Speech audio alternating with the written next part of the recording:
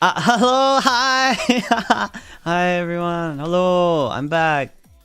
How are you? How are you? I'm Sonny Brisko. Salute. Hop. Katie. Salute me back. Hello, everyone. Thank you for coming. Thank you. Had a little break, and I'm back now. Yo, yo, yo, yo, yo, yo. Thank you, thank you. How's everyone going? I'm well. I'm quite well. I feel good. I feel relaxed. I feel energized. I feel powerful. I feel ready to take on the world. I feel ready to take over the world. I'm ready for anything right now. Except streaming. It's been a little minute. Forgot how to do everything. Took me a minute to set up. Yeah, hi. So, yeah, I had a good time. We went to meet up with some people. You may have heard of them before. Have you guys heard of Luca Kaneshiro? You may have heard of this guy before. And have you heard of Ren Zoro? Have you heard of him? You guys know him? Yeah. And have you heard of Maria Marionette? Yeah. You've probably heard of her. I don't know. They're all pretty popular. Yeah, I met these people. It was such an honor and a pleasure to meet them in the flesh, in the person.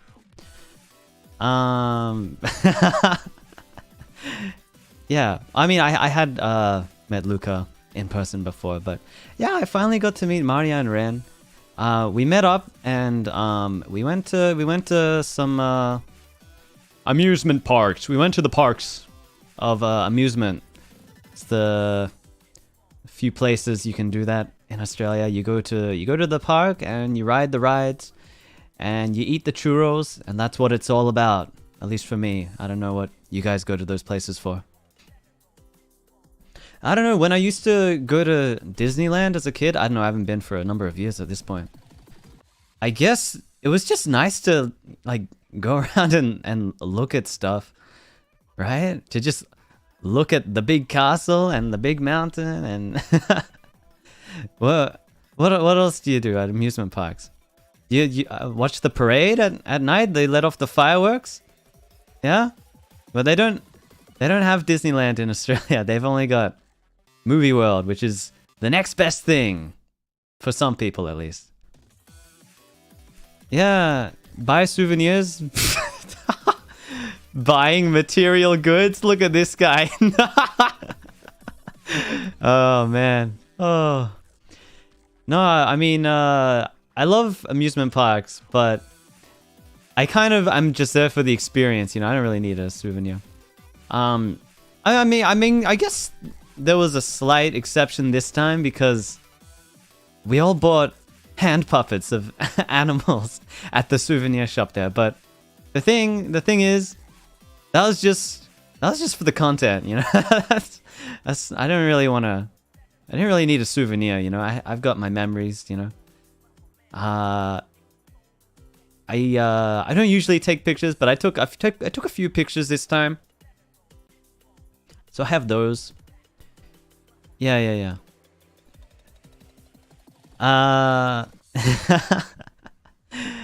All for the content. No, I mean, I was just there to have a good time more than anything, you know. I was just trying to let loose and just forget about work and just enjoy the company of my friends. And, you know, just live in the moment. It's what it's all about. So, I've forgotten everything that I was gonna say today. I think I said before before I left that I was gonna like try to remember everything so I could tell you stories when I got back, but I don't remember. So I don't know. The other three have already spoken about it in pretty good detail at this point. So just watch their streams. Yeah, I don't know. There's probably a few things that stuck out to me and we can talk about it, you know, but I don't want to go through the whole thing. It takes too long. Yeah.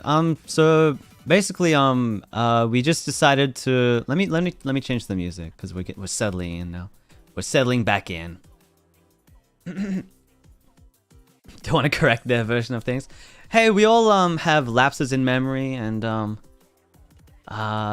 you know, discrepancy of experience. Sometimes we were in one place and they were in another, and so on and so on. So I wouldn't blame them. Okay, let's...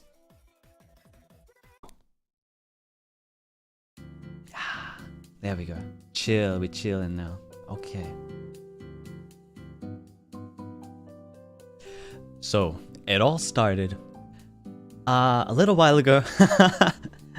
Ren said, "Hey, Sonny, do you want to go to the parks? I'm going to the parks. You want to come to the parks?" And I said, "Yeah, okay." And then we asked the others, and we all decided to meet up. And you know, I'm always a little anxious about traveling and leaving my house for more than, you know, a few hours at a time. But I wanted to do it, you know, I wanted to take a break. I wanted to see some people. I wanted to, you know, see the sun. Every now and then it's nice to see the sun. And so I did it. And you know, I packed my bag, got on a plane. I was just, you know, hobbling through the airport, trying to make sure I don't, you know, make any mistakes. I swear, I've flown on planes since I was really little. You know, I've been to a lot of airports. I've flown on a lot of planes.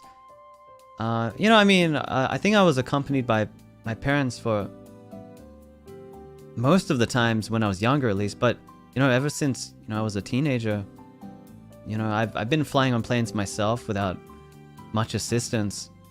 So I've done this before, and you know, I do it every few years. But every time it's still just like, I'm not gonna miss my flight. Have I got everything? Do I have everything I need? You know, I just, you know, I don't know if I have all my documents. Am I gonna go to the right place? I'm not gonna get lost. Yeah, is this?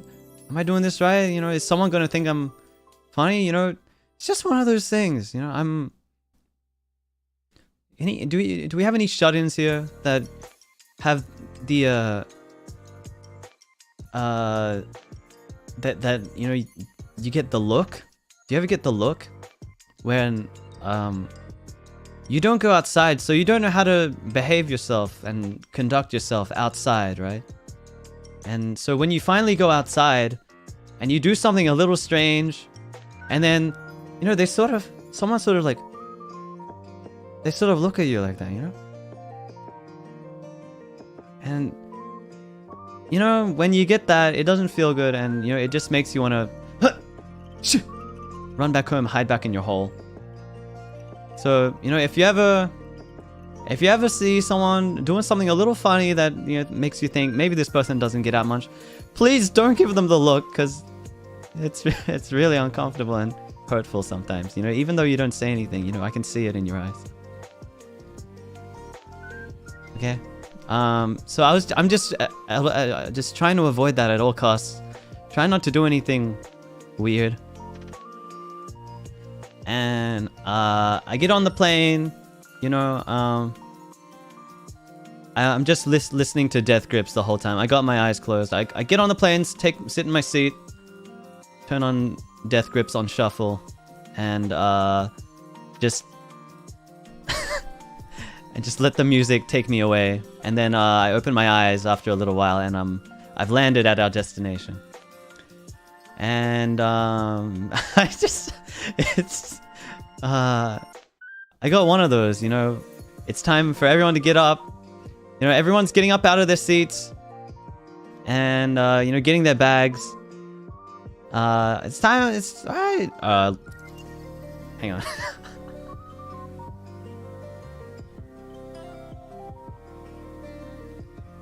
Thank you, everyone. If you could remain in your seats until the seatbelt light is turned off, and you can get up and grab your bags and make your way to the nearest exit.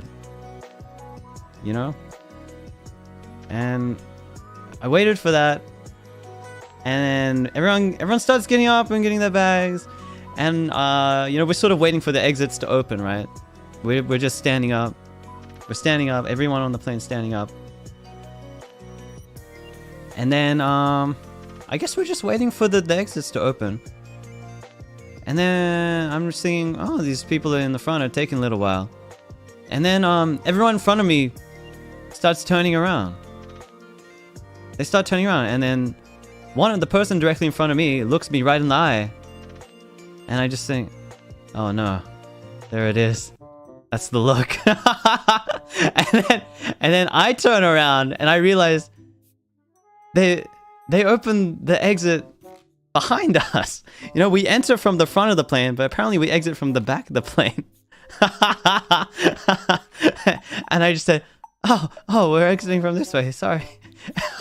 And there was like, the person behind me had already walked off. They were about like 3 meters ahead of me. There's like 3 meters of space before I realized. So I like shuffled ahead to catch up with them to let everyone in front of me off the plane too.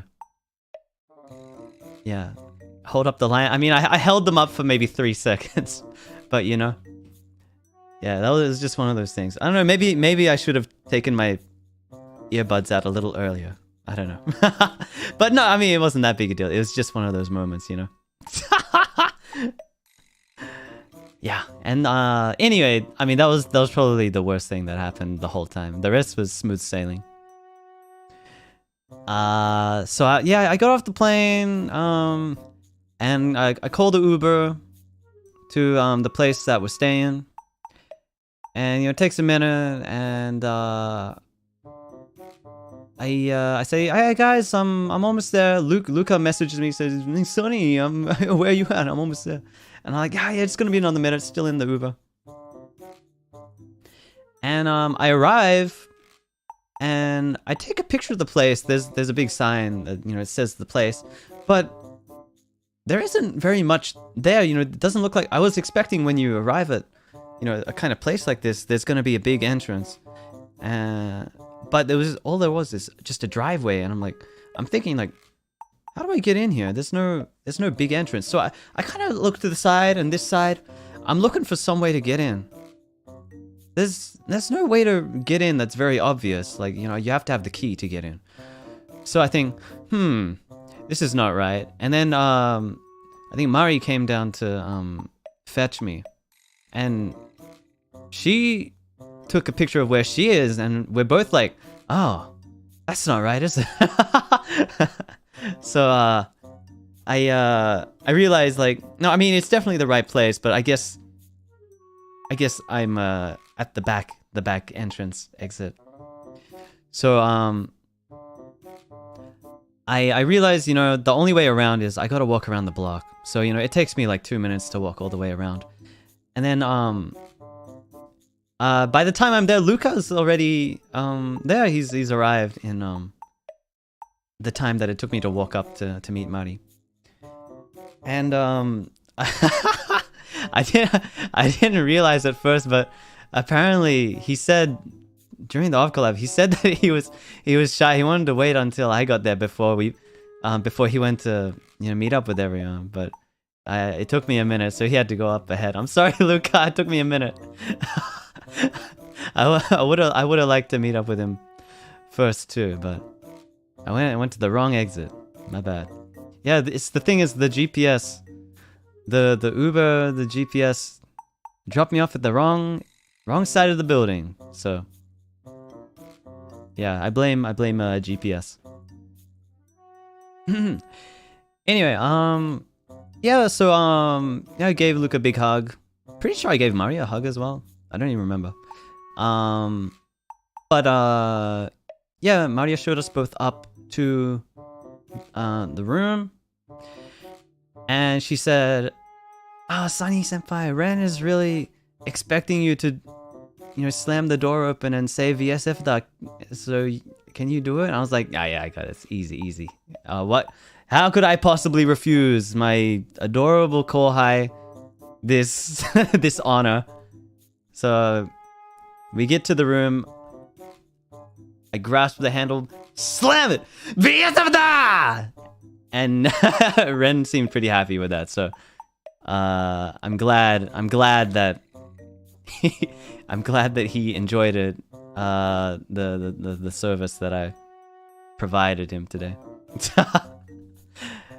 Yeah, so yeah, then gave Ren a big hug. He was playing Mario Kart and let Mari come down and get us. And yeah, I don't know. We talked for a minute and just thought about, yeah, what do you guys want to do? And then we went down to play tennis. Yeah, there's a tennis court there. So we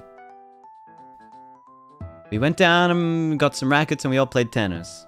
Yeah, and that was pretty fun. That was the most that I moved my body in a very long time, and I realized that I should have really saved my energy, because I knew that we were going to be walking around the parks the next day or whatever, right? And that would take a lot of energy, but I started having a lot of fun hitting the ball around, you know? Yeah. So Ren said you're good. I mean, you know, I played a little bit when I was a kid. You know, I'm not great, but I just have a little bit of, what do you call it? You know, I know how to hit the ball back, basically. Yeah. I know how to have a good time on the court, even though, you know, we weren't really excuse me. We weren't really keeping score or anything like that. We were mostly just trying to hit the ball back and forth, and you know, if you got it in, that was good. If you got it out, oh well, just keep playing. Just hit it back anyway. Yeah. So we were just having fun with it, and Luca was going pretty crazy. You know, he's kicking the ball with his boots, and doing the slice technique, which is, you would think when you hear about the slice in tennis, you would think that's when you hit the ball at an angle and you get a nice sort of spin on the ball, so that it spins when it lands and goes the other way to like throw them off, right? That's a slice. But also he was hitting the ball with the blade of the racket, with the outside of the racket, not the net, you know, not the mesh on the racket. He was hitting it with the side. So he's like slicing the ball. Yeah, the frame, right? The frame of the racket. Yeah, you know, we've all done it, you know. It's like a fun little game you play where you just try to bounce the ball on the frame of the racket as many times as you can. And yeah, Luca was trying to hit the ball back. Yeah, he actually managed to hit it a few times. Yeah. I don't know, I mean, he missed like, I don't know, 10 times, but he hit it back a few times as well. Yeah. Yeah, he did pretty good, you know, but he's no match for my samurai stance. Yeah, I was showing off my secret technique, you know. I read the scrolls.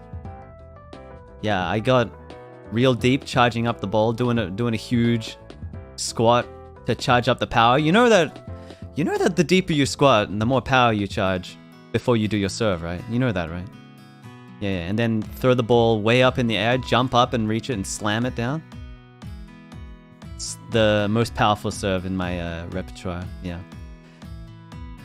I was surprised Ren was able to receive my samurai slice and my samurai serve pretty well. Not bad, not bad.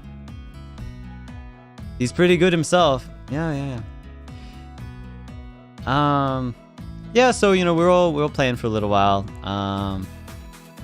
And I don't know, we all got pretty pooped, and then we said, okay, time to get something to eat. We went to find a sushi place. It's a little loud, isn't it? Yeah, we found a sushi place, so we went down there, and let's see, Yeah, it was a nice little sushi train place. And you know, I never really expect too much with these places. I love my sushi, but I try not to get my hopes up too much. Cause you know I've talked about it before, but it's Australia doesn't have the best fish market circulation of, you know, fish, basically, compared to Japan. But it was still it was pretty good. They had some stuff that you wouldn't normally see at your local sushi place.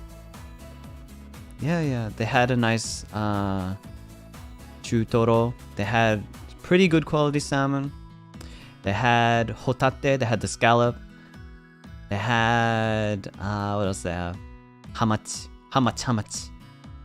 And I told them my hamachi story. Do you remember that? Yeah, I told them that one while we were eating. And what else was there? I know there was a few things. They had inarizushi, and I recommended it to Ren, and he tried it, and he said it was pretty good. Yeah, no, unfortunately no engawa. It's pretty rare to find a place with engawa. Yeah, pretty rare. I feel like I had something else. I don't know. But you know, I feel like if you're going to a sushi place outside of Japan, you can't really go wrong with the aburisamo, the grilled salmon. It's gonna be good, you know. Yeah. So I think I had maybe 2 of those. Anyway, yeah, we were just eating and, you know, chatting, shooting the shit, just talking about stuff. And yeah, we wanted to get some dessert. I think Ren had like a chocolate pudding or something like that. And then Maria wanted the custard pudding. She saw it going along the sushi train on the conveyor belt, but failed to take it by the time for dessert. And by the time she wanted it, someone else took it. And that was the last one, you know, even though we asked the staff if they had any more, that was the last one. Sag. No more pudding. Too bad. Yeah, but instead we got some like miniature taiyaki, and that was pretty good too. Yeah. So that was dinner, and then I think we went to the shops after that and just bought some stuff. I didn't really buy anything. I was looking for waffles. I was looking for waffles, but they didn't have the waffles that I was looking for, so I didn't buy anything. And I guess we went home after that. Yeah. And yeah, I think we just spent most of the time just talking until we all got tired. We played a bit of Switch. We played some Smash Bros mostly. Yeah, and yeah, I haven't played much Smash Ultimate before. Did I say that I downloaded Smash Ultimate to my Switch and I was playing a little bit against the CPU, against the non-player characters? I don't know if I said that, but I have Smash Bros on my Switch, and I practiced a little bit like a few weeks ago or something, right? Yeah, and then yeah, we played together. You know, Ren's pretty adept at Smash, but I don't think Luca has played very much, so you know, we had to teach him the controls a little bit. But he picked it up pretty fast, and he really took a liking to Bowser. So Luca, he was really insistent on getting a win with Bowser. And he was just spamming the side B and the down B. The side B is like the command grab that slams him, body slams him. And then the down B is also kind of like a butt slam.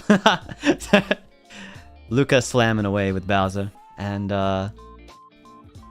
after a few rounds or so, I think everyone was playing Bowser, and he ended up winning the Bowser free-for-all. Yeah. He finally got one win. Yeah. Who did you play? I mostly played... I know I played a mix. I think I played like one character each round. I haven't really decided on a main in Ultimate yet. But historically, my Smash mains have been characters like... let me think. Ness, Toon Link, Snake, Captain Falcon, Luigi. Something around those bunch. Yeah. And you know, I played a few others here and there. I'm not great at the others. I like the Kirby gimmick where you suck them off the edge and, and then you just fly back up while they fall to the ground. Right? Yeah. But I was just trying to spam everyone with the Toon Link projectiles for a while. Ren was getting really pissed off at my bombs. And that's the best. That's the best feeling when someone gets really annoyed and tries to catch you and stop you from spamming. I kind of did a similar thing with Snake as well. I quite like Zelda as well. I love spamming Zelda's side B and sniping people with that, but I feel like in Smash Ultimate the side B doesn't go quite as far as it does in the previous games. I feel like in Melee and Brawl that side B went really far, but it doesn't go quite as far as Ultimate. Does anyone know how true that is? Any Smashers here? Anyway, I was really enjoying Luigi, I think. Yeah, I managed to get the winning smash with the up B. You know, the fire punch. That one. Yeah, and it gives you like the little screen that's like shows the critical hit. That's usually an instant kill. Yeah, I got the winning kill on someone with that one. I forget who I killed, but I got someone with that, and that was the win. And I was very satisfied with that. Yeah. So that was Smash. We had a good time. Yeah. I don't remember what else happened that night. I guess we just went to sleep after that and got some rest. Before the big day ahead of us, we went to Movie World, Warner Brothers Movie World. Yeah. So let me think. Movie World. Yeah. Well, I think that was the morning that Ren came up to me when I was still waking up. I just got out of bed. I was like, I had my eyes closed. I was sitting up, but I had my eyes closed. And he comes up to me and starts recording it. I'm not even ready. I'm like, man, I do not consent to this. But he says, good morning. I said, yeah, good morning, sunshine. But no, it's totally cool. Like, I'm fine with it. I said it was okay to post it. Yeah. So yeah, that's how that happened. I wasn't ready. I was genuinely so dead inside. And yeah, that was how that happened. He has so much energy right from the morning. It takes me like an hour to start moving around. He was up and at it already. Yeah. And I guess that was, yeah, after that we went to Movie World. So I'm just trying to, like, I don't even remember. The thing is, it doesn't even matter about, you know, specifically the chronologicality of the events. I'm just trying to think about what happened at Movie World. We went to the Scooby-Doo ride. I feel like I've been on that ride before a long time ago. It's a pretty old ride at this point, you know, because it's based on the Scooby-Doo movie from the early 2000s. I think it was like 2002 or so. And I'm pretty sure they made that ride around the same time. And I'm just thinking it's a really, I feel like it's a little outdated. This you know, it's still a good ride.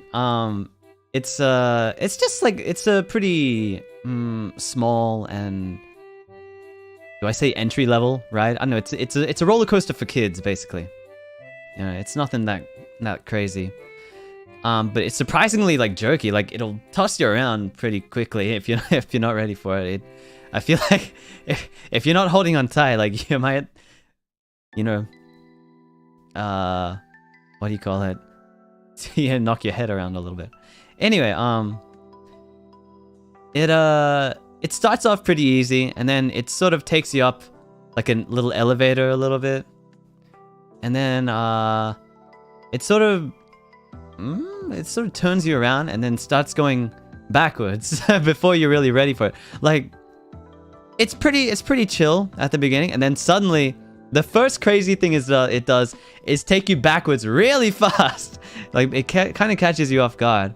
I guess that's pretty good. Like it makes you think that it's not that bad, but yeah, it takes you backwards like really suddenly.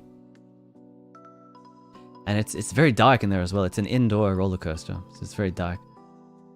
So yeah, that was the first ride that I'd ridden in a long time. You know, I haven't been to any parks like that or ridden a roller coaster for, damn, quite a while. I want to say like 7+ years or something like that, right?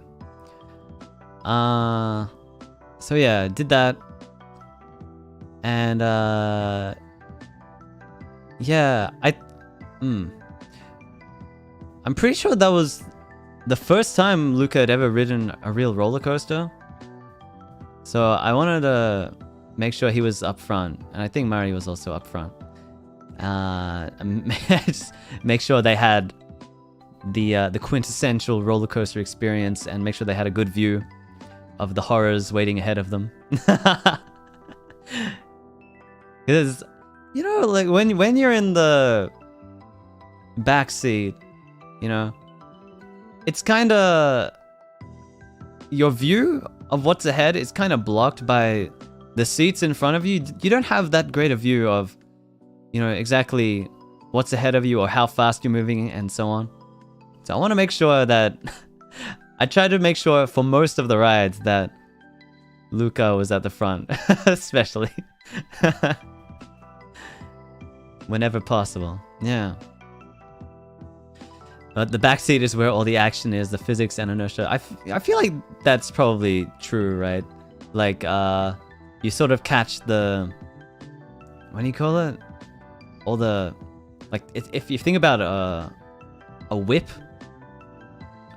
like it's the tip of the whip that makes the crack, right? Because it has the most velocity. Yeah.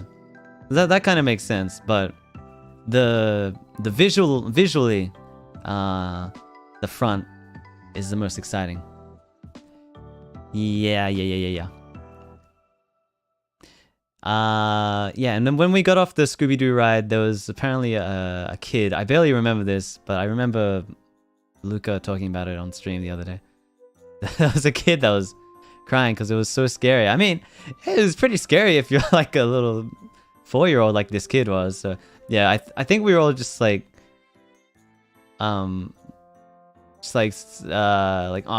poor kid, and then we walked away. Like, yeah. Just trying to think. This is there's one thing that stuck out to me about that Scooby-Doo ride, because they have a few animated bits, like there's screens and holograms or whatever that are animated of the monsters from that Scooby-Doo movie. They appear, and then they get killed by sunlight, and it makes a funny noise, and then they're like, and they vaporize in sunlight. But then the animation pauses on a freeze frame before they've fully disappeared. So they're kind of just stuck there for a second before your car starts rolling away. And I don't know, maybe I was the only person that really caught that, but I just found that really, I don't know, it sort of broke the immersion a little bit for me. Yeah. And yeah, it sort of just like had that freeze frame there for like 3 seconds before the car rolled away. A little janky. Yeah. Yeah. Anyway, I know that was kind of funny. And then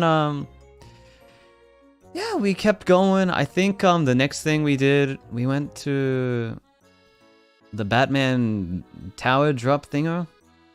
So it's like a big tower, and then you all sit down around the tower, and then all the seats, they rocket up to the top, and then they go down and then up and then down and then up and down and blah, blah, blah. Like that, right?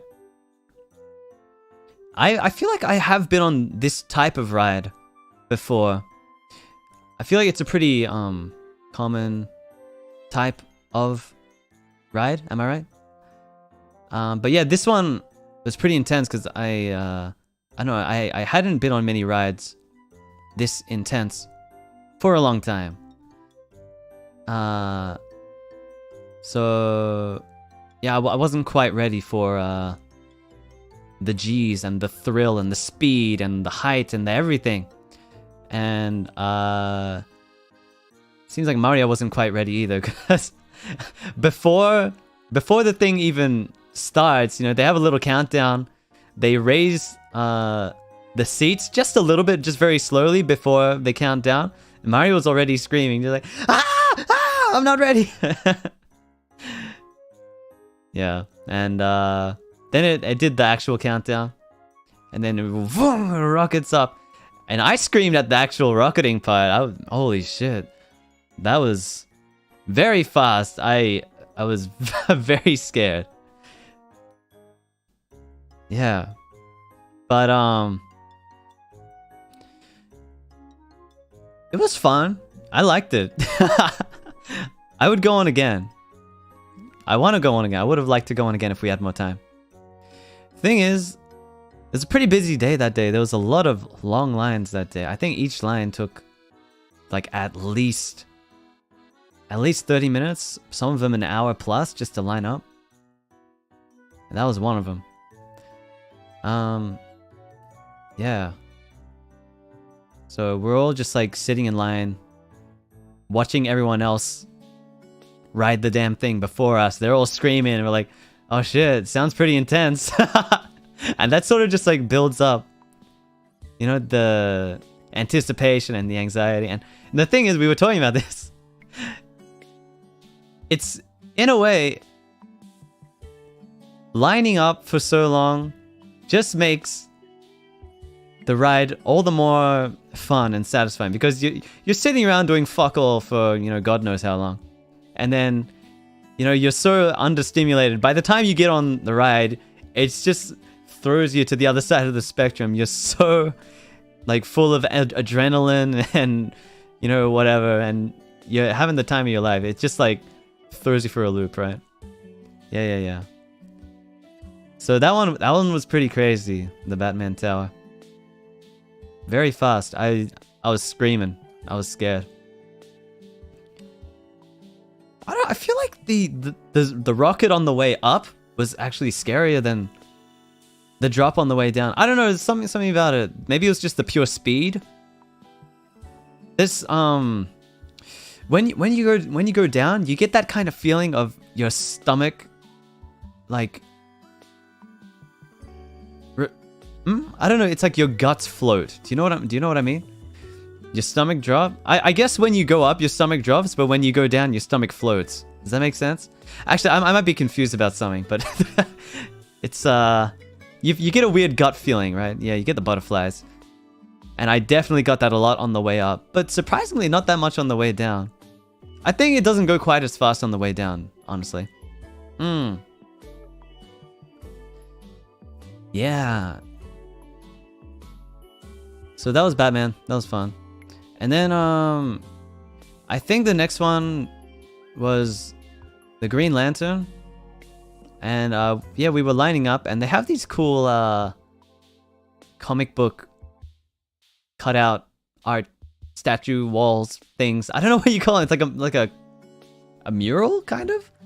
It's like these big, huge walls with like comic book art of like superhero characters of the Justice League and so on. Actually, am I thinking of the right thing? No, wait. Well, they did have some of Green Lantern on this one. There was some art of the Green Lantern characters. Yeah. It's like a big comic book mural of the Green Lantern characters, right? And it that sort of keeps you busy and not too bored while you're lining up for a fucking hour. Yeah. And this one, it doesn't go that fast, but it's very tricky.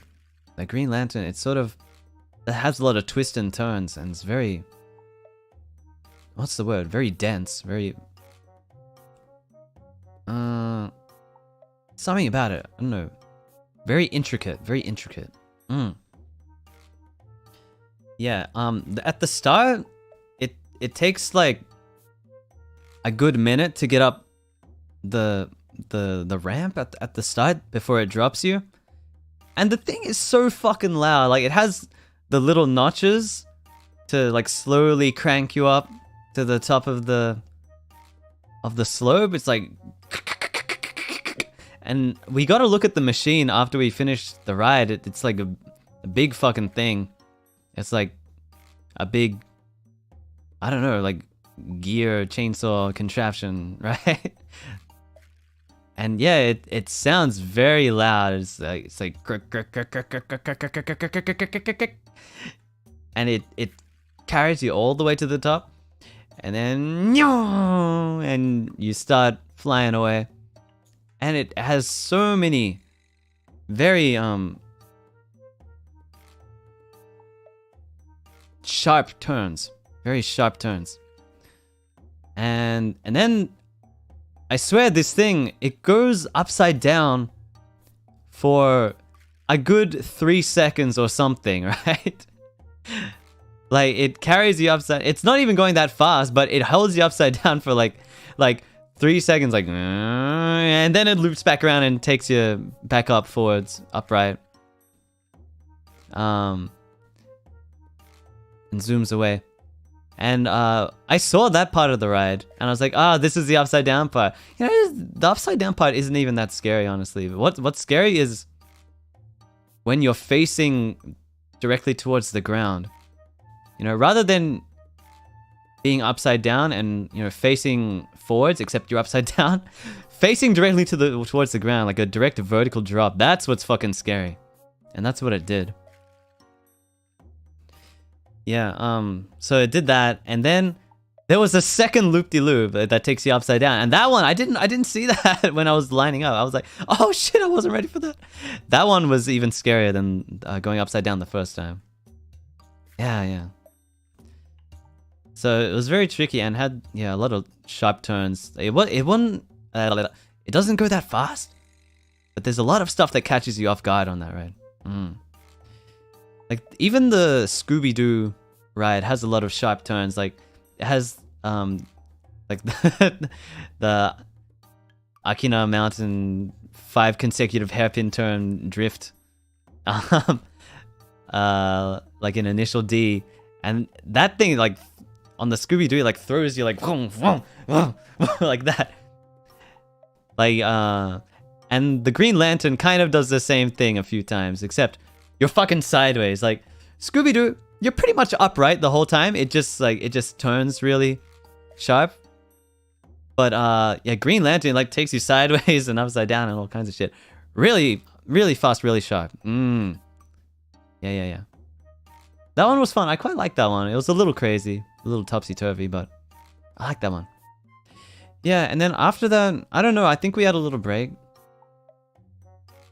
I think at this point, I grabbed a churro, because when I go to amusement parks, I always want a churro. There's something about the amusement park experience that just really makes me want to chow down on a churro. Chowing on a churro. And so I got mine. And I think I got a Coke with it. Coca-Cola. It's fucking expensive, I swear. They're such a rip-off, because they know that once you're in the amusement park grounds, you know, they've got you. You know, you can't buy food or drink or anything. Anyway, like you gotta leave if you want to do that, so that they get you while you're in there and make you pay like a fucking what do you call it? Very high price, basically.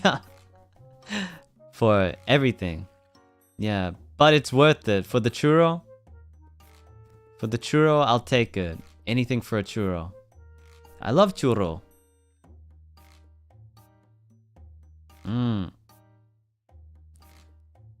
What is a churro, come to think of it? Churro is like it's like dough. It's like a donut. What's the difference between a churro and a donut? I'm just thinking now.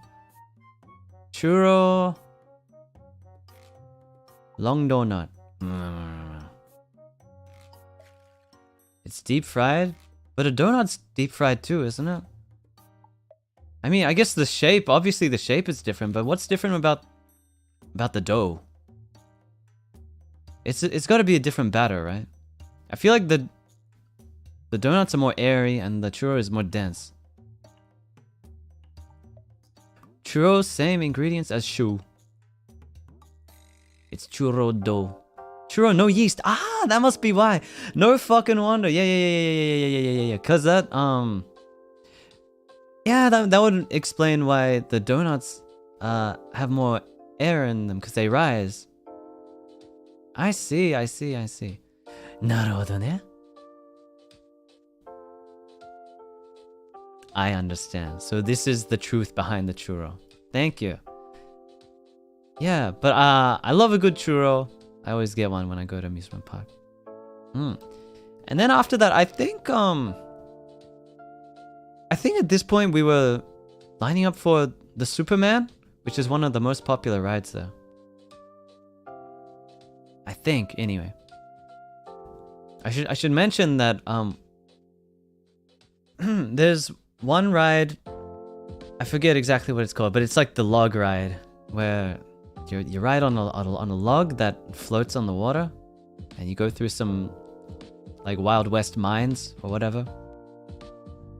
We checked that one early in the morning when we arrived, and it seems like they had a little trouble setting up or something, because they didn't open at the same time as the other rides. They took a minute, and so it looks like the wait for that ride was pretty long. Like it was gonna be like 100 minutes plus. Yeah, it's the wet ride. Yeah. So we checked that when it opened, and it was taking fucking forever. We checked the log ride lines like 3 times to just see how it was progressing. Ironically, we probably used up a lot of time that we could have spent waiting for other rides, just checking how the log ride was going. But yeah, I think we checked, and then we headed back to the Superman. But the Superman, oh man, that was a fucking long line. But it was cool because it was indoors, and it had good ventilation, and the set for the Superman, it was like a subway, right? It was like a New York subway. Well, it's like a metropolis city subway, but it's the DC universe, right? And yeah, but it's kind of like a precursor to the ride ahead, because the ride is sort of themed as if you're on a subway during an earthquake and Superman's gonna save you. And on the roller coaster car, at the very back, there's actually like a statue of Superman behind with his arms stretched out like he's flying and pushing the cart from behind. Like you can see it from afar if you watch people riding the ride. There's a statue of Superman on the tail of the roller coaster car. Anyway, so we were just lining up in this subway set for like, I don't know, a fucking long time. It must have been like 70 minutes probably. And we were just talking and we were just like killing time. And Luca and Maria, man, they can do some crazy shit with their bodies. Like, with their hands, they're just showing us cool tricks they can do with their hands. Like, and Luca's so flexible, he must be double jointed or something, because he can like stretch his fingers out backwards. And you know, you grab things. You grab things by bending your joints, and like your hand wraps around that, but that only goes one way, right? But Luca, it's almost like his hands close both directions. You know what I'm saying? Like, he closes one way and then his fingers curl the other direction and close the other way. But I mean, it doesn't literally close, but like Mario can also do it pretty far. So they were just shaking each other's hands backwards. It was fucking freaky. Never seen anything like it. Yeah, is it called hyperextension or double jointed? I don't know, but it's really unnerving. Yeah, so they were just doing stuff like that, and I don't know. The only thing I can do is the crab hand. You know what I mean? Like you put your middle finger over your index finger, and then your ring finger over your middle finger, and then your pinky over your ring finger, and they're all curled into like a crab hand. I didn't even know what you call it. I think Mario did it on the off collab hand cam as well. Yeah. But I mean, I can do that, but I can't do the thumb. Mario does the thumb backwards. I don't know how she does it. That's insane. It looks painful. If I tried to do that, I'd probably break something. Didn't know that was called the crab hand. I mean, that's just something that I call it. I don't know what it's actually called, or if it has a name, or if it needs a name. I don't think it really needs a name, does it? But I call it the crab hand because it looks kind of like a. Yeah. I don't know. I'm just thinking. I don't really have any hand tricks. Yeah. So yeah, we were just killing time for a minute in the line there. And yeah, then we finally got on the ride, and let's see. It takes you through the subway, you know, shit's going down, the police cars are falling through the subway floor. And no, who's gonna help us? And then you hear a voice. And then it's Superman. He says, "Don't worry, I'll get you out of here. Fast." And then it fucking shoots you forwards like 100 kilometers an hour. It is so fast.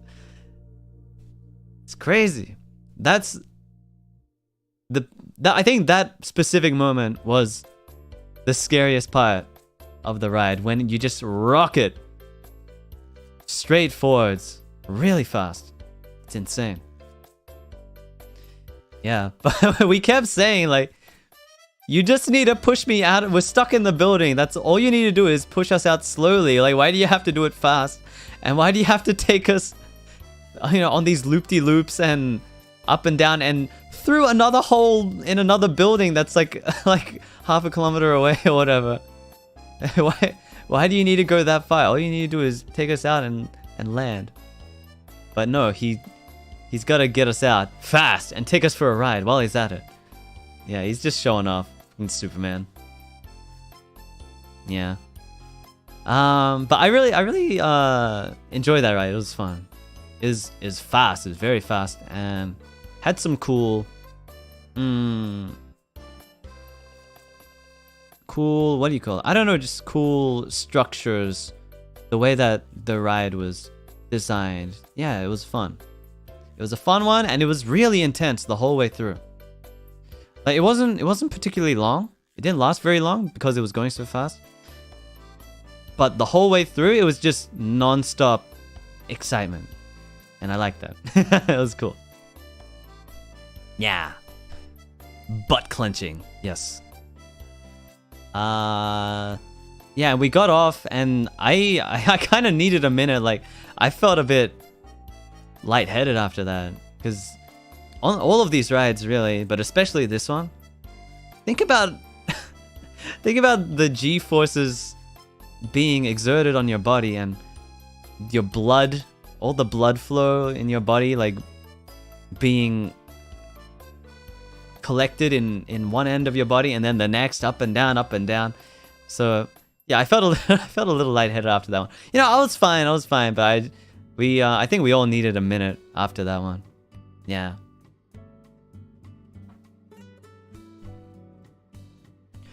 So after that, I don't remember exactly what we did.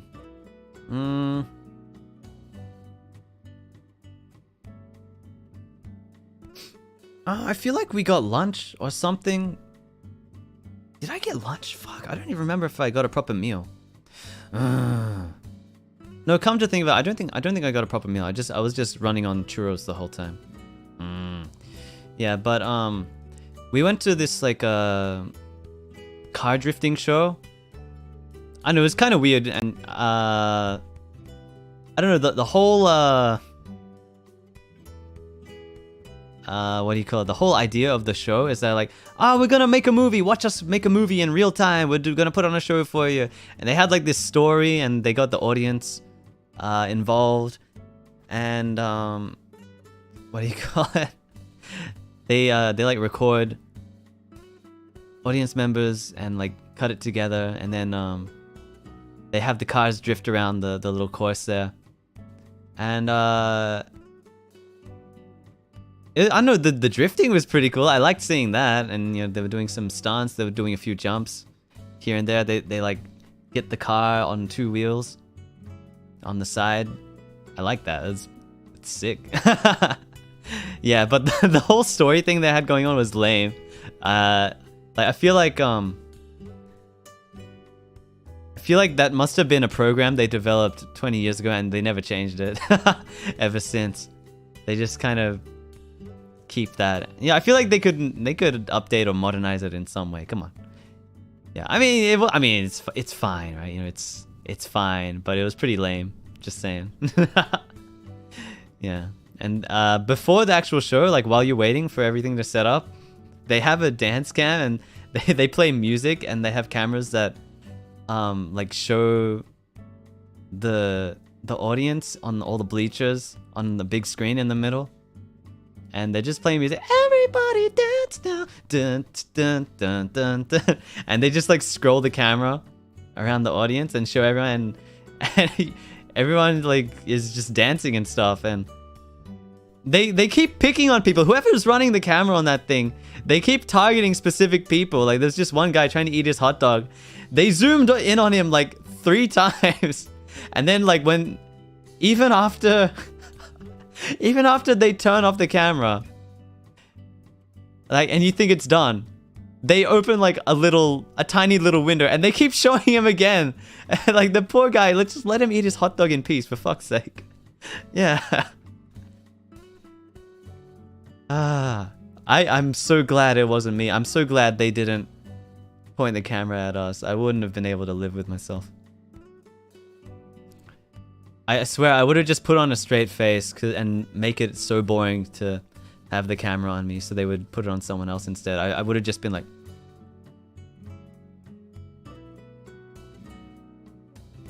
Yeah, like no one wants to see that. No one wants to see that. Just record someone else. Shit. I don't want to be on camera. Get out of my face. But anyway, yeah, that was the drifting ride. I don't know, the drifting was cool. Yeah, it seems like Luca wasn't following what was happening at all. And I was like, I'm not really sure either. I'm just enjoying the drifting. Yeah, so but I mean, it was a good show, and we got some good rest. We had a moment to just sit down on a seat and just chill out after the intense rides for a minute there. Yeah.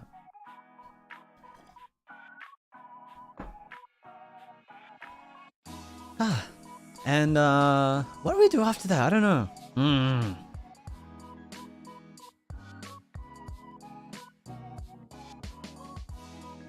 I can't remember if that was the point we got ice cream. I think that might have been it. I don't know. Anyway, well, we did get ice cream at some point there. I think Ren loves his fucking ice cream. He was constantly going on about, okay, I need to get some ice cream. I need ice cream. And so we got ice cream at the place, and I got English toffee and chocolate, and I got on a cone. You know, usually I always get ice cream in a cup if I'm gonna get ice cream at a place like this. But you know, it was a special day. You know, I was having a good time, so I want to do something a little special. I got the cone this time. Yeah, I got the cone, and I picked up a little wooden spoon they have. If you want to get an extra spoon, I picked up a spoon to help eat my ice cream. Cause you know you can lick ice cream, but you know, maybe you want to maneuver it a little bit with the spoon as well. You know, if you don't want to lick it too much, you know, because your tongue only has so much dexterity. It's good to have the option to have a spoon, and this is an extremely normal thought process to have. But actually, before I started eating, I used the spoon to scrape off a little chunk of my English toffee, and I gave it to Luca, and I put it in his cup. And he had already been eating for a little minute at that point by the time I got mine. And I said, here you go, Luca, try this. I guess he was licking his too hard, because he said that my tongue's frozen, I can't even taste this, but thanks. I was like, you couldn't even taste the difference between his ice cream and mine. But yeah, I just wanted him to have a little taste anyway.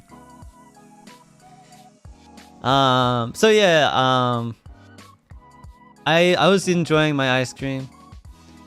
We all had a little seat on the little bench. But the bench was full, so I sat down on the gutter next to everyone else. And I was just like spacing out. I couldn't really join the conversation from the gutter, so I was just sort of staring out at something. I don't even remember. I guess I was just enjoying the ice cream. And I kind of noticed that like everyone's like giggling and they're just looking at me. And I'm just thinking, oh, what's funny? I don't know what's funny. But I didn't think too much of it. And then we all finished our ice cream, and I guess we walked off to the next ride. And then like an hour later or something, I checked my phone, I checked Twitter, and apparently they were tweeting about me eating ice cream with a spoon as if that was something weird. I don't know what's so weird about it. It's just, why wouldn't you want to have a spoon? If you can have a spoon, why wouldn't you take the spoon? I don't get it. Anyway, so we were waiting for the next ride, the Joker, which was probably the climax. It's probably the blah, blah, blah. I don't know what you call it. The ultimate moment of movie world. And yeah, we were lining up for that one for like a good hour or something, right?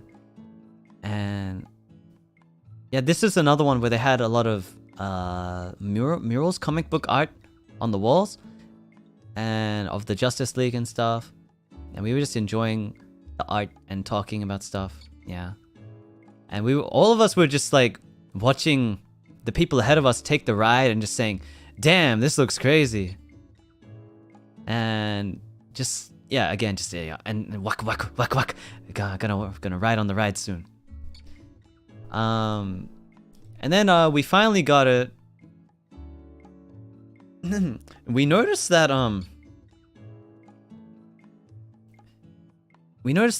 at the end of the, what do you call it? The roller coaster cars? Like it's like a train, right? It's like a caterpillar or something.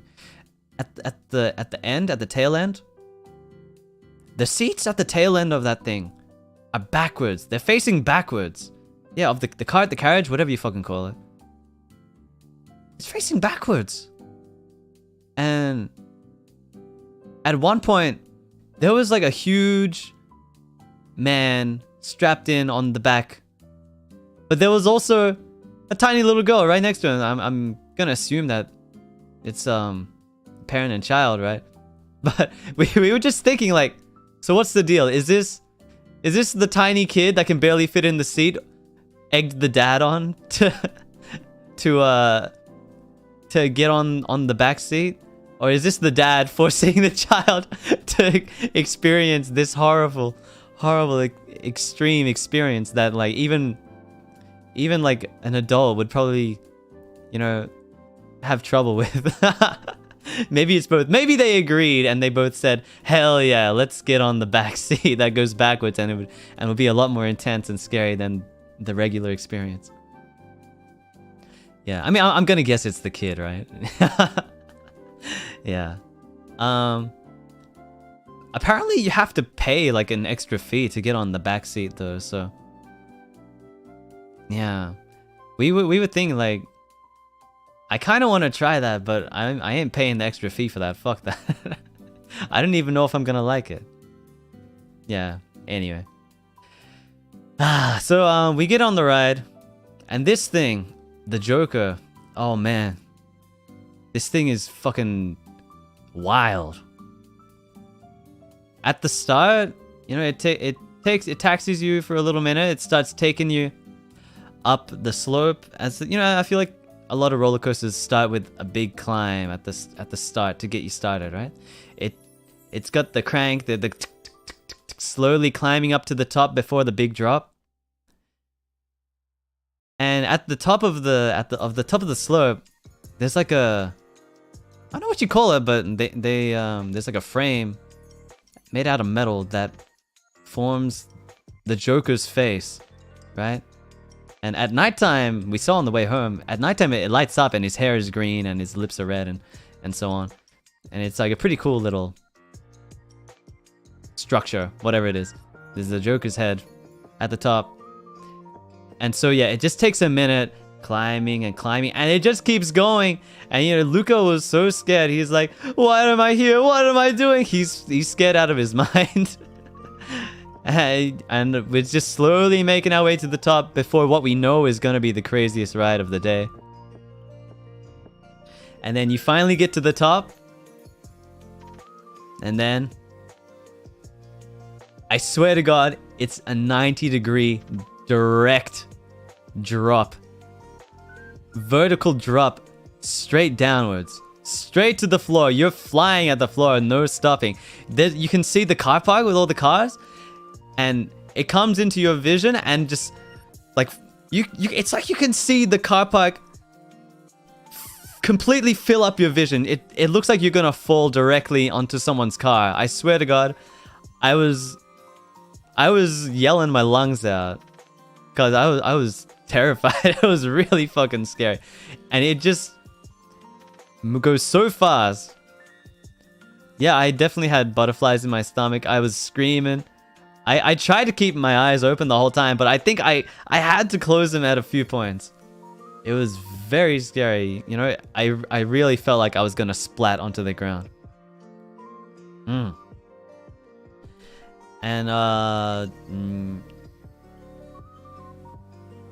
after that, you know, it's just a crazy, twisty, curvy, twisty, windy, windy roller coaster ride. And I think it takes you upside down a few times. It definitely does a lot of very sharp turns that sort of turn you sideways in all sorts of ways. And then at the end, there's like 3 bumps. It's like this, right? You know, it's like this. They're not too big, but it does like this.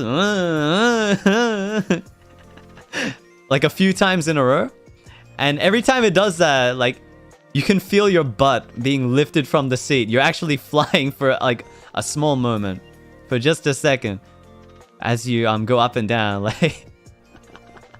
And apparently Luca didn't like that very much, because he just gets slammed up and down like that.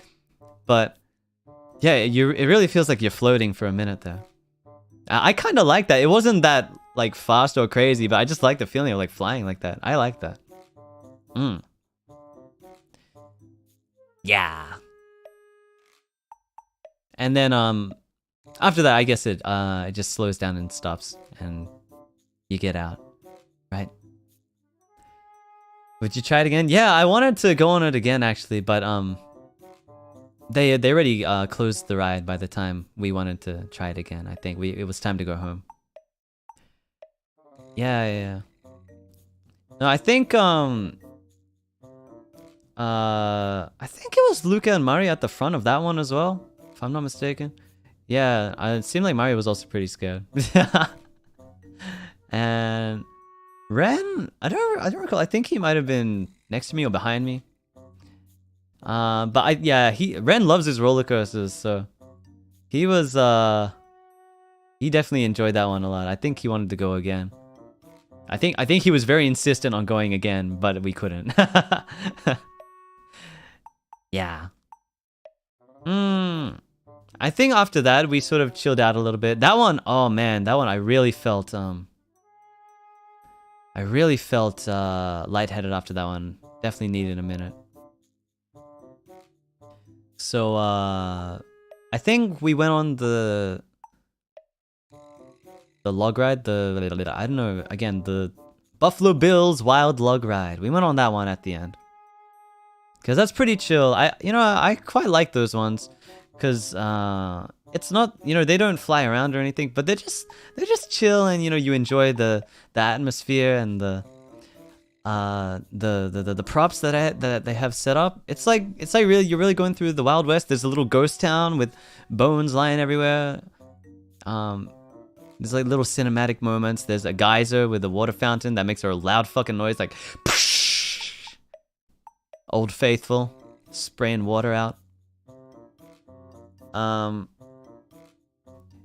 And there's a bit where I don't even know what it is, but it takes you up into some mines or something, some coal mines probably. And then a TV screen shows these two old guys and some audio players. I can't fucking hear what it says, but they say something and then they start laughing. And then that one starts going backwards as well. I didn't expect that. They always catch you off guard with the backwards bits. Yeah. And then it goes again for a little bit. There's a big climb in like a dark tunnel. It's got a long climb, again cranking the tick tick tick tick tick tick tick, climbing all the way to the top of a mountain. And then it turns you around and it sends you down a really big drop, and it splashes into water at the end, and you get fucking wet. And I was at the front for that one, so I copped a big face full of water. I don't even mind. I've been on rides like that before. In Disneyland, I forget which Disneyland. Definitely at Tokyo Disneyland. Maybe at another one as well. They have Splash Mountain, which it's pretty much the same thing except with different characters and whatever, I guess. But yeah, there's a big splash of water at the end, right? And then when you get off, it takes you through the gift shop, and I swear to God, the first thing you see is towels. Like they want to make you first, they make you pay to ride, and then they make you pay for towels if you want to dry off. Yeah, and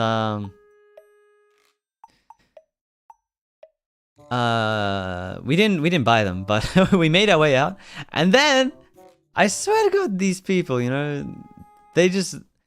they're doing everything they can to suck you dry. They when you exit the gift shop, there's a little stall that says, "Did you get wet? Dry off for however many dollars." Because there was it's like a those hand dryers. It was like a huge room, except it was like a huge hand dryer room stall, like right outside. And they make you pay for that as well. But also, the thing's fucking out of order. You can't even use them, even if you wanted to. So yeah, no one used that.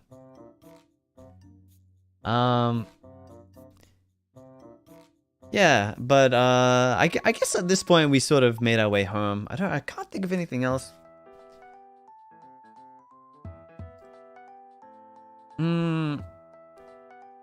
Again, I'm a little scattered, there's a few things that happen, I just can't recall at what point they happened, like,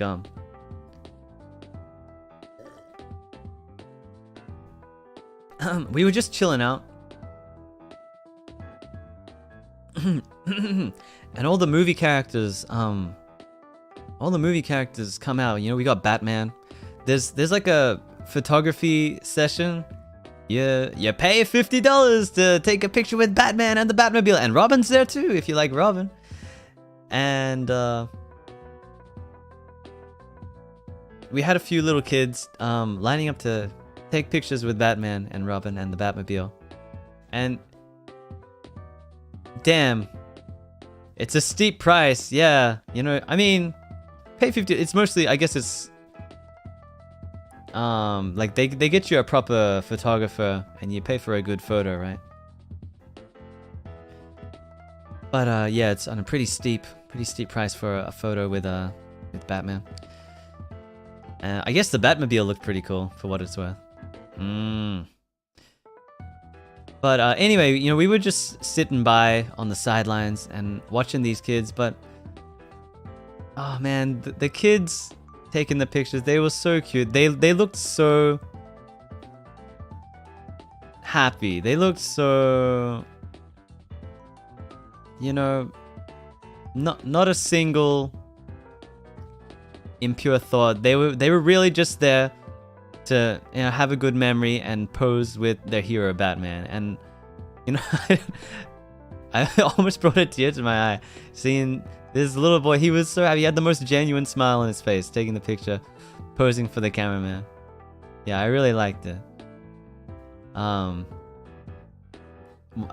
Just like seeing each kid line up, taking the photo, and you know, the parents seemed pretty happy as well, seeing their kids also be very happy. Yeah, it's funny. The guys playing Batman and Robin, they were kind of just sitting there like chatting. Like they were like posing for the camera, but they were just like having a chat as well. I don't know, they're talking superhero business, you know. Oh, we're gonna get the Joker. Well, I got this good plan, you know. Whatever they're talking about. But and it's just funny how they, like you'd expect them to be sort of like posing the whole time, just taking it serious, but they were just having a chat, I guess. Yeah. And you know, there were a whole bunch of other movie characters, like walking around the place. You know, there was Shaggy from Scooby-Doo, except he doesn't even do the fucking Shaggy voice.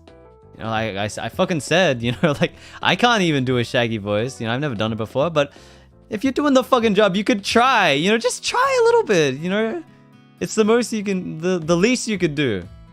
He's just some dude. Like I'm sure he's Australian and he was like putting on an American accent. But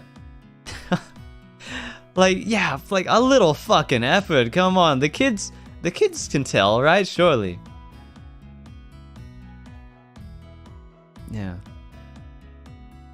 No, I'm not doing it. I'm not doing the voice myself. I can't do it. But yeah, you know.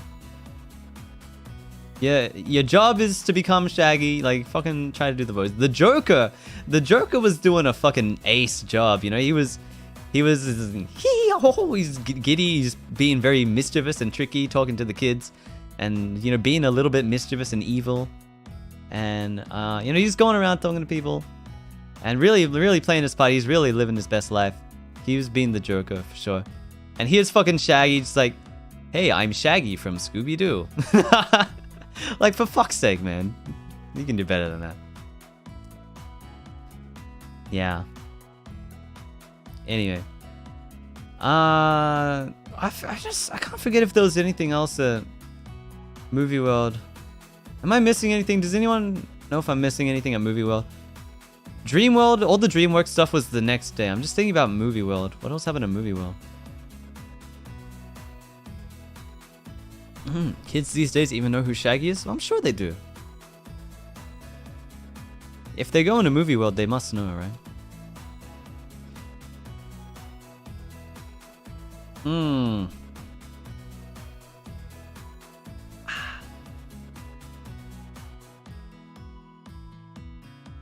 I don't know. I guess I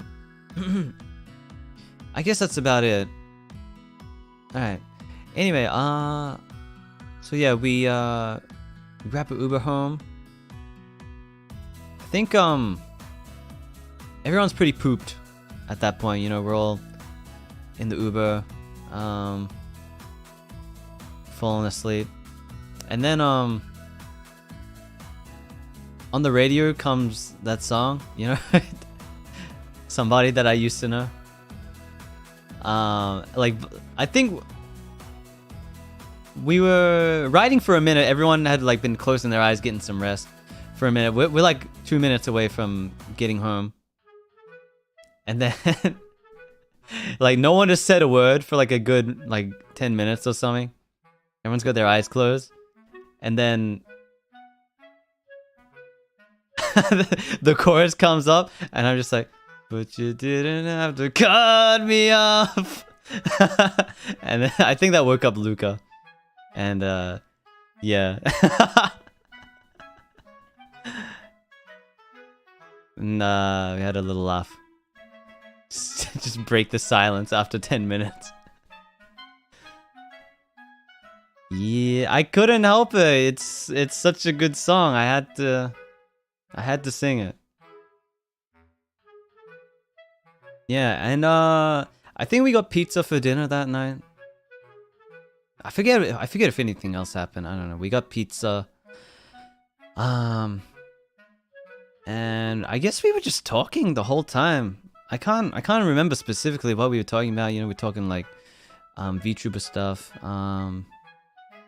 Maybe talking a bit of anime stuff. I don't know. I can't even remember, but I was having a great time just shooting the shit. Yeah. Yeah, we had a pineapple on the pizza. Yeah. Let me think. Fuck. I swear to God, I can't think of any specific stories. But it was a good pizza. I filled up real good on the pizzas.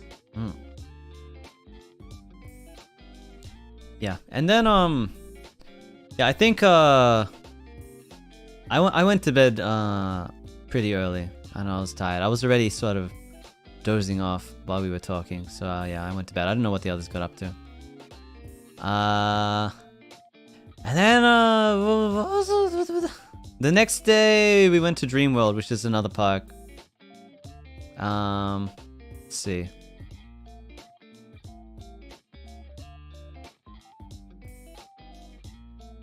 Dream World. I don't even remember the first thing we did there. I guess it was the Claw? The Claw, it's a ride. It's not a roller coaster, but it's a big pendulum thing. The big pendulum.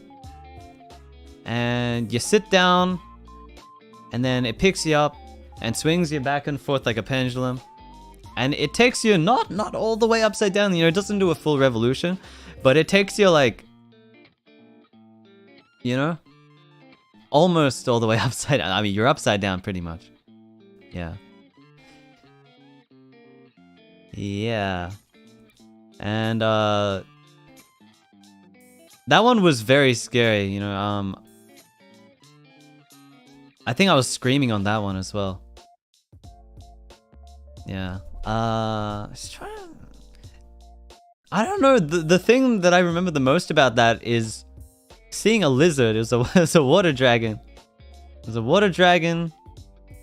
In the same like fence that the ride was in. Like, is it okay for this thing to be here? What if he like gets caught in the machinery or something? I don't know. It was a pretty big lizard, you know. I just remember seeing him, and just every time the ride was going back and forth closer to the ground, I would just be keeping my eye on the lizard, and he keeps getting closer to you as you get closer to the ground. Like, there he is again, right? The lizard. And then I remember Luca and Mari screaming about Shrek. And just screaming. They saw Shrek in the distance. Luca was going crazy. Yeah.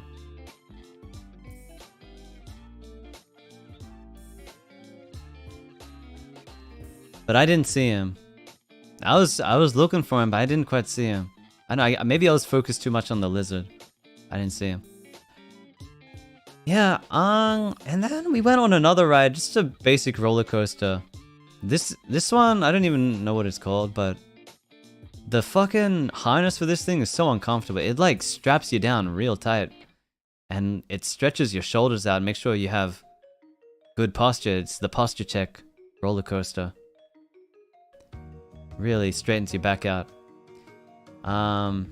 And it was a pretty good ride. You know, nothing that crazy, but you know, it does a loop-de-loop, takes you upside down. I wasn't expecting that on this thing. It felt like it was how do I say it? It felt like kind of rickety, and it was very open air, and I could very much see the machination of how the thing was moving, and that made it a little scary. Like, I don't know, I feel like on most rides there's a sort of separation from seeing the wheels being connected to the rails beneath you, but this one I could see the wheels, like I could see the wheels touching the rails, and just like, damn, if that thing slips, we're fucked. We're fucking dead. You know, and that was just like another like extra layer of fear on top of, you know, moving at, you know, fucking 90 kilometers an hour, right? Yeah, I don't know, this thing, it was a little rickety, it kind of like slams you back and forth a little bit, like the Scooby-Doo thing the other day.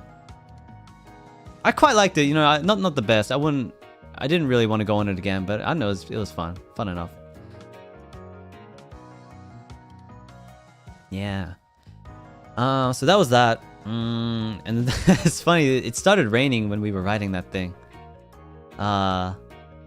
So like, it wasn't raining that hard, but just tiny water droplets, like slamming into your face, because you're moving really fast in the open air. There's just like water droplets piercing your face. And a similar thing for the Superman the other day, actually, at Movie World, because they have like a little mist dispenser, whatever it is, as you fly through the hole in the building. Yeah, and it's sort of just like slams your face with water, right? Yeah. So the same thing on this one. But I don't know, the rain cleared up pretty quickly, actually, and became pretty sunny right away. What else happened? What else happened after that? There's that, and then, God, I can't fucking remember what else we did.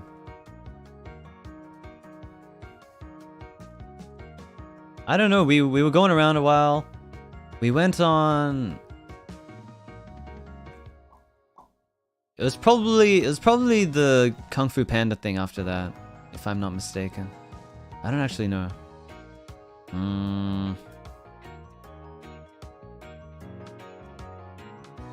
Well, you know, again, the chronologicalness doesn't really matter, does it? Yeah, we went on the Kung Fu Panda thing. That's I don't even know how to explain it. It's like pendulums. It's like what, 8 pendulum things that go upside down and stuff. And they all spin around, all connected. So whatever this thing is, I don't fucking know how to explain it. We all well, actually there's 2 cycles. So when each person has a turn, they get to choose either hard style or soft style. And Ren's not too good with the upside down spinny stuff. So he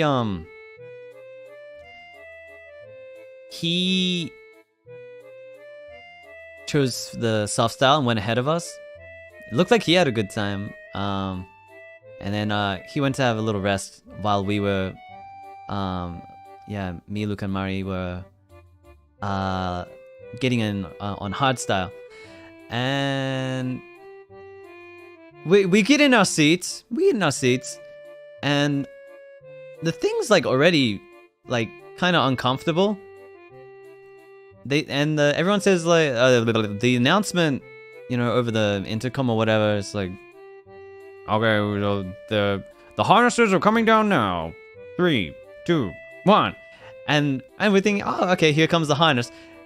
But the thing is, the harness comes down really fast. Like, if I had stuck my head out or something, it would have like cracked my skull. I swear to God. It slams down, and secures your body, and it kind of lands right on your crotch. And luckily for me, you know, I was kind of expecting that, so, you know, I had adjusted myself to make sure I was comfortable before the thing came down, but it still caught me off guard.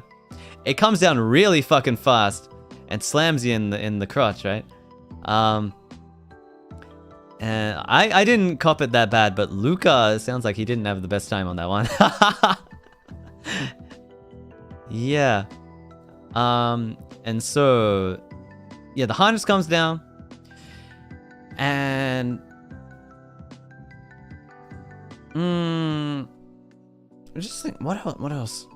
I guess they make sure you're strapped in real tight, and I swear this thing is super uncomfortable. I don't know where to put my arm, because there's no space for my arm. It's like you have to sort of like, what's the word? You have to like contort your body. I had to like not even hug. I don't know what it is, but I had to like squeeze my arms in like a little weird crevice to make sure that it wasn't like gonna be too uncomfortable once the thing starts moving. But it was still super uncomfortable, right? Anyway, the thing lifts up, and I say to everyone, all right, guys, you gotta keep a straight face the whole time. You know, no pogging, only weird champ face the whole time, okay? And so we're all just trying to keep a straight face. We're all fine. Okay, weird champ. And the thing starts rocking back and forth, starts spinning. We're rocking. And I'm like, oh, this is fine. And then the thing goes upside down, and I'm not ready for it. It's so fast, and I ended up being the first one to break, and I was screamed. I really couldn't hold back. It was pretty intense. It was more intense than some of the previous roller coasters, and the claw that we did in the morning that day, the first ride of that day.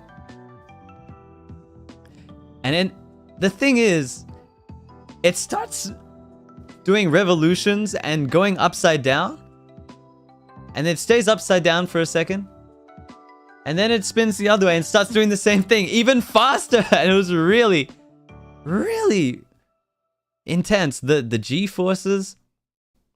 It was like an astronaut training exercise, I swear. I'm ready to go to the moon after that shit.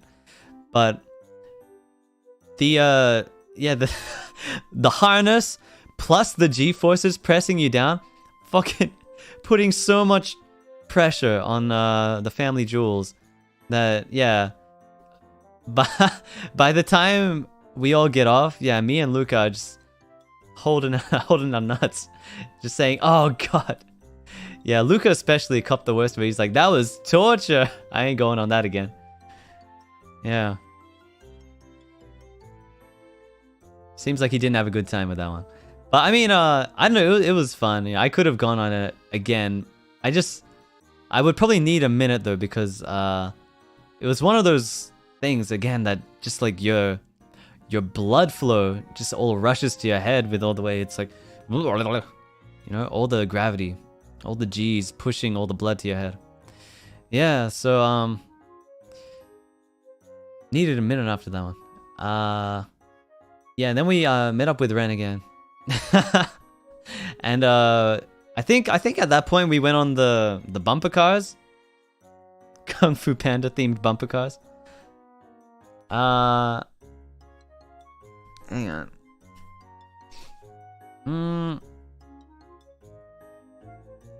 Yeah, and I was watching, you know, while we're lining up. I'm just thinking about, all right, let's see, how does this work? How do I make Luca's life a living hell while we're on this thing?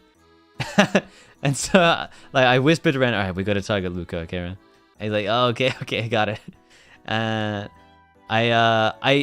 got my eye. By the time it's our turn, I have my eye on the car that's stopped in a good position. and I put my things away, and I couldn't jump and fucking like do an action movie jump into the car seat, and I'm ready to go. Yeah, and yeah, we start going. But the thing is, it's not that fast, and they all move at the same maximum speed, so it's hard to like catch up with people that are ahead of you, right? Because we're all moving at the same speed, right? The only way is to sort of like get closer to the center while we're all like, you know, moving around the circuit. Yeah, I think I think before the ride I was like, all right, everyone, remember to stay safe and be nice. You know, I know it might be tempting to try and crash into people, but you gotta make sure we're following traffic rules, okay? Remember to be nice.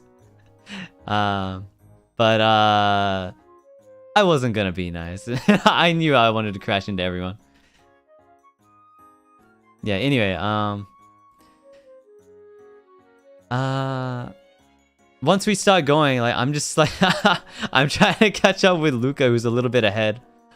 Me and Ren are just like, trying to get him. And Luca says to me, like, once I start catching up with him, he says, "Sonny, let's get a kid. Let's kill a kid, Sonny." And I'm like, oh yeah, I see a kid. And I'm like, I see a kid right there. And I'm gonna ram Luca in the side. And he's like, "Doosh."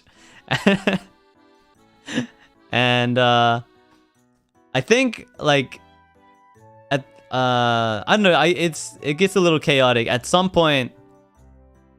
Like we crash into each other, and then like everyone behind us has nowhere to go because we're just like taking up all the space. They can't squeeze past us. And then even by the time the two of us like fuck off, you know, everyone else is pretty much stuck for like a few good seconds, and they can't move. My bad. Yeah, I don't know. I hardly remember anything but that. I'm sure some other stuff happened. Yeah, and then yeah, it's already over by the time we know it. It's pretty short, the time they give you to run around on the bumper cars. Yeah.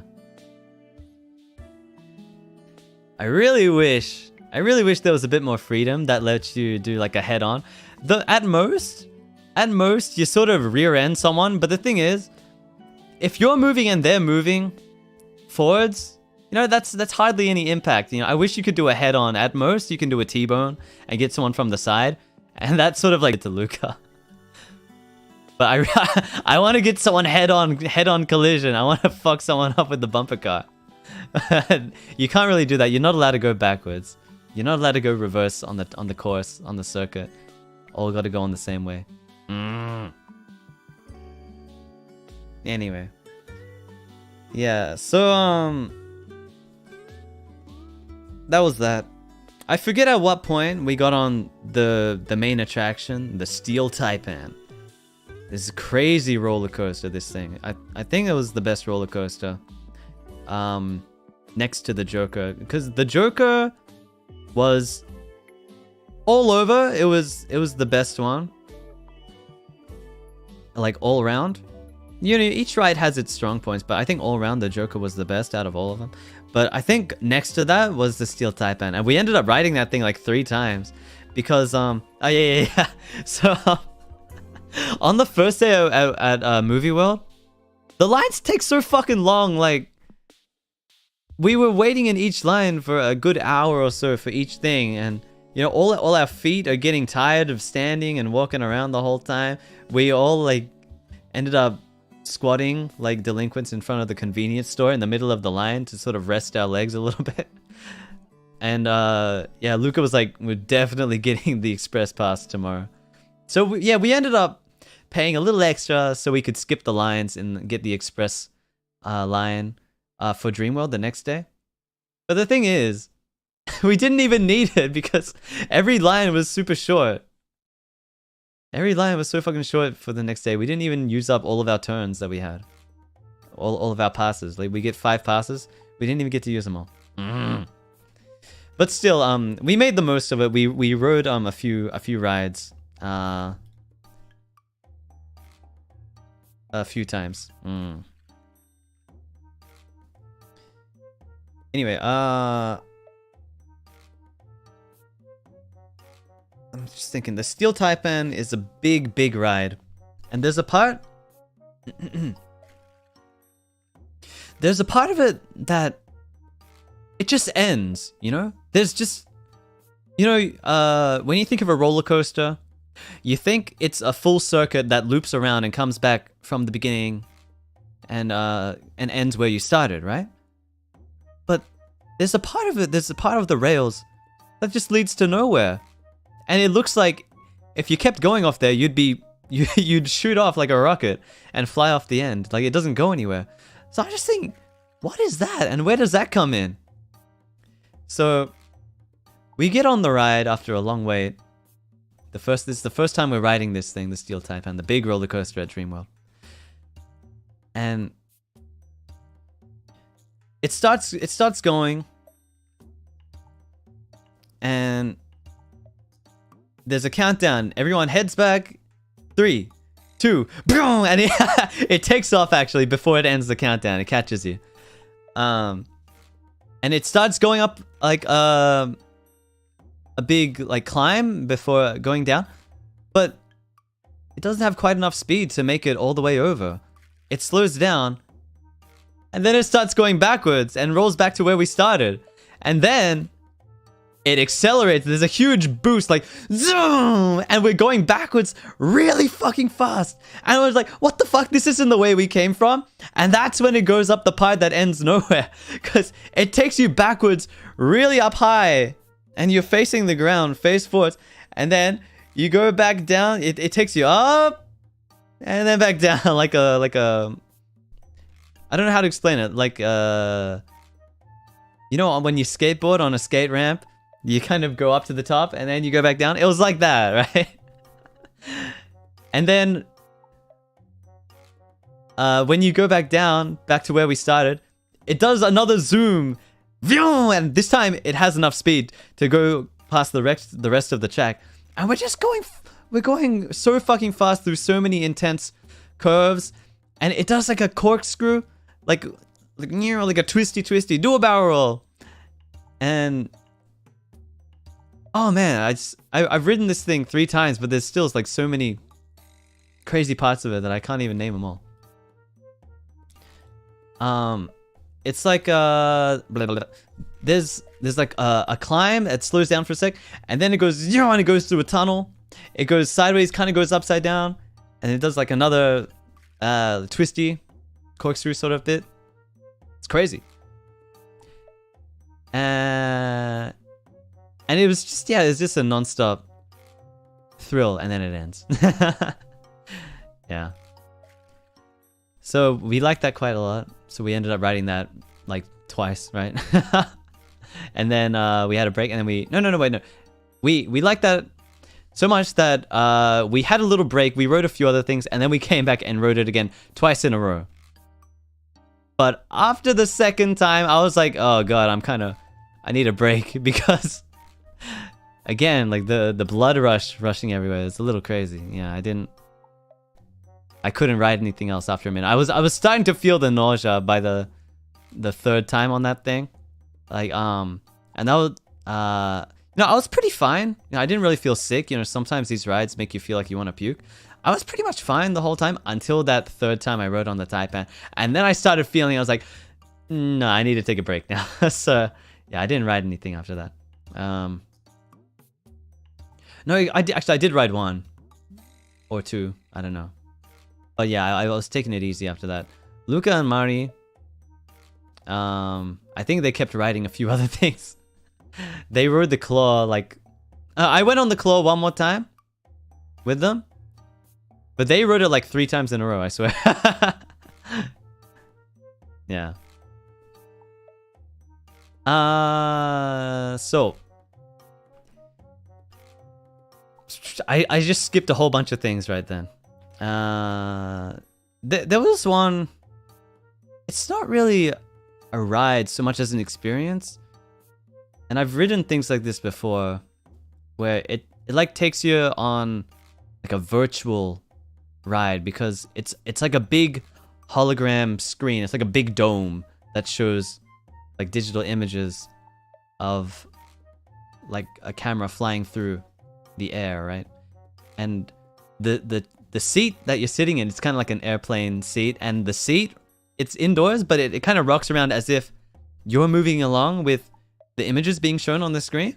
So it feels pretty realistic, and you know, it was just chill. You know, we were all just enjoying it and like seeing the sights, and it takes you around some cool sites all around Australia. And there was like a bit in the outback or whatever, wherever it was, showing a herd of kangaroos, and me and Mari were like making gun motions and going ba ba ba ba at all the kangaroos. We're hunting them down from the sky, and we were just having a fun time and just like trying to make it fun. And we like put our arms out like Superman and pretend that we're flying in real life, and it was really cute. It was fun. I like that. Yeah, you know, it was just chill. You know, we knew that we were just indoors watching the screen, but we were just having fun with it, right? Yeah. So yeah, we got off that one. It's so funny. We this was one of the ones that we used the fast pass for, the express ticket. We you know, there's like a good, I don't know, like 50 people lining up for the regular, the free what do you call it? I don't know, the free unpaying line, right? And then our group just rocks up with our bracelets, and we line up in the express line. We get to go ahead of them, and Luca keeps going like, oh, it's like itchy. My elbow is so itchy. He's like holding up his arm, showing off his free VIP bracelet. And he's like, oh, jeez, so itchy. What's up with that? Like showing off his pay to win bracelet. Oh, stretch. Oh, stretch. Pulling down the sleeve. Cheeky. Yeah. Rubbing it in to the unpaying customers. Tisk. Yeah, so sometime after that one, we rode this like motorcycle one. That was also very fast. And at this point, I'm pretty accustomed to all the rides at this point, right? Like I don't really feel the, what do you call it? The stomach drop anymore. Like I'm not scared, and I don't scream anymore at this point. I actually on the second ride of the Steel Taipan, the crazy roller coaster, I was actually maintaining the Gendo pose the whole time. You know, he puts his hands together and he's like, like I was just doing that the whole time. I didn't break my fingers apart the whole time. Didn't scream, didn't say a word, didn't close my eyes. I just did that the whole time. So you know, I got pretty good at riding the roller coasters, right? So yeah, again, for this like the motorbike roller coaster, like the seats are shaped like motorbikes. So you grab the handles and you're like leaning over them, and I just made a straight face. I made the straightest face I could on this one, and we went to check the cameras, the pictures, because all of these rides, they take a picture of your face usually at the peak, like scariest moment of the ride. There's a camera that takes high-speed photos of your facial expression to catch your reaction. Now I made sure that I had the straightest face there. I was seriously just like, this ain't shit. I've been on 20 rides. Been on 20 rides since I got here. Yeah. So yeah. That was a pretty fun one though. It was pretty fast. Nothing crazy. It doesn't send you upside down or anything, but it was fun. Yeah. And I forget at what point it was, but we had lunch in like a food court area. I got a beef burger. And we were all just chilling out and just eating. You know, my fries were a little bit plain, so I grabbed some extra salt and pepper and ketchup, tomato sauce. And I didn't even finish it. There was a lot of food. They were pretty generous with the serving. Yeah, pretty good burger. I don't know, the fries were a little plain though. A bit left to be desired. Yeah, and I forget what we were talking about, but we're just chilling and eating, right?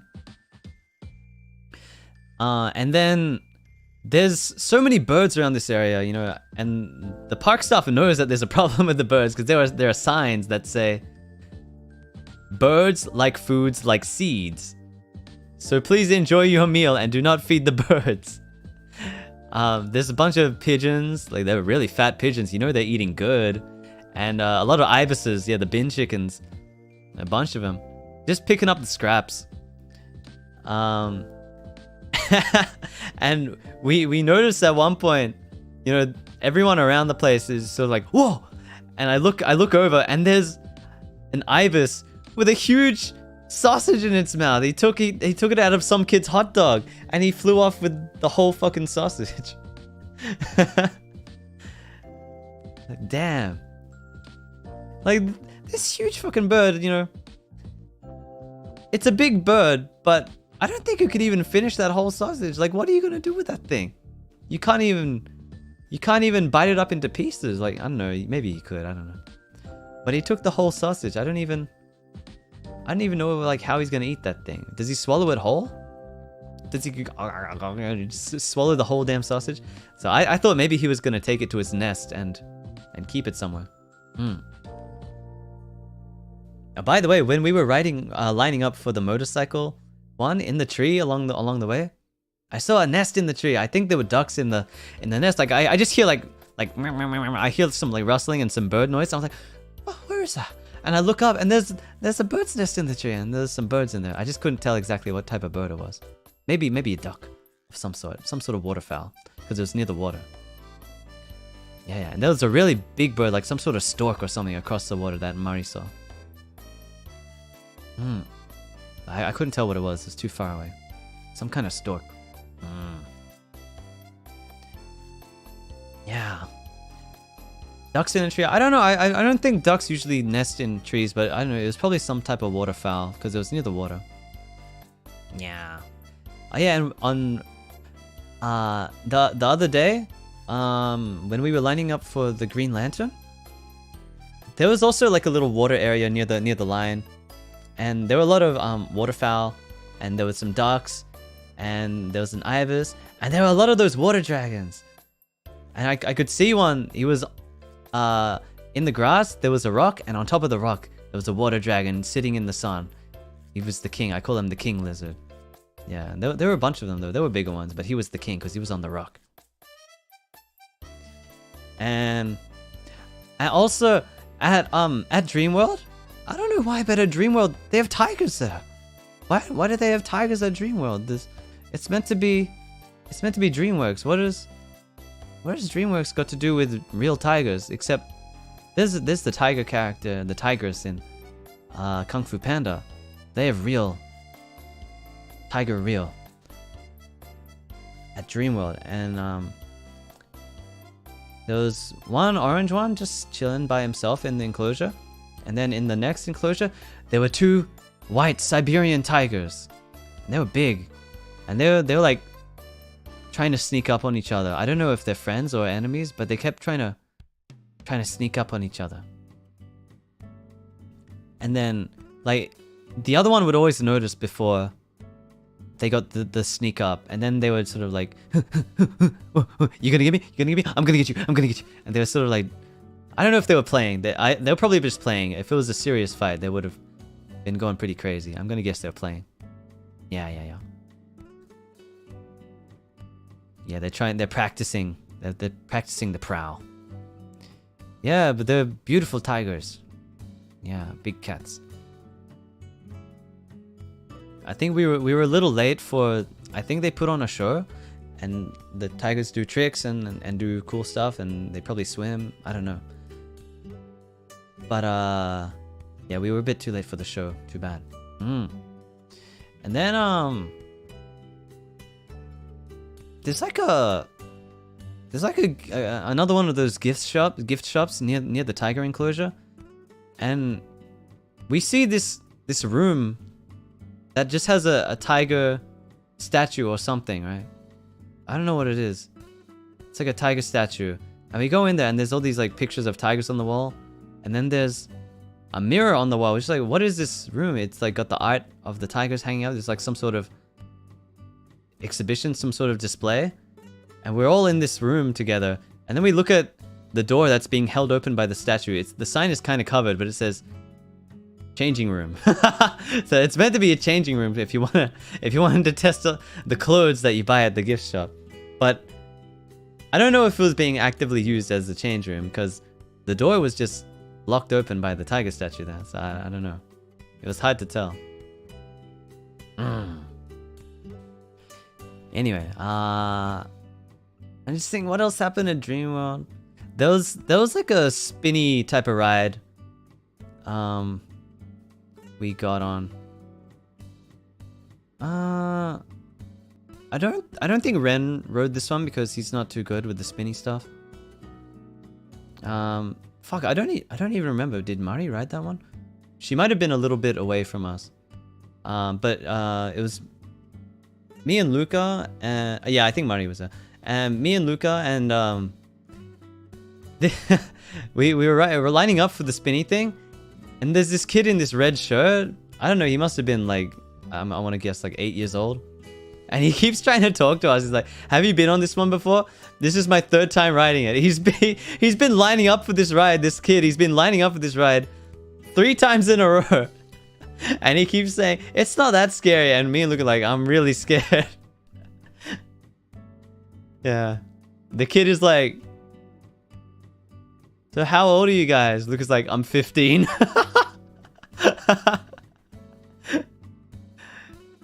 And yeah, he was such a good kid though. Like,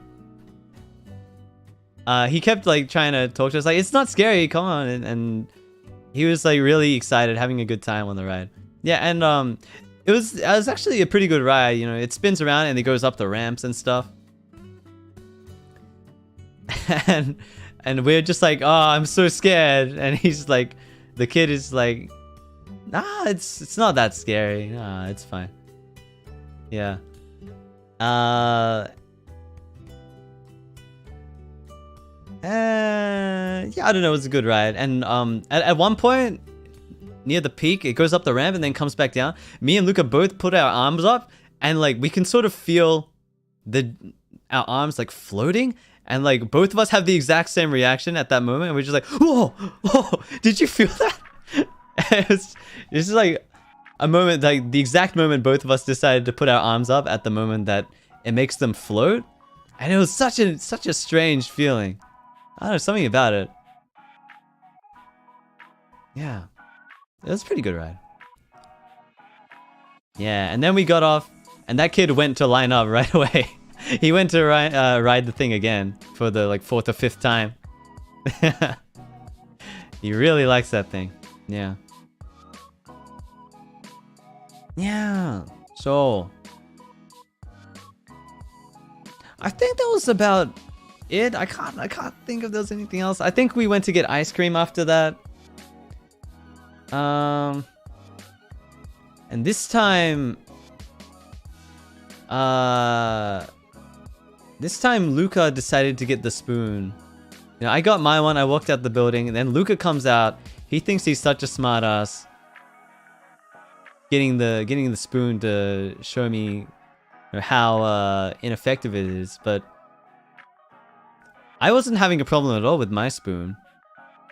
You know, I was using it effectively, and this guy Luca Kaneshiro, he doesn't know how to fucking use it. The noob doesn't know how to use a spoon. Jeez, how hard can it be? It's just a spoon and ice cream. You eat it on a cup. Why can't you eat it on a cone? He's trying to show me up or something, getting the spoon. It's his problem. He just doesn't know how to do it properly. Yeah. So he wasn't having the best time. I was enjoying my ice cream. I didn't actually get the spoon myself this time. I just decided to lick away at it, doing the lick route. But even though Luca had the spoon, he was dropping his ice cream fucking everywhere. He had drops flying on the floor. He got a little bit on his boot. He was like, "Oh no, my boots!" That'll teach you. Yeah. And yeah, I know we're all just chilling. We're all just talking, eating our ice cream. Yeah, Ren was real excited to get his ice cream again. Can't get enough of the ice cream. Let's see.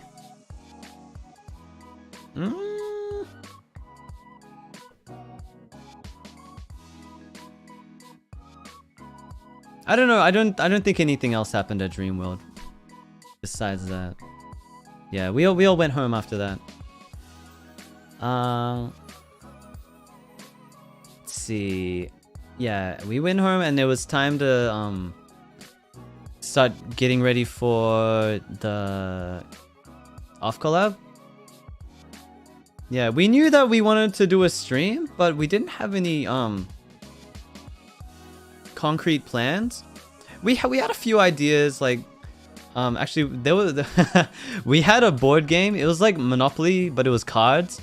We tried to play it on the first day, but we couldn't fucking figure out the rules for the life of us. So we knew that wouldn't work on a stream. We decided not to do that. I don't know, we kind of figured it out by the end of the game. Yeah, Monopoly deal. We kind of figured it out by the end of the game, but like we just decided like, nah, this ain't gonna work. Fuck that.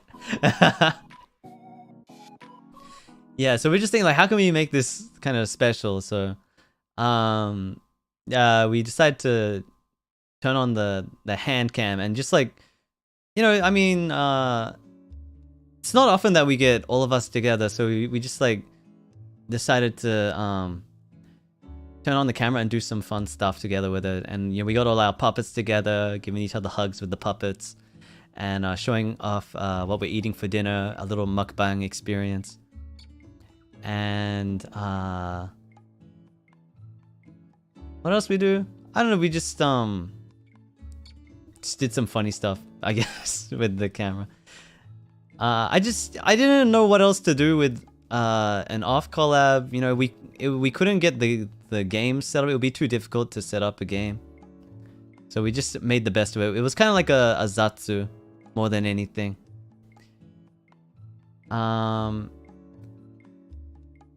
But it was such a, what's the word? It was such a chore to set the whole thing up. I swear, like I'm glad Maria was girl bossing and setting up like pretty much everything. I mean, I was helping with a few things here and there, but man, yeah, Mario was fucking working overtime setting everything up. We decided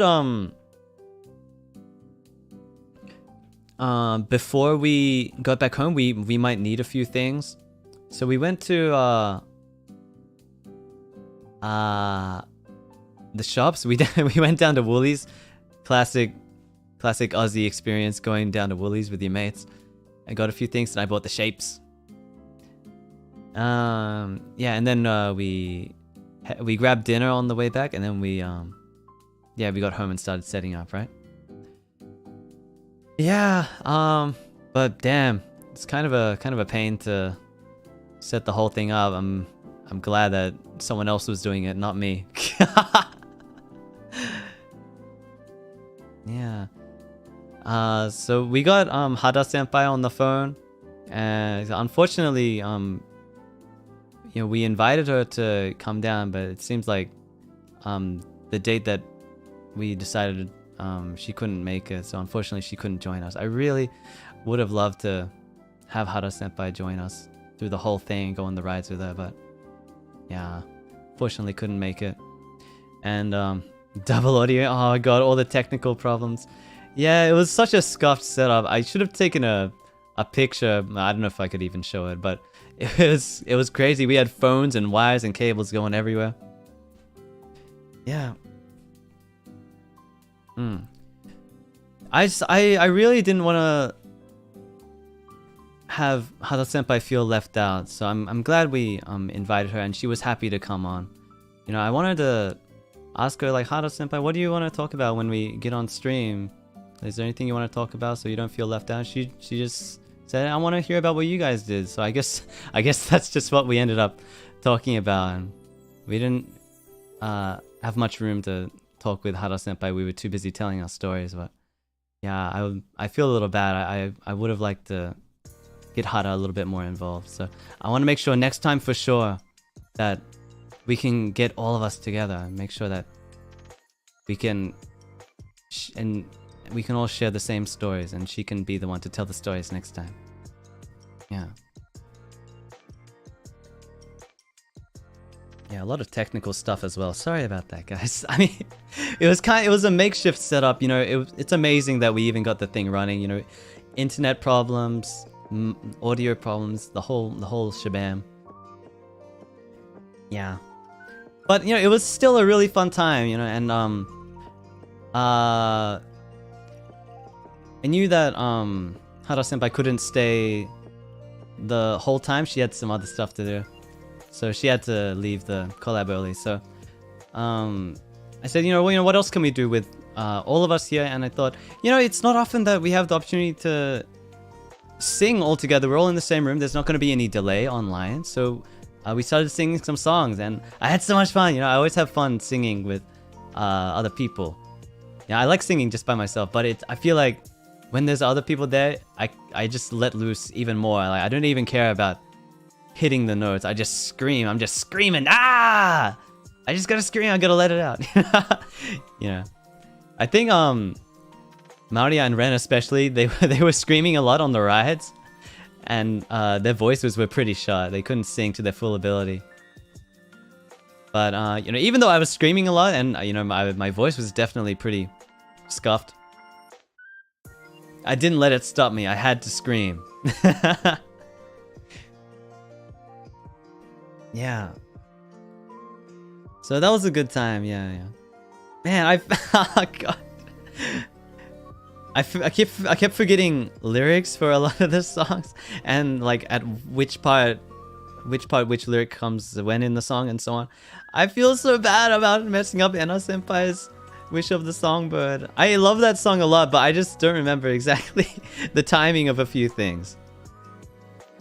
Yeah. I'm gonna practice that one because I like it. I'll sing it again one day.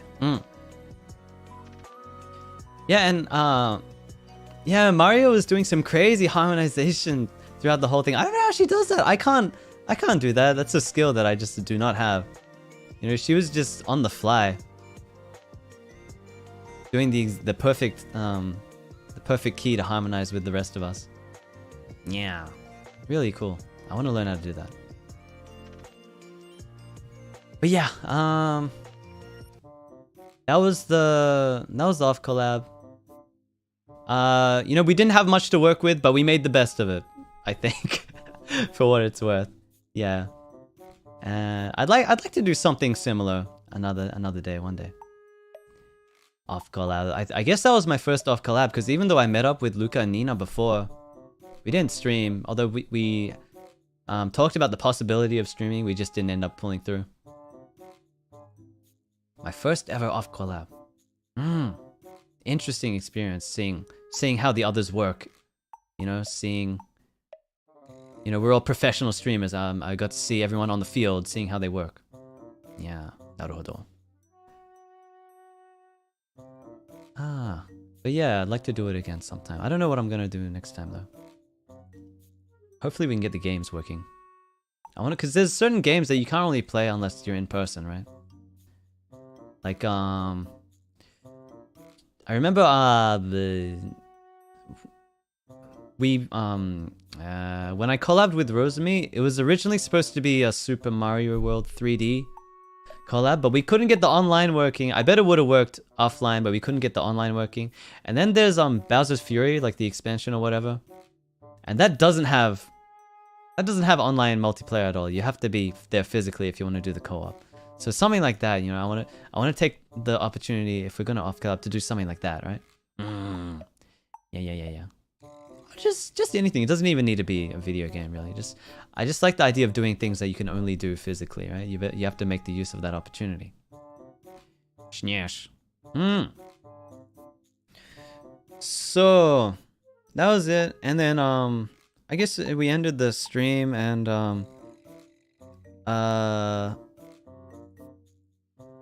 yeah, went to sleep, and the next morning I had to my flight was relatively early, so I left first. Me and Ren went down to the beach before I had to go. I didn't swim or anything. The beach was there, and I felt like I had to touch the sand under my feet, even if I didn't take my shoes off. You know, I still had my shoes on. I didn't feel it between my toes or anything, but I just had to feel the sand behind beneath my feet, just for a moment, because it's been so long since I went to the beach. And the beach, you know, it was nice. It's been a long time since I touched the sand and I smelled the ocean air. You know, the weather wasn't that great, but I'm glad that I went out there for a minute. Yeah, and yeah, said our goodbyes to everyone, and then I caught my Uber to the taxi. And this time I didn't have any problems at the airport or the plane. It was smooth sailing. Blast and death grips on the plane again. But yeah, smooth sailing, and then I got home. Yeah, and I guess that was it, and that was my experience. That's my story. Damn, it took fucking longer than I thought to recall everything that happened. I didn't think I was gonna take that long, but that's my side of the story, guys. I caught an Uber to the taxi. I caught an Uber to the airport. Excuse me. Yeah, was there anything else you guys wanted to hear, or that you wanted me to expand on or anything? Do you like my ramen socks? Yeah, my auntie in Japan got those for me.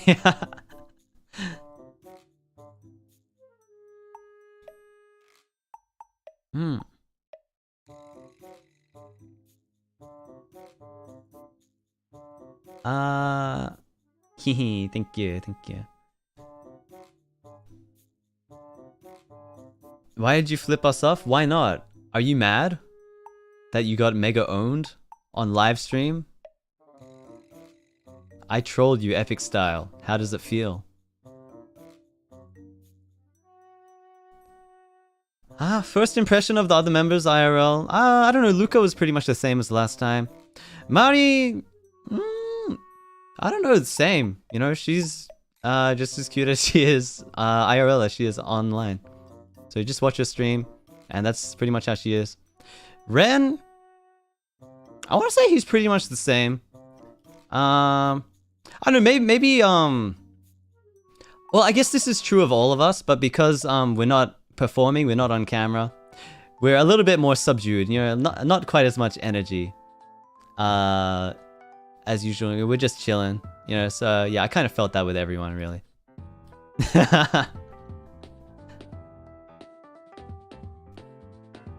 Yeah, you know, I don't know, there's not that much different.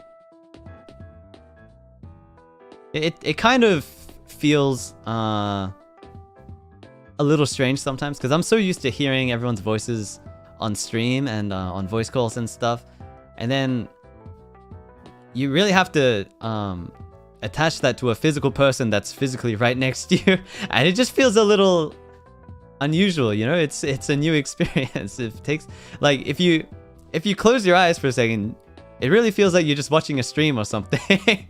But they're there with you. Yeah. Yeah.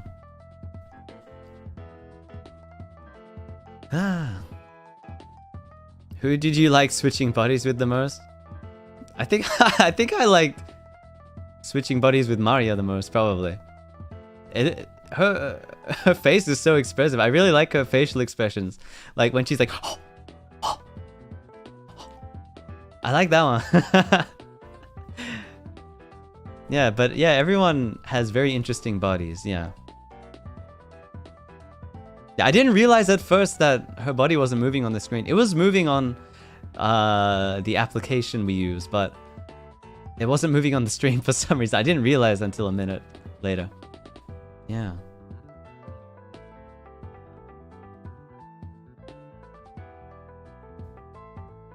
Yes. But yeah, they all make some funny faces. It's hard to control Luca's body. I couldn't quite get him to pug as hard as I wanted to. I was trying to get him to... I was trying to get him to do that, but it wasn't quite working. Too bad. Yeah. Yeah, and Ren made some interesting face. I've never seen him make that face. The one that was like...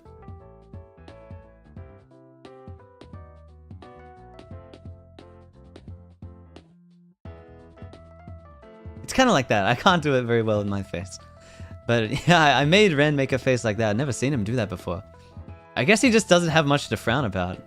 Whereas I do. Nah, that's not true. But yeah, you know, they all have very expressive faces in different ways, right? We're all different.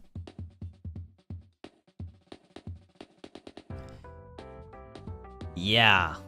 So, was there anything else? I still feel like I'm missing something, right?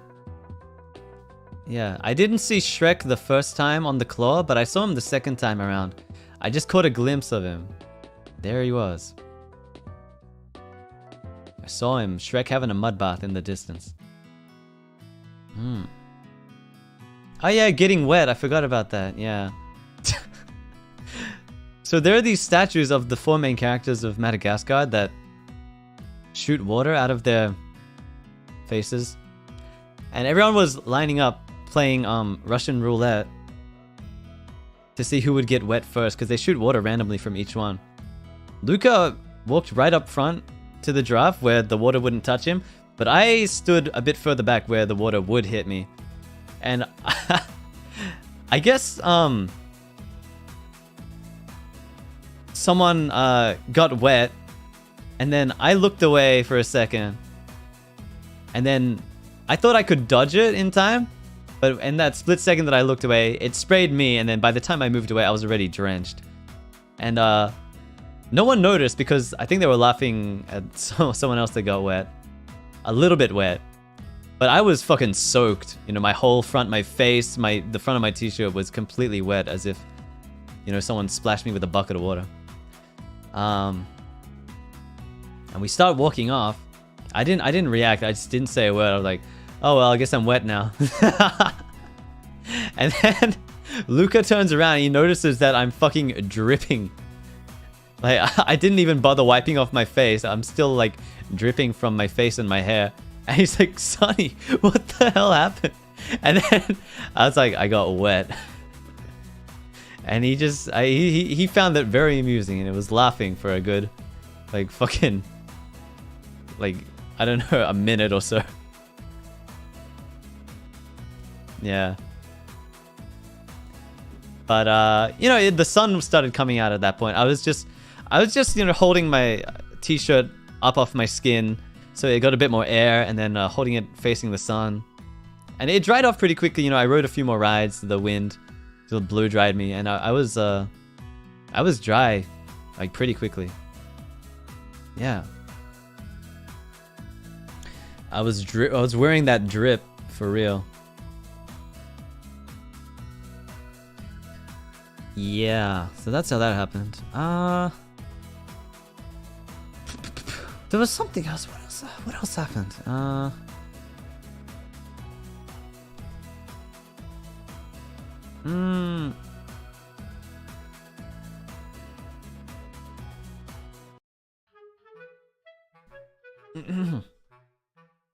Glad you didn't catch a cold. That's not how catching a cold works. You realize that, right?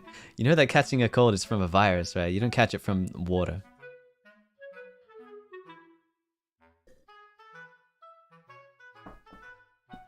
I know it's called a cold, but you don't catch it from being cold. It's not how it works.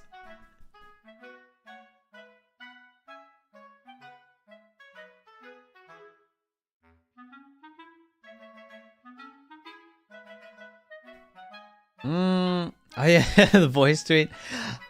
I brought I brought my phone to voice tweet, but I just didn't end up doing it. Partially, I just didn't know what to say, and then when I thought of something to say, I just forgot to do it.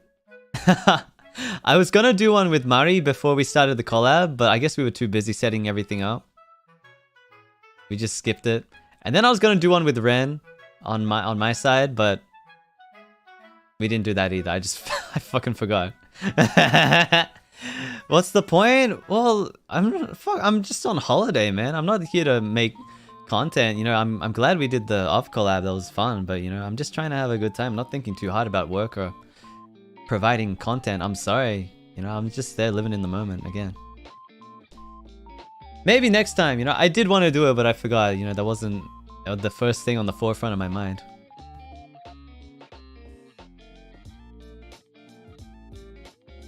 Yeah, and also Luca did try to record one with the two of us on his side, but apparently saving those voice tweets to draft will not let you upload them sometimes. So I guess he's just unable to post that forever. Too bad. Yeah. He played it on stream, huh? Yeah. You can listen to it on his stream then. But that was another thing. Like he just walked up to me, started recording without me realizing. He's like, "Hey, son," I'm just like, "What?" like, oh, it's a voice. You're like, yeah, it was a good ride. Yeah, pog. Yeah, man, spending so much time with Luca and Mari. I kept saying all the fucking Zoomer lingo. I can't help it. You know, they rub off on you. I never say that shit, but you know, it makes you, when hearing them say "pug you" so much, just makes you want to say it. It really rubs off on you. Yeah, the zoomification of Sonny Brisko. Now I'm cured now. I've spent some time away from them again. I'm fine. I'm good. I'm not pugging too hard. I'm not passing the limit. Yeah. Alright, well that's that. God, I guess that's about it from most of my stories. If I think of anything else, I'll bring it up. So what else is good? You know, it's been a little moment since I streamed anything, right? We can talk about some other stuff, you know, that's not all we're here for.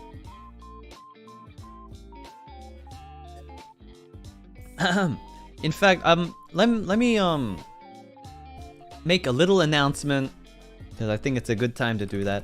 Guys, NIJISANJI, that's JP and EN, various talents from NIJISANJI are releasing Halloween 2022 voice pack. Here it is. Woo, woo, woo, woo, woo, woo. So this is a Halloween themed voice, and many talents from our company have recorded voice packs, and there's some very beautiful artwork and merchandise that comes along with it, the goods. And I was lucky enough to be chosen to be featured in the official art, as you can see here. That's me in the top right, wearing a very cool sort of gothic style outfit. And also on the bottom left is Pomu Senpai, and she looks very cute there as well. And the other livers, I'm not gonna bother saying all the names, but you know who they are, our senpais. And we're it's gonna be on sale starting from tomorrow at 11 AM JST. So please check NIJISANJI official store. There's links in the description of this stream. In the description, you can check out where they will be on sale. Or also just check out the NIJISANJI_world official Twitter account for more information. Yeah, so this is a Halloween voice pack.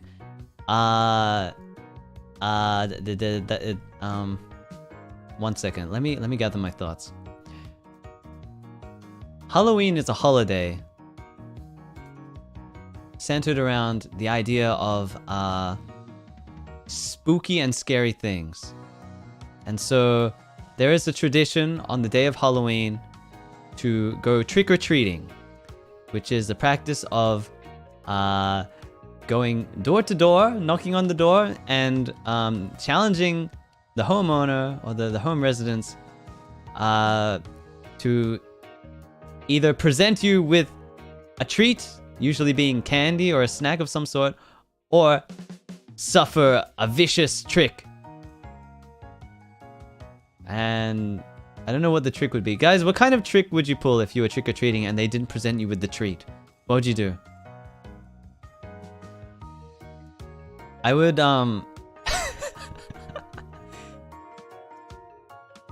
next time I go Halloween trick-or-treating, I knock on the door and they don't present me with candy, I'm gonna clap right up in their face. You know, I'm gonna put my hands together like this and clap really close to their face and give them a scare. And that's gonna be my trick.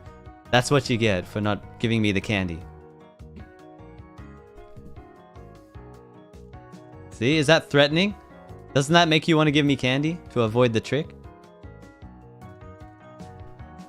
What other sorts of tricks are there? I don't know. Steal the candy box? No. Throw eggs? No, that's a nuisance. I wouldn't do that.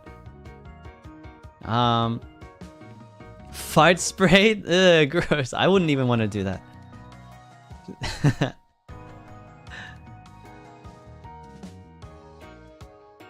Toilet paper? I mean a TP, that's a nuisance. I mean that's easy enough to clean up, but that's still a nuisance, and you know, I don't want to litter or anything.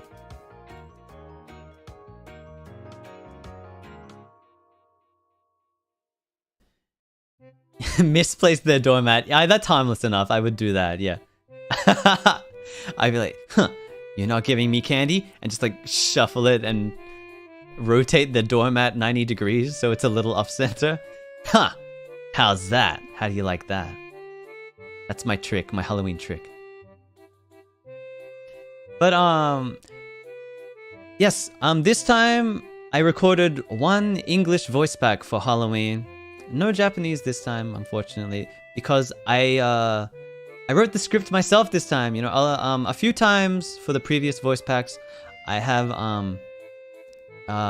used the script provided by the staff. They are gracious enough to write us scripts sometimes, but this time I decided to write it myself. It's been a little while, and I like Halloween a lot, so I decided to write this one. And so that's why it's in English, because I'm not quite confident enough in my Japanese writing ability to write a Japanese one myself. Anyway, I would feel weird to write one myself in Japanese and then rely on stuff. I don't know, write one myself in English and then I rely on stuff for a Japanese one. I didn't want to do that. But I'm pretty confident with my writing in the script this time and my performance in the recording this time. So I really appreciate if you check out the voice pack. I think you can even check out a little voice sample of you know, the vibes of what sort of feel it is. If you listen to the voice sample on the page, and you can decide if you'd like to spend your money on it. It does cost money to buy it, but if you like the voice packs, they're a nice little treat if you like to see some extra exclusive content from us, and it's a great way of supporting all the livers. So please check out everyone's voice packs and consider buying the voice and maybe the merch if you like buying merch as well. Thank you. That's the end of the ad this time. Okay, I might remind everyone a bit later when it goes on sale or before it ends or something, but yes, please consider. It helps us a lot. Thank you very much. Arigatou. Yeah. Voice packs. Voice packs. It's always such a challenge to record them. I feel like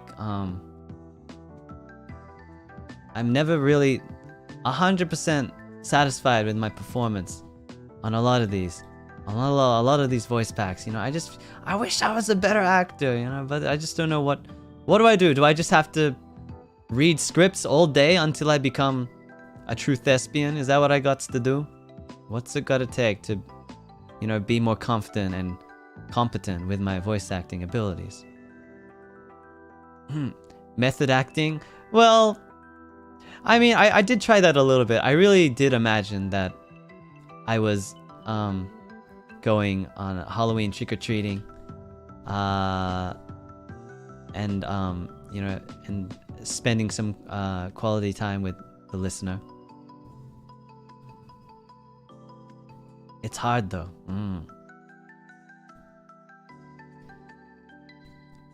And yeah, it's a little bit embarrassing sometimes. I wouldn't say cringe, you know. It's really nothing to be ashamed of, but it's a little bit embarrassing sometimes, writing these things or recording them and saying them out loud, and just knowing that someone's listening to it.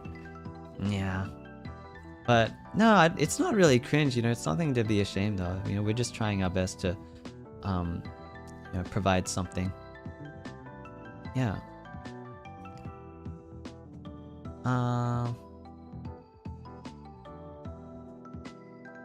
Wow, thank you everyone for the supers. Arigatou. Thank you. Yeah, but that is something I want to get better at. I want to, you know, every time I record the voice pack, it always takes me a few takes, and you know, each line, each sentence, I feel like I'll say it like a number of times until I have one that I'm happy with, and I just sort of edit the rest out, so I stick with that one. But one of these days, I want to be able to read the whole script with no repeats, no breaks, and on the first take say, that's the cut, that's it, that's all I need to do, so I don't need to edit it. One of these days, I want to be able to do that. But I'm not quite there yet, you know, I'm not quite talented enough. One day I'll be able to do it in one take. That's not how it works. Well, if you're a true professional, you know, in the seiyuu industry, you know, they'll go with the first take, and if you fuck up your take, you gotta stay behind and redo it until you get a good take. And you know, I don't want to be letting down my my co-stars or the director or the audio staff and keep them behind to get a good take. You know, I wanna be able to get a good take on the first try. I wanna, you know, I want to be able to keep up with everyone.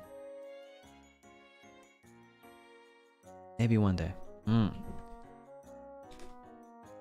I do hope that one day I can experience some real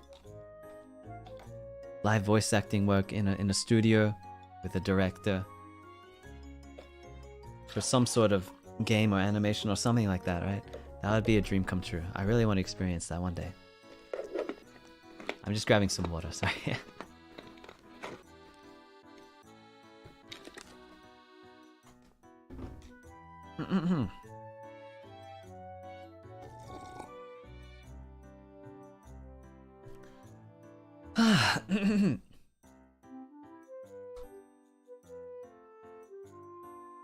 Omezo. Is there a particular character you want to voice act for?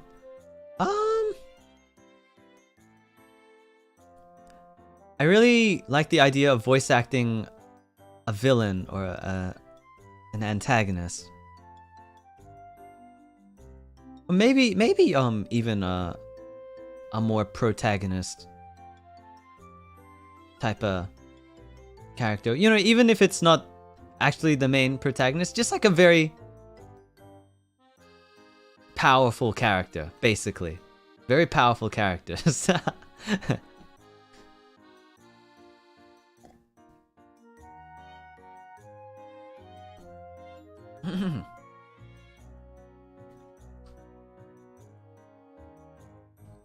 Yeah, trying to segue this. Okay, my segue is that we are now talking about voice acting, And you know what else had voice acting in it? The new Chainsaw Man anime. I watched the first episode of the Chainsaw Man anime before this stream, and it was pretty good. Yeah, I quite liked it. I really thought that the visuals, like the colors and the art, were very, very detailed and beautiful. You know, honestly, there were a few things that sort of left a bit to be desired, but you know, you take what you can get. You know, I'm just thinking about like the 3D. I'm not usually a huge fan of 3D, but you know, I gotta admit this is not that bad. It's pretty good 3D. Yeah, the CGI, right?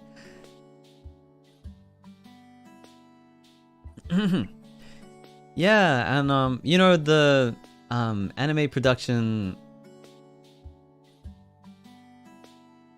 process is very grueling and very brutal. It's you know, budget very important. And there are various challenges, let's just say. I'm not going to get too deep into it, but yeah, you know, you can't have the perfect anime for everything. But that being said, I really liked a lot about it.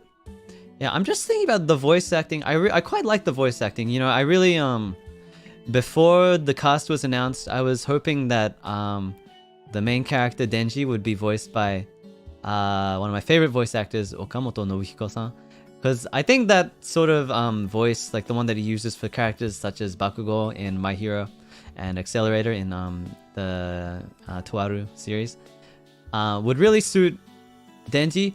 But at the same time, you know, it seems like a little bit, it might be a little bit too much. Like Denji's just a young kid, you know, maybe it needs to be a little more subdued. He's a bit more low-key.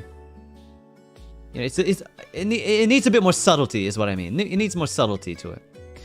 And they ended up going with pretty much a rookie voice actor. He hasn't had many roles so far. I forget his name. I apologize, but I think he's doing pretty good. You know, I mean, I'm by no means a voice acting pro or anything, but I had a listen and it sounded pretty good. It had some good energy to him, but I feel like there was a few points where he was maybe lacking emotion. I'm thinking specifically, there's like the flashback scene.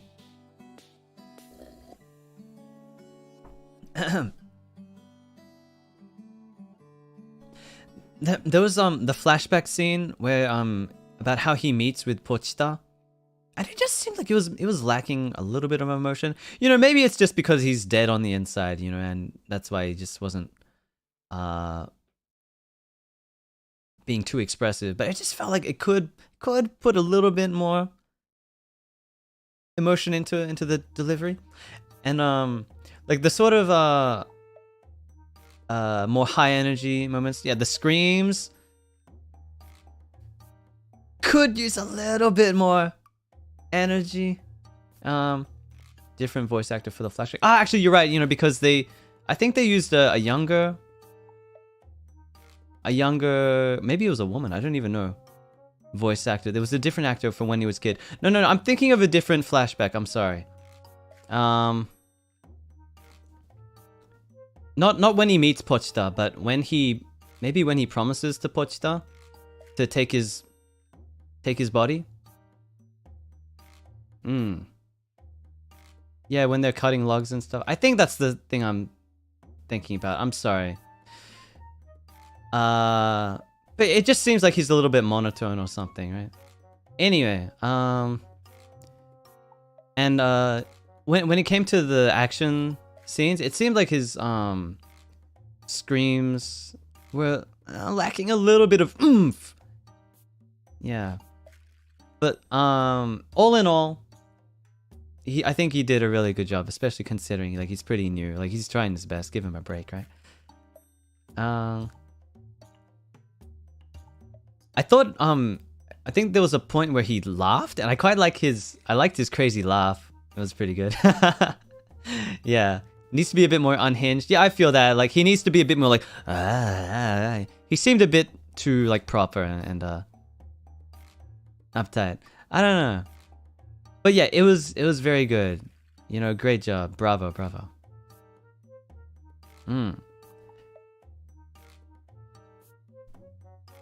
I need to practice more Denji lines in my sort of iteration. That's the type of character that I wanna voice one day. Like something like a little crazy and like high energy and with power behind it, right? Something like that. So yeah, I wanna do more Denji lines in my style. I'm probably just gonna keep doing it with a Noburin impression, but you know, that's my style. Yeah. So anime. What other anime is good?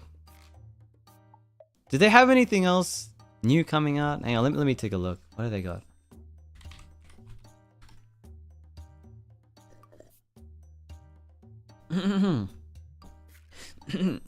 Spy Family 2 starting.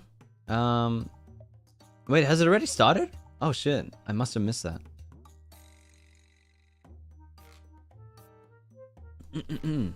Okay. Cool. Yeah, Mob Psycho. Yeah, looking forward to that. Okay. New My Hero. Okay. Nice. Bleach, not really into that. Uzaki-chan season 2. I really like the manga for Uzaki-chan. I like the manga, but the anime left a little bit to be desired, let's just say. Not something about it, I don't know. I like the art in the manga a lot, but the art wasn't that impressionable for the anime, in my opinion. So I don't know, I probably wouldn't watch season 2. Let's see. Holy shit, Urusei Yatsura reboot? Let's go. Okay. Molka, let's go! Pui.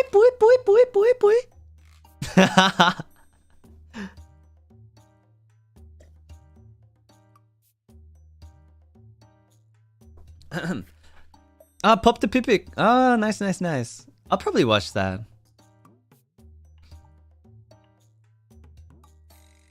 The first season was fun. I'll probably watch the next one. Okay, a bunch of other stuff. Yeah. Cool. I mean, this is a pretty good season. I haven't been keeping up with much seasonal anime, but that's some pretty good stuff. Damn.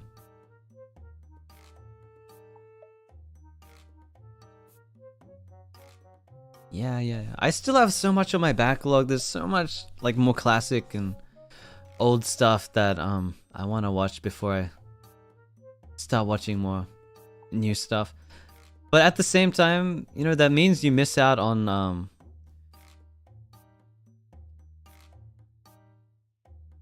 what do you call it? Like staying relevant and you know, joining in on the discussion while it's still a hot topic and stuff. But you know, it's not about that. You know, I'm not here to you know, talk about what's popular. I'm here to experience the good stuff that I know is gonna be good. Appreciate the classics, yeah.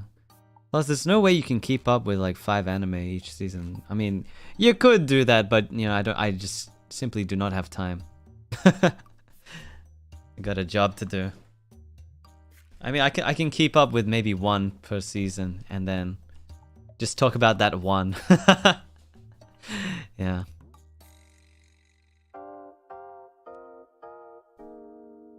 Yeah, it's I can't remember the last time I really binged an anime. You know, there's been a few. I'm thinking like when I started watching Madoka, I started watching in the morning one day, and I just like, damn, I gotta watch this whole thing, and I just watched the whole thing, every episode in one day. There was another one like that. I think it was Erased. I watched that all in one day. I don't even like Erased that much, but it was just something about it made me want to binge it.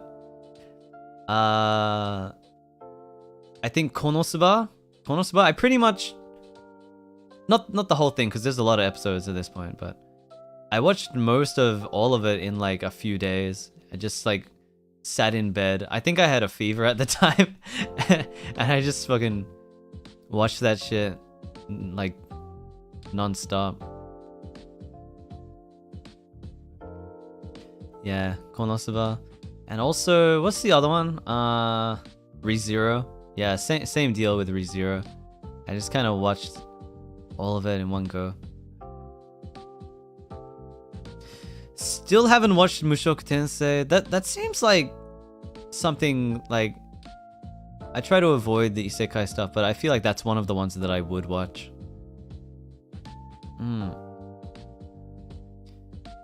Have you experienced deciding to watch an anime because of the opening song? I feel like I have, but I can't think of a specific example. Let me think. Hang on. There's definitely songs, anime that I only learned about because of the opening. I'm just trying to think specifically what it might be. Let me think. I feel like Code Geass is one of those where I didn't know much about it, but I knew the opening song was memed on all the time. Jibun wo.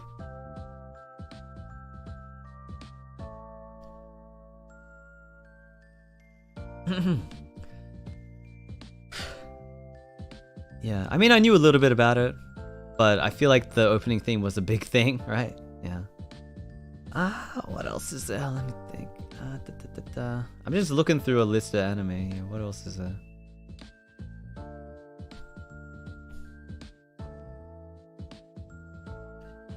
Not really an opening, but I feel like for Joshiraku, I watched that. I started watching it halfway through the airing of the season, and I think a big reason might have been the ending theme, because that shit was fire. That shit was popping off. Everyone loved that ending. And yeah, I think I started watching it partially because of that. Let's see. What else is there?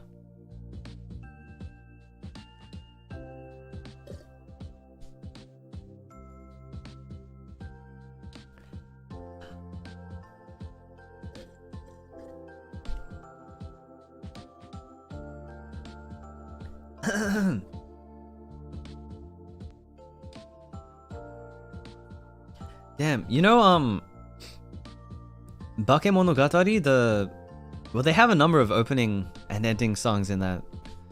But what do you call it? Renai Circulation? That shit was so popular. I think I heard that even before I knew what anime it was from. But that's not the reason I started watching the anime. I just heard that it was a good anime. But yeah, I definitely heard about the song before I watched it, yeah. You know what has some fucking banger openings? Working, you know Wagnaria? Every opening, there's like 3 openings, or 4 if you include the net version. Man, every single one of those openings fucking fire. They're so catchy. Pum pum pum pum pum pum pum pum. Hell yeah. I love the openings, and I love the cast. I love all the voice actors in that series. Amazing.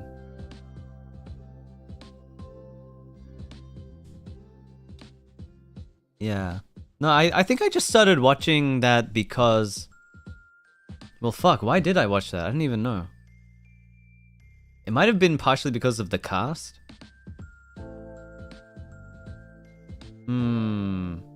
Why, for the working fans, why do you think you started watching it? Maybe I just thought the characters were cute.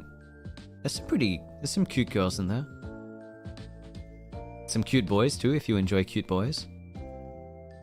I think a lot of people joined because of The ensemble cast, huh? Like, no, the thing is, it would be hard to get hooked just from the premise and the story, because it's kind of just a slice of life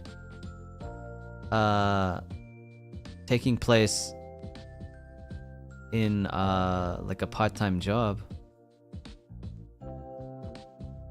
You know, unless you you know, saw a trailer or something like that. Yeah, I guess like the character designs is sort of a big factor when you see when you think of blah, blah, when you are considering if you want to watch an anime or not. You think, ah, yes, I like the way these characters look and sound. So you know, the thing is, the whole series is just based around the characters. So I guess if you caught a glimpse of the characters and you like them, that's what you would watch them for. So I guess that's what happened with me. Although I can't recall specifically which one I liked. I like all of them. I like Popura. I like what's the name? Yachio. I like Yamada. I like Minami. Who else was there? I like Tencho.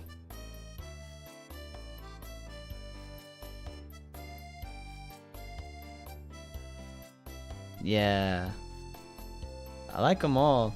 I like the boys too. I liked Soma and I liked Sato. Sato-kun. Yeah. Kotori-chan. 可愛かったな。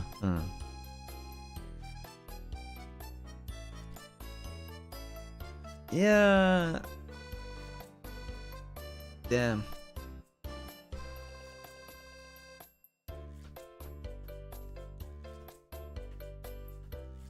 You know what I like about that? You know what I like about that show? They have Nakata Joji as Otosan. He does such a good job. He's like, his character is such a pushover. He's like, Yamada-chan. No, what was it? Aoi-chan? Aoi-chan, こんな子だっけ? Yeah, I really like his performance in that. And also Hochu-san is Minami's dad. What? Hang on. Mahiru.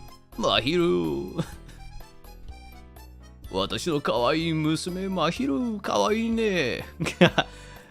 男はみんな狼だぞ。God. There was so many good voice actors in there.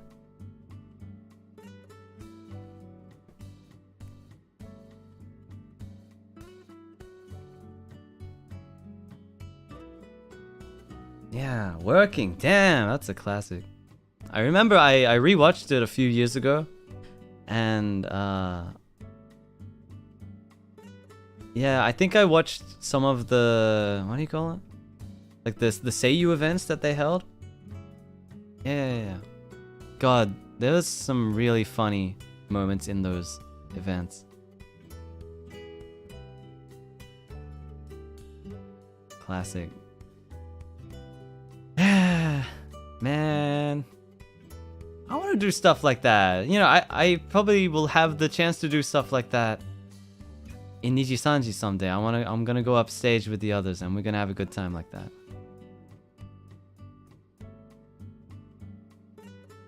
Yeah. One day.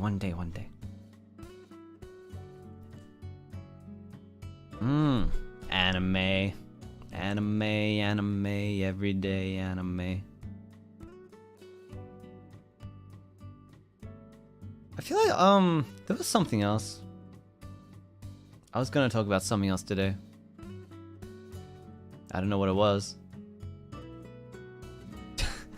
Still haven't thought of anything else to mention about the little holiday we had. I don't know.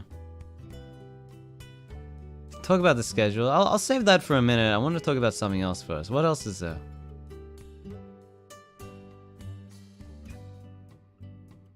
you know, yeah, you know, I can talk about schedule and we can talk about meta stuff and what I'm doing for my fucking job, but I want to talk about, you know, just nothing, you know. Can't we just talk about some like random shit? We're just chatting, you know.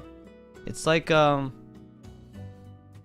fucking like you. I mean, I talk about this stuff with my coworkers. I don't need to talk about it with my chat.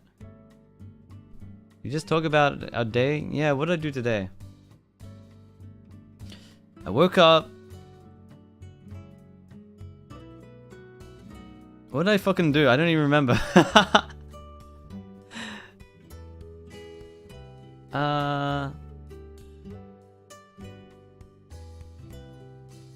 I don't know. I don't even remember. I woke up. I had cereal. I think I was just on my computer this whole time, just looking at Twitter and stuff, and I talked to a friend for a little moment. And I made spaghetti for lunch. I made aglio olio. Guys, I made an amazing discovery. If you eat pizza shapes at the same time as ugly Oreo, it's really, it makes the shapes taste a lot better. Interesting. I don't know, you kind of sacrifice the enjoyment of the spaghetti, but the shapes taste better with like a bit of olive oil and garlic on them, a bit of extra flavor on them. It makes the shapes taste really good.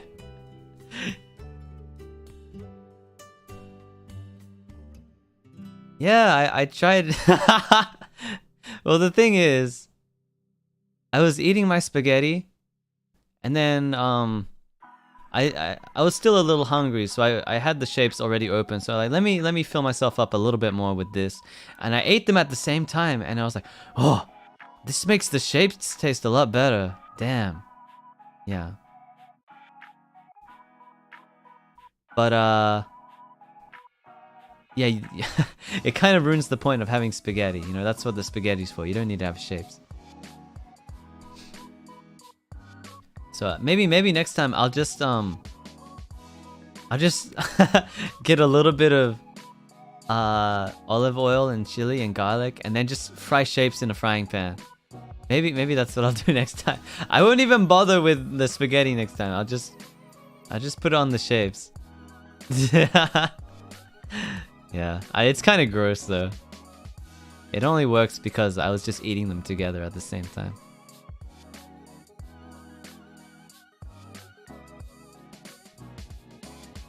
Yeah, shapes.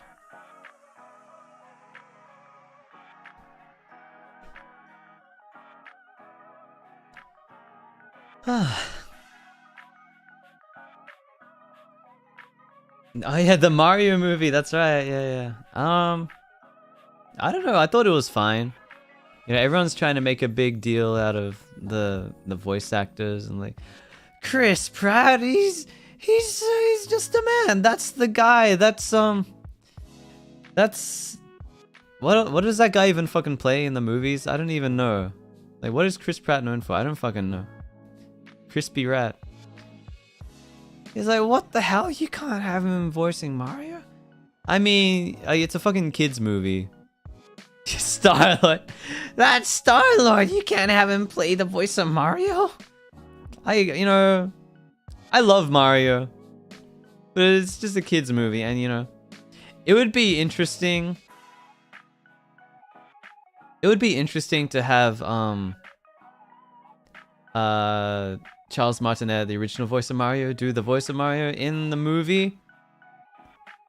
But you know, that's not the vibe that the creators and Mr. Miyamoto were going for. You know, if Nintendo wants to go with you know, these actors, then let them go with them. And you know, it's probably good publicity for the movie as well. If you want the movie to succeed, you know, that's probably a factor as well.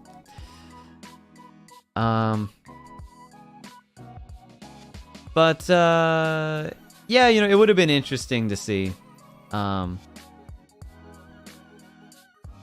a more exaggerated, cartoony, let's go type of voice for Mario as well. But you know, they went with something a bit more subdued, a bit more natural, like I don't know, he just sounds like a regular American dude. Which is fine, you know, he's just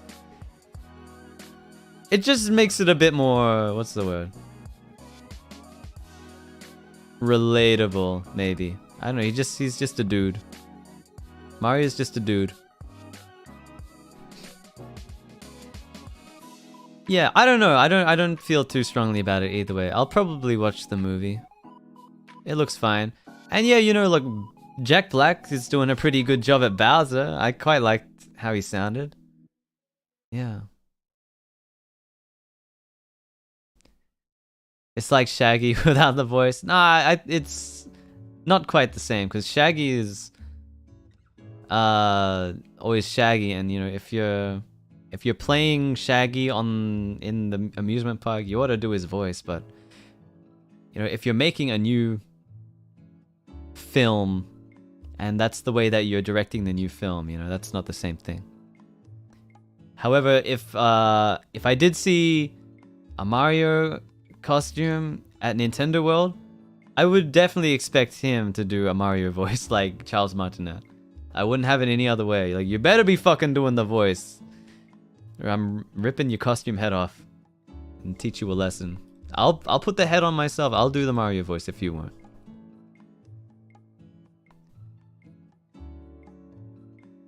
Yeah, maybe that's my next job. I'll go be Mario at Nintendo World.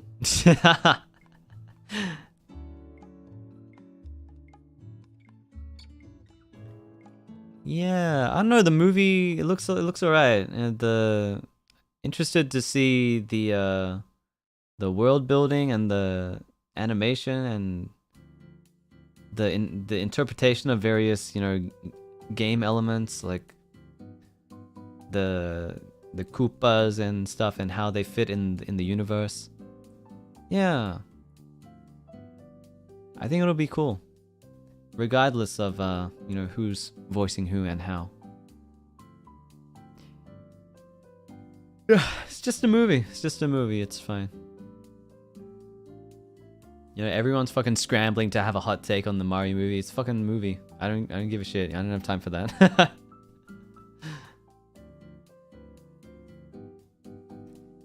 Anyway, yeah, that's Mario. That's Mario. You know what I'm interested to see, apparently they're still planning to make a Metal Gear Solid movie. I'm wondering how they're gonna do the voice for Snake in there, because if anything, that seems like it'll be a little ridiculous to see the guy doing a full Snake voice. You know, it kind of works because it's a video game, and you know, it's a little over the top. But if it's more grounded in reality, like in a live action movie, you know, I wonder like if they could make it work. They're probably gonna go with something a little bit more subdued, right?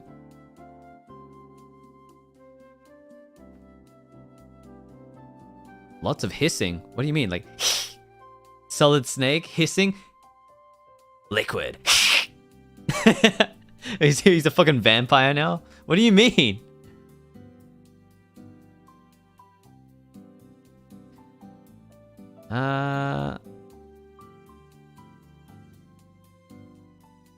Oh, like a snake, because he the snakes. I see what you mean now. Is it a hiss? What sound do snakes make? Is it called a hiss? Like a cat hiss? Like you might be right actually. Snakes do hiss, don't they? Yeah. Hiss. This is Snake. I'm in my nest, guarding my eggs. Stay away from my eggs. That's so ridiculous. Snakes speaking parcel tongue. Damn.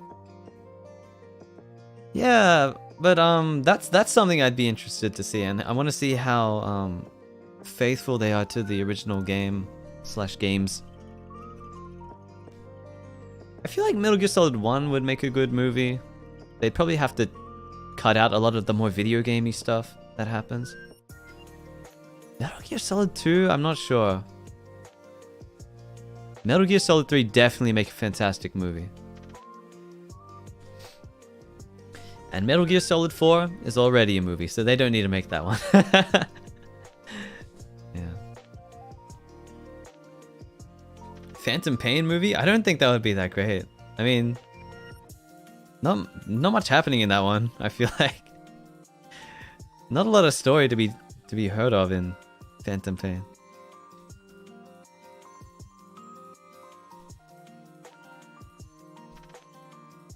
I know it would, if you condense all the like key story points in that game, I guess it would be alright, but it's so spread out in the actual game. Yeah.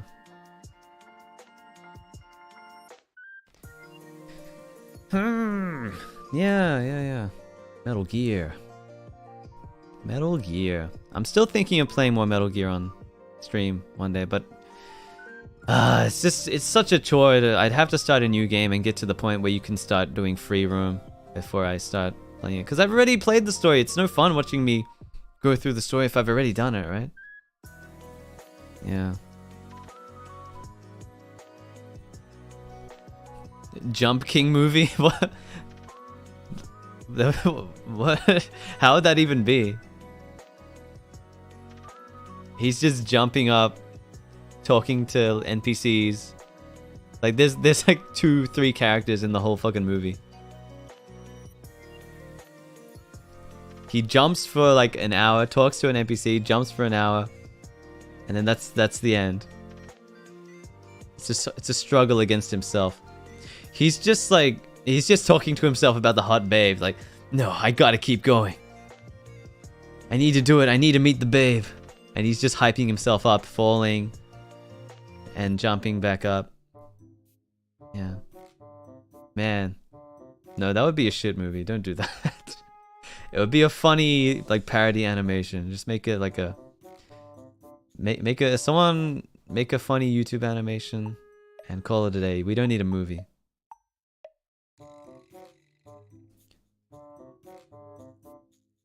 I'm sure there's lore in the game, but you couldn't make a successful movie out of it. Wouldn't work. Ultra Kill movie? I don't know. I don't think it would be that great of a movie. It's too gamey. It's like the whole point of it is that it's an action game, I feel like. It's too like arcade gamey. It'd be hard to make it work. Oh, TF2 movie. Now that's something that would be fucking amazing. You know, they were planning to make a TF2 animated series with Adult Swim, but I don't know, various reasons that didn't end up happening. But we do have the short animations on YouTube on the Valve channel and so on. You got the Meet the Team series and Expiration Day, which is very good. Yeah, those are very high quality animations. I love those. I can recite most of those off by heart. I swear. I've seen them so many times when I was younger. Go on then? Nah, we don't have time for that. Nah. Just watch the damn thing on YouTube. You don't need to hear me say it all myself. But yeah, it would make a fantastic movie or series, I bet. Yeah. They had the same writers for the what do you call it? If for the original animations, or even if you read the TF2 comics, there's some good humor and writing in those as well. I'd like to see those voiced out.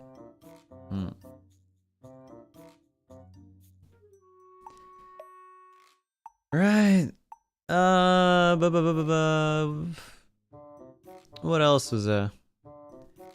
Guys, did you know today is the day of my mama? My mama, Kachiru Mama, the famous manga artist that gave birth to me, that drew my beautiful mug. I can only do this because she drew me with so much love. And I'm very thankful and grateful for everything that she's done for me. So please everyone share the love for Kachiru Mama. Yeah, I really love her art. Her art style is beautiful. I really vibe with it. So much detail, so much style. Character design's fantastic.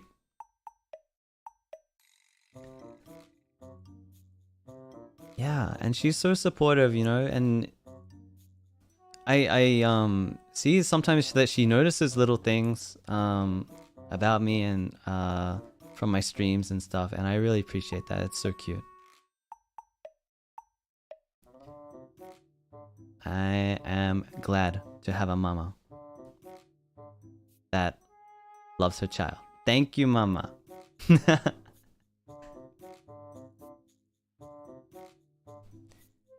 Yeah.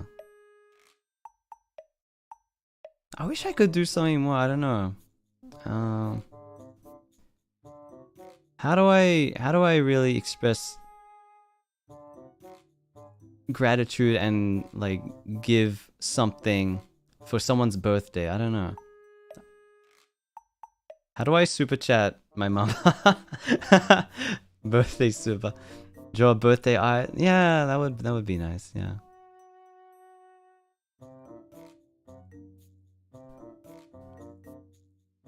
Yeah. Everyone, please remember to appreciate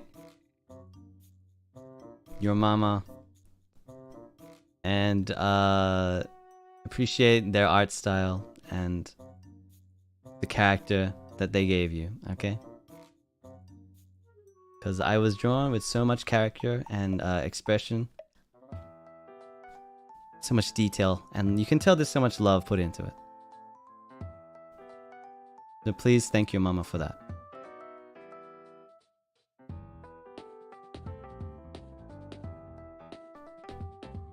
Yeah. All right.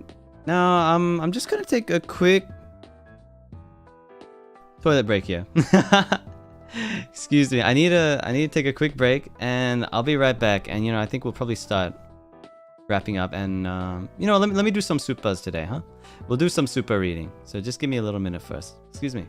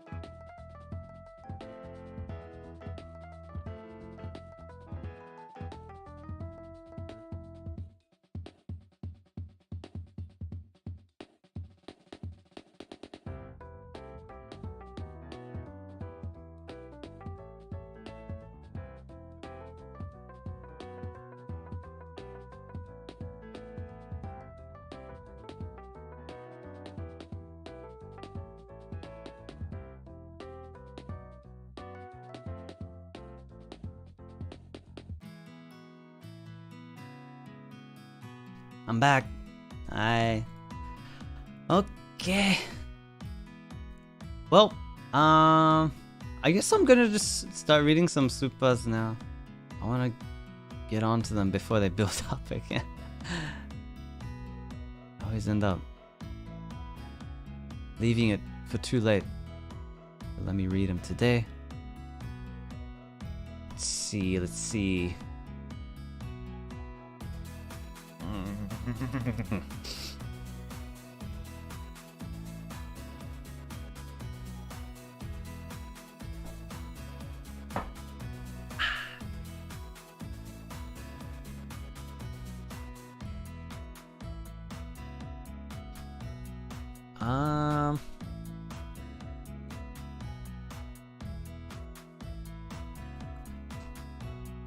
Guys, did I talk good today? Did I do a good job of telling stories? I feel like I'm not very good at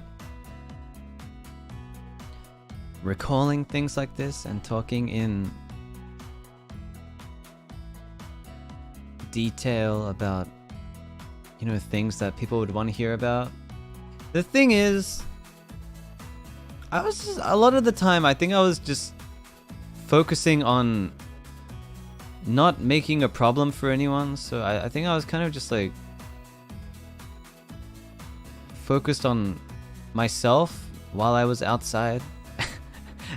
And I don't know, I didn't have much time to pay too much attention to other people, you know what I mean? So I can't remember too many details about what everyone else was doing, but I know what I was doing.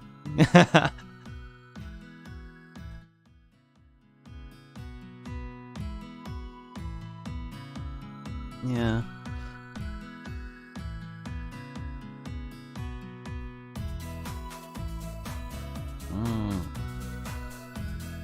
Just being in the moment. Yeah, it's the thing. I wasn't paying attention. I wasn't trying to like I didn't want to take notes or something as I was having my fucking holiday, so I could talk about it on stream. You know, I'm just there to have a good time and just chill out for a bit.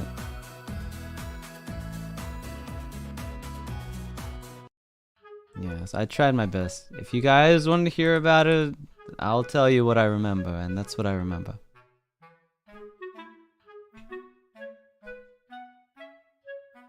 Anyway, let me do some supers. Let me do this. Ah.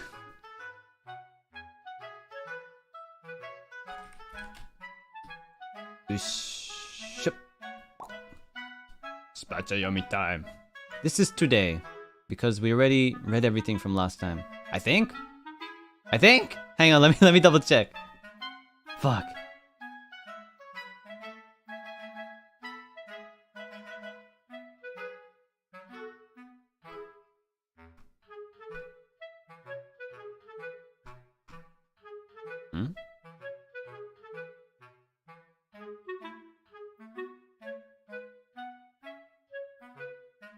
Yeah, I did. Okay. Yeah, I did it. Okay, got it. So, Spacha yomi time. Thank you, Yumi-chan. Thank you, Spades. Thank you, Collapsy. Thank you, Maki. Thank you, Jane. Thank you, Maruko. Thank you, Mashiroe. Thank you, Risako. Thank you, Higashikata. Why only Taicho not wear shoes? Dirty Cho. I always take off shoes when I get inside a house. Usually, almost always. I don't know. Luca wanted to wear his boots, and that's fine. But I guess me and Mari took ours off.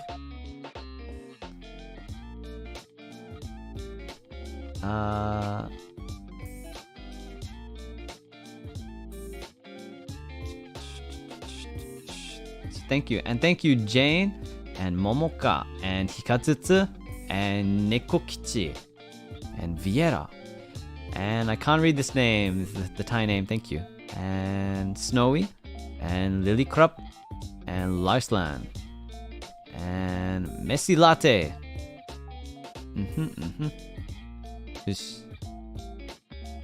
Oh, Larslan, happy birthday, and Messi Latte, happy birthday. And Yin Janice, thank you very much. And oh, happy birthday to Yin Janet as well. Okay, we got a bunch of birthdays. Happy birthday. And Polar Bear. Thank you, Polar Bear. Arigatou. And Shosho. Thank you. And Hongwen. Thank you very much. First super. Thank you. And Risako. Thank you. ありがとうございます。英語勉強中だから変なところあったらごめんなさい。全然大丈夫です。英語伝わってます。大丈夫。ありがとうございます。And Yunon, thank you.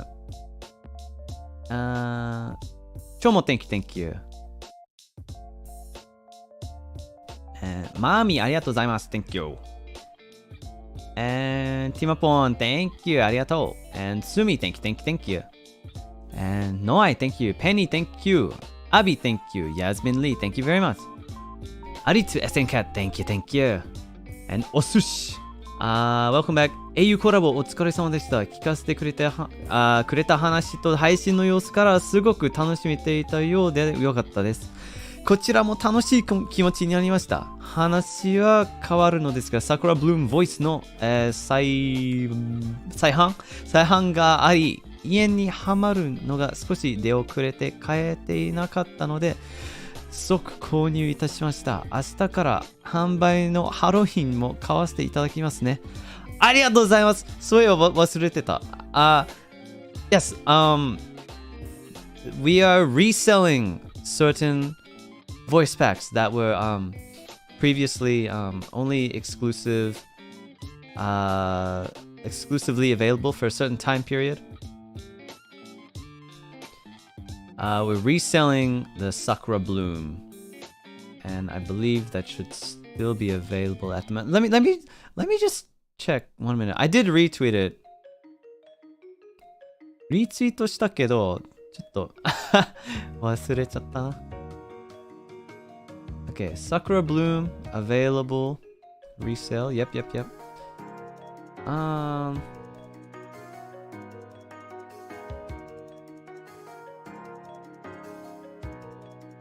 Hi.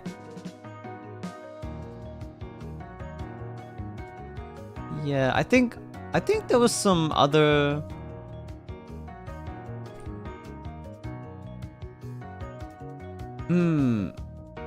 I think there were some other voices that were available. I don't know if I had any involvement in those ones. Just let me check one more thing.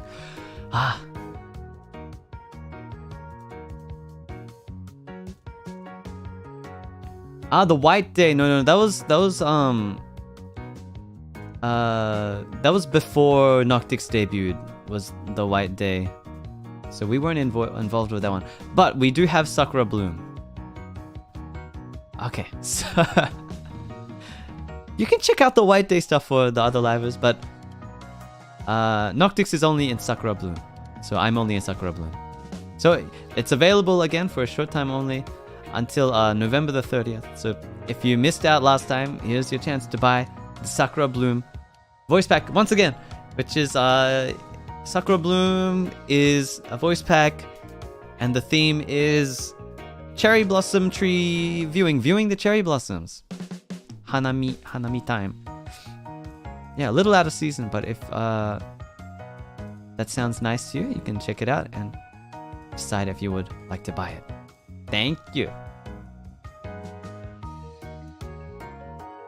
I think a lot of people quite like that one. I had fun recording that one. It was a cute one.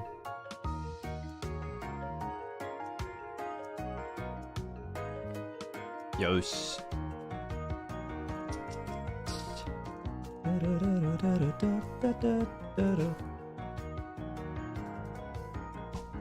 Okay, Osushi, thank you. Arigatou. And Piri, ありがとうございます。Thank you. And Zoe, thank you. Shinyun, thank you very much. Happy birthday in kawaii voice. Socks are cute. I want to buy them too. Okay, for Shinyun, kawaii voice? How do I do a cute voice? I haven't been doing my cute voice recently. How do I do it?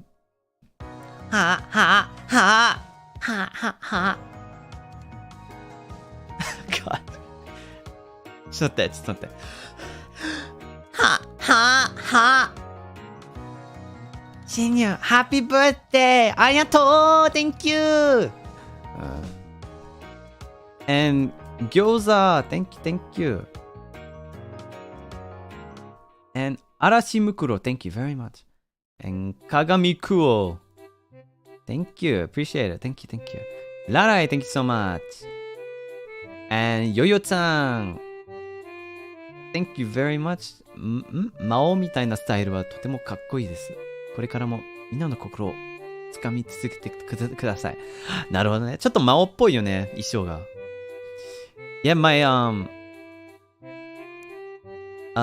outfit for the Halloween art looks kind of like I'm like the like I'm a vampire lord of a mansion or something. Don't you think? Kind of looks like that. Something like that. Yeah. そうだね。ありがとうございます。マニヌナ。おかえり。短い時間だけど待っていたよ。ありがとう !Thank you! ユミコフイ Thank you very much! And サイトありがとうございます Thank you! モエソちゃんありがとう Thank you! モエソちゃん And スーリンありがとうございます Thank you! ケラ Thank you! Midnight Thank you very much!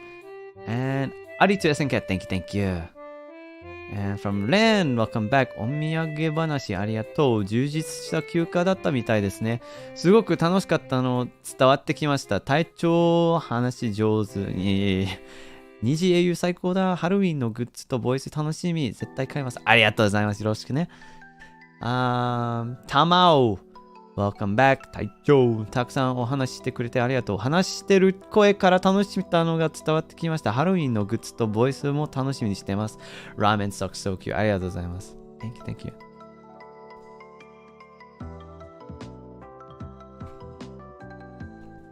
And Sleep Sheep, thank you very much. ありがとう。And 楓、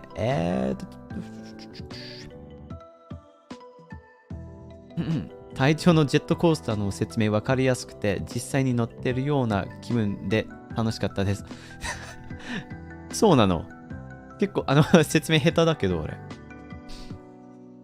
まあありがとう。Thank you.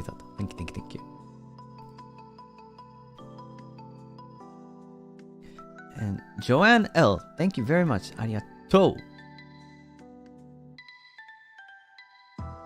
And Ame, thank you, Ame.And Q-chan, thank you so much, Q-chan. And Shichi, thank you so much, Shichi. New voice pack, yeah. And Kosa, big ありがとう Thank you. And Emiru, thank you. And Om, welcome back. Thank you for sharing the story. Seeing you happy really makes me happy. Halloween merch, so cool. I'll surely buy them. Thank you very much. And China, thank you. And Naoe, オフカロボ楽しい時間を過ごせたみたいでよかったです。ありがとうございます、Naoe. Thank you. And Alice, you can do it. Do what? What was it again? Anyway, thank you. ありがとう。And Choco, I listened to the voice sample and loved it. Can't wait for tomorrow. Thank you for sharing. Really had fun listening to different perspectives you shared. Makes me want to go on the theme park. Because I love roller coasters. Glad seeing you have fun in your holidays. Thank you. I had a lot of fun. Thank you so much, Choco. And Ninja Boogie. Thank you. Puit. Thank you. And Fiona, hearing your ZATSUDAN reminds me the moments in Fuji-Q before and the haunted house there was so cool. I don't think I've ever been to Fuji-Q Highland. No. But maybe one day. It sounds fun. Maybe one day. Thank you. I need more water. Gotta grab some more water.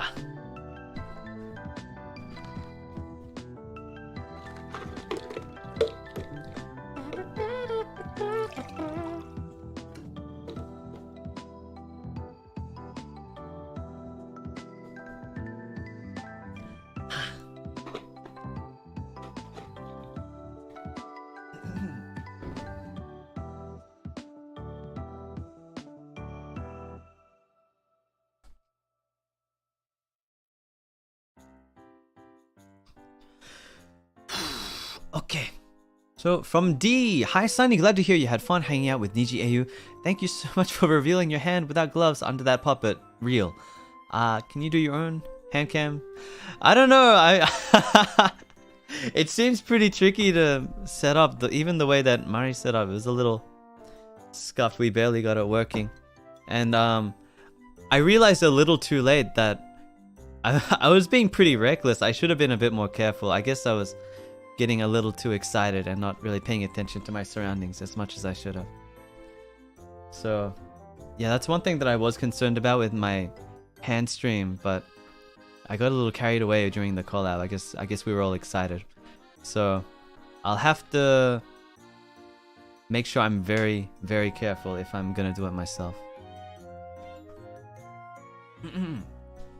I don't know. I don't know, man. Maybe one day. Maybe one day.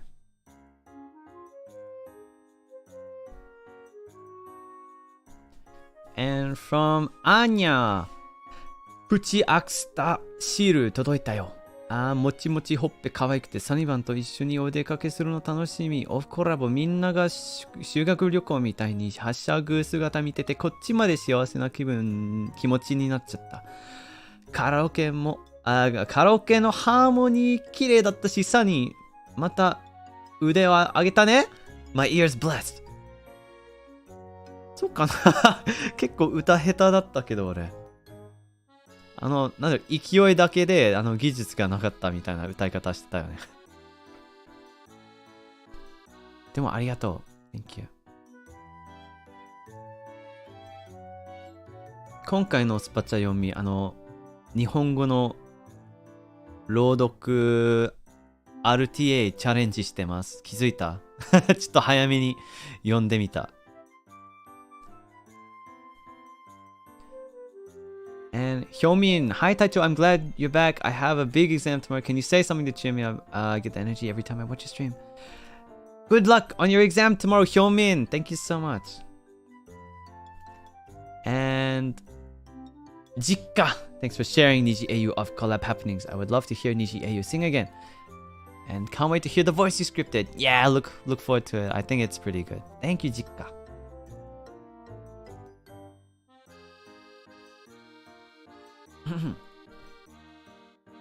そう、ちょっと読み上げの練習としてね、ちょっと早めに読んでみたの。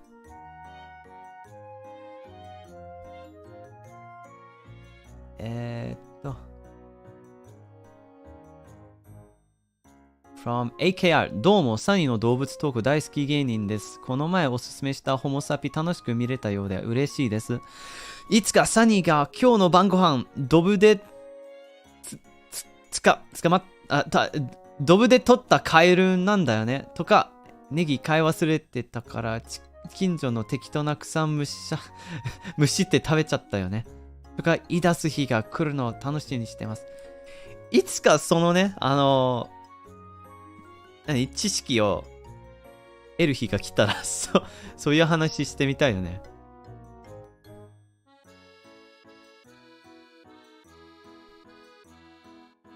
ネギ買い忘れたからそこら辺にある草を取ってすごくない？面白くない？ありがとうございます。Thank you. And Ramens, welcome back. Thank you, Ramens. ありがとう。I had fun, yes.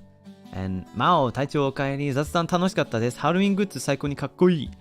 ボイスも楽しみにしてます。楽しみにしてください。ありがとう !Thank you! And Weakness, thank you. And サメジロー。隊長の配信を楽しみにしていました。英雄のみんなと思い出の隊長がすごく楽しそうに話してくれるので、笑顔になって聞いちゃいました。思い出のお裾分けありがとうございます。ハロウィンボイス&グッズも明日が待ち遠しいです。ありがとうございます。Thank you! And how do I read this? Sin says off collab お疲れ様。Who do you want to meet next IRL if you get another off collab? I want to meet the other Noctix members. I want to meet Alvin and Uki and Fuchan and Yugo. Maybe one day. I hope we can meet all together at once. It might be difficult, but Yeah, I just want to meet the other Noctics. Yes, thank you. And Kaya, welcome back. I'm glad that you have lots of fun during the trip. Thank you. Yeah, I did. And Jajids, you did great today, Sonny. I'm glad you enjoyed your trip. Thank you very much. And Leah, I know you talked really well today. One thing I noticed was that you make sound effects with your storytelling, which makes it more engaging. I think I did like a zoom or something with the roller coasters, right? Yeah. This is just to give you like more, what's the word? To be more descriptive, I sort of like give you an idea of what sort of sound it made as well. Yes. Thank you. And Yukari おやすみ満喫できたみたいでよかったです。たくさん聞かせてくれてありがとう。ハロウィンボイスバックパックとグッズも楽しみにしてます。おつさんにありがとう Thank you. And Mona, thank you for sharing your nice holiday and talking about anime. I can't wait to buy and enjoy the Halloween VP and hope I can give Taicho feedback. Yes, I am looking forward to your feedback as well. Thank you. ありがとう. And Jafema, welcome back. Thank you. I'm back. Thank you. And Yoma said, Baka Taicho, miss you so much and love you. Thank you. Chinao says, welcome back. Glad you had a good time. Yes, thank you. Milk latte, ありがとうございます. And Julie, thank you. And Kambe, glad to hear you had lots of fun during the trip. I love ramen sock. Me too. Thank you. That's one of my favorite pairs of socks that I have. And Misaki, 体調お帰りなさい。いつもサニーに元気をもらってるよ。ありがとう。愛してます。ありがとうございます。告白もらっちゃった。ありがとう。And Taicho's Bosch, thank you for sharing the Niji AU of collab stories. Glad you had fun. Yeah, thank you. And Sakura, welcome back. Thank you. Arigato. And Doki, thank you for Zatsu. It's so nice to hear how you had fun on the off collab. Thank you. Arigato. And Vieira, thank you. And Hannah, said, Taicho, welcome back. Glad you had fun. Miss you so much. Can't wait to buy you Halloween goods. Yes, thank you so much. Look forward to it. And Nami, my first super for Taicho. I don't know why, but I'm so nervous. Can you say don't be nervous? Don't be nervous. It's okay. It's just a super. I really appreciate your message and your donation. I really appreciate it so much. Thank you so much. You don't need to be afraid of anything. It's just a little message. Thank you. And Ame, thank you. And Mai says, thank you for telling your off collab story. So fun and did a good job that you cheered for me. Thank you. No, thank you. Arigato. And Liarian, thankful for this Zatsu. I love the Niji AU off kai. And I'm glad to hear you share about stuff you like. Thank you. And from Chomo said, たくさんお話ししてくれてありがとう。思い出作れてよかったね。そういえばいつかの配信で隊長が生のネギ丸かじりしてたのを思い出して私も生で食べてみました。美味しかった。素敵な食べ方教えてくれてありがとう隊長。なんでそんな自信のない言い方で言うの美味しかった。嘘でしょ。別に無理に生で食べる必要はないからね。それ俺が生の方が好きだから。お前らは別にやんなくていいよ。Thank you. でもそのチャレンジ精神、尊敬します。ありがとうございます。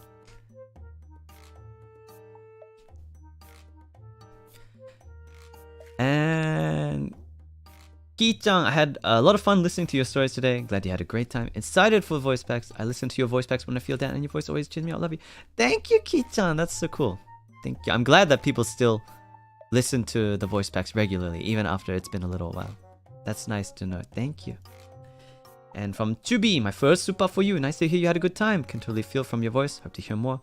We'll check out the new voice pack for sure. Sorry if my English is a bit off. No, it's fine. No problem with your English. Thank you, Chubi. And Sheriru, welcome back. Thank you for sharing your holiday. Can't wait to buy the Halloween VP. Thank you. Yoroshiku ne. Thank you. And Purito, just want to say you've done very well, Taicho. Your Zatsu really interesting and fun today. I hope so. I tried my best. Thank you so much. And Shyly, glad to have your lively spirit back, Taicho. Looking forward to Halloween voice back tomorrow. Thank you, Shyly. Arigato. And Pe says, 楽しかったそうでニコニコしました。arigato. Thank you. And Lulu, thank you for sharing off-collab stories. We can feel you have so much fun in the trip. Always happy to hear you sharing happiness to us. Thank you. Yeah, I'm glad that I can try to share some of my happiness with everyone. Thank you. And Joshua, glad to hear you enjoyed the trip. I love ramen socks. Me too, thank you. And Okayu says, お帰りなさい。たくさんお土産話聞けて嬉しかったです。ハロウィンの衣装がとてもかっこよくて、この人がラーメン靴下を履いているんだと思ったらほっこりしました。ボイスも楽しみです。よろしくありがとうございます。Thank you! And Yoshi, お帰り。It's not like we missed you or anything. Lie. Thank you. And Lillian says, try to say this means I love you so much in Vietnamese. We can try some Vietnamese. Let's see. Okay. Anh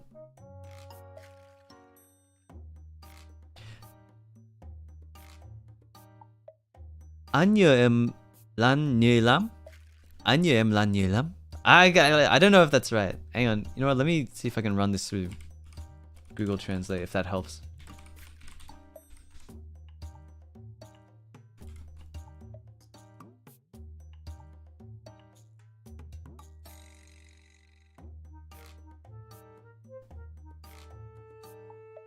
Anh như em lăn nhiều lắm. Hang on.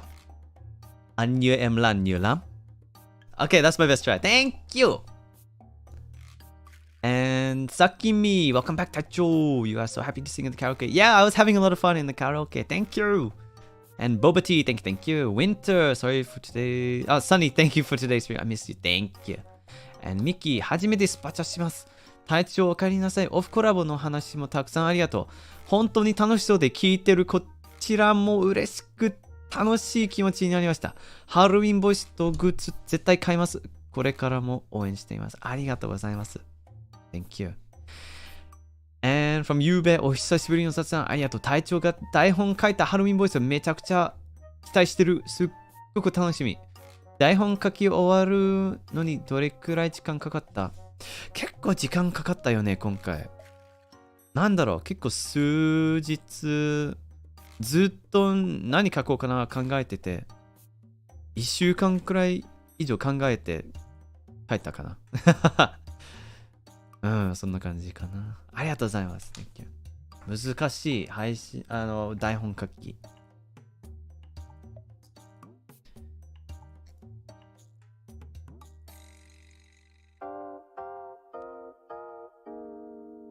こういうの結構悩んで書いてるんだよね。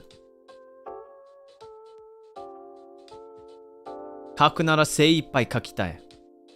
Yeah, I always wanna...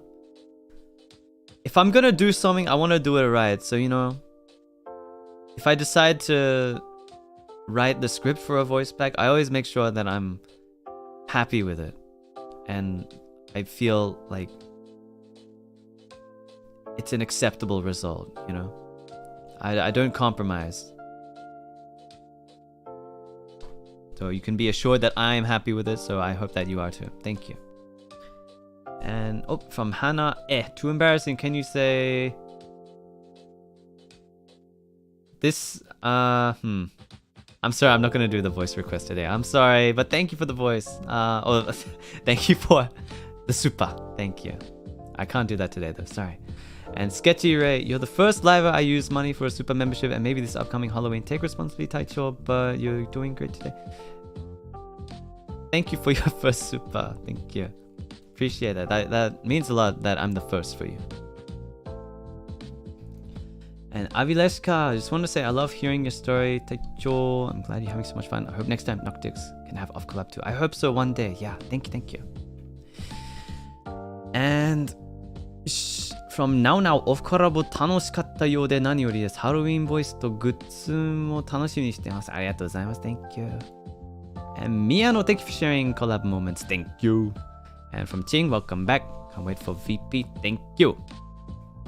And that wasn't my first super. I know, but you say I'm the first liver.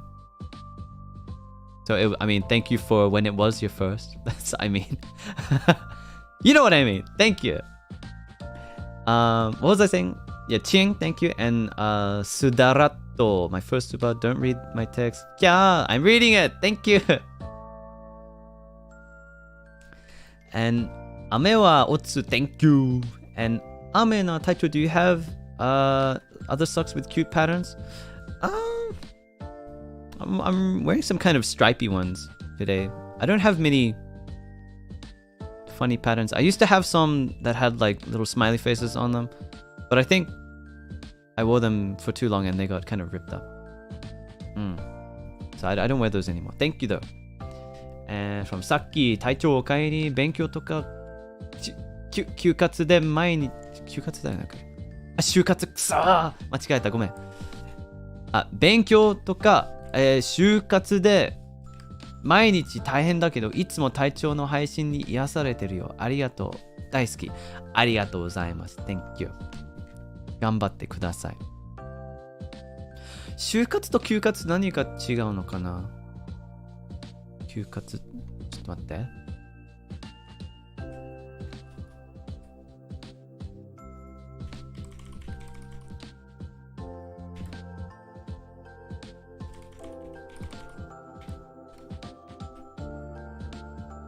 あれ休活違うか休活給食かな給食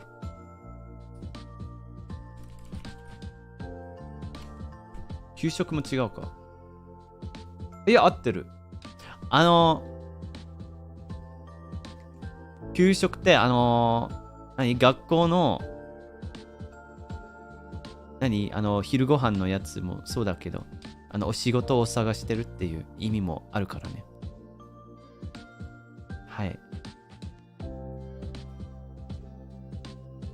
そっか、求めるの9か、そっか。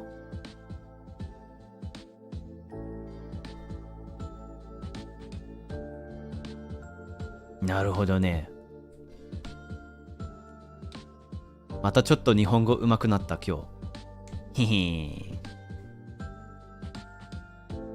OK、ありがとうございます。And from Debbie, Kachiru Mama, happy birthday. Thank you for drawing Sunny so beautiful and always send so much love to Sunny. Indeed. Thank you very much, Kachiru Mama, and thank you very much, Debbie. ありがとう。And ニア、おかえり。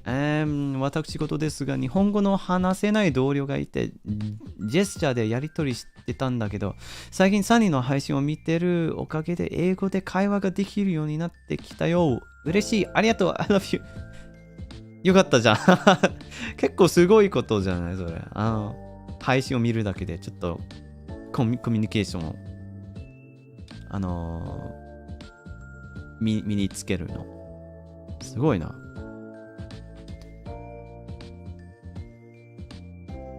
その同僚と仲良くしてください。ありがとうございます。なおちゃん、幸せな休暇だったね。楽しいことがあったと次の日とか、何もやる気が起きなくなるし、寂しい気持ちになっちゃうけど、体調はどうかな。そういう日もあるよね。子供の頃に、寝泊まりっていうか、友達がうちに泊まってきた、次の日とか、帰っちゃうときに、ちょっと寂しくなった記憶があるんだよね。お泊まりね。お泊まり会。そう、帰ったらめっちゃ寂しい気持ちになっちゃった。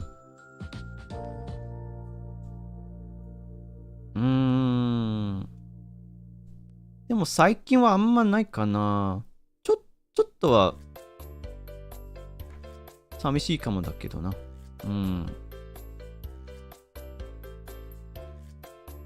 まあ、きっとすぐ会えるからね。いつもネットで話してるし。そう、大人になったからね。そうだね。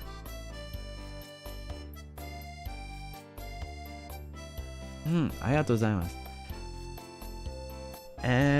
さて、お帰りなさい。虹英雄の話たくさん聞かせてくれてありがとう。オフコラボ配信の時の隊長のラップかっこよかったよ。ありがとうよ Thank you Saji Masaya tried to buy the ramen socks but already sold out Too bad I wonder if a bunch of people saw my socks and tried to buy it なるほどね Sonny Brisko influence on the economy, on the sock economy. I'm buying all the sock stocks. I'm doing insider trading.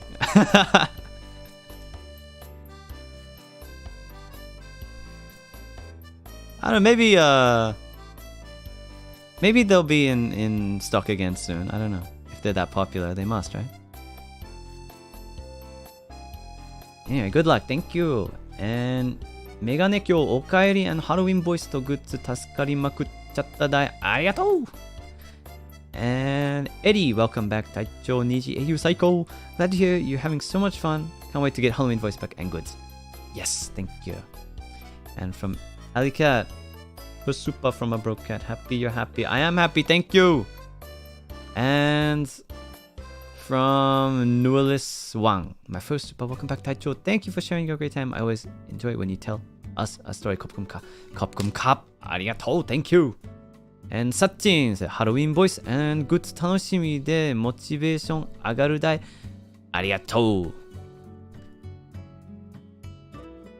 そのモチベーション何に使うかわからないけど頑張れ。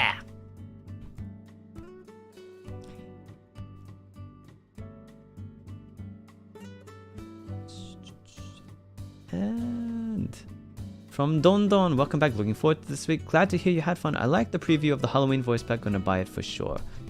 Please do. Thank you. And Dolce, watching your stream after a long day of working makes me feel recharged. Just want to let you know your voice is amazing and saves people like me. Thank you. And Kinako, Halloween も似合う男サニーブリスコ。俺の財布が火を吹くぜ。財布から火が出るのどういうこと金が燃えてるじゃん。大丈夫かそれあ、そういうこと？お金なくなっちゃうってことなるほどね。ありがとうございます。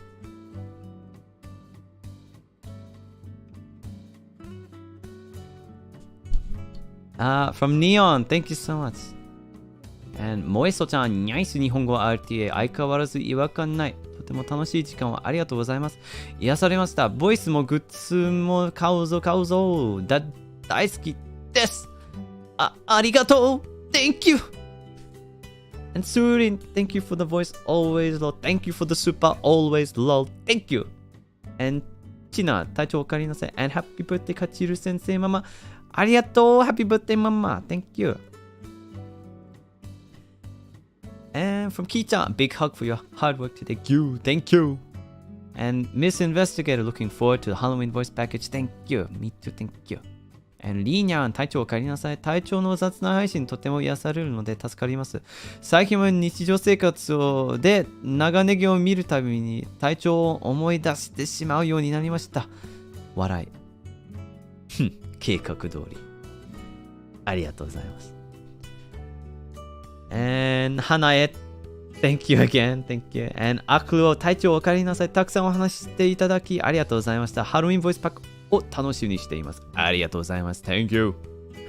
And マシャ、体調お帰りなさい。体調の話してることを理解したくて英語の勉強を始めました。はい、なるほど。三日坊主にならないように、下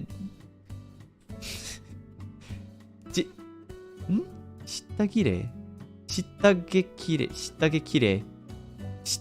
してもらえると嬉しいです。あえて少し難しい漢字使ってごめんなさい。だと思った下着きれい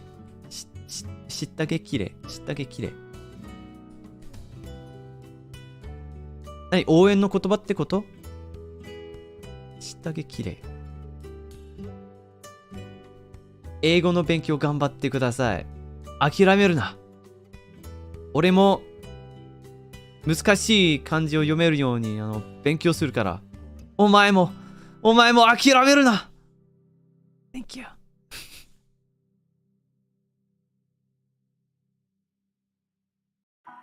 イントネーションしたげきれいしたげきれいしたげきれいしたげきしたげきれいこんな感じしたげきれいこんな感じ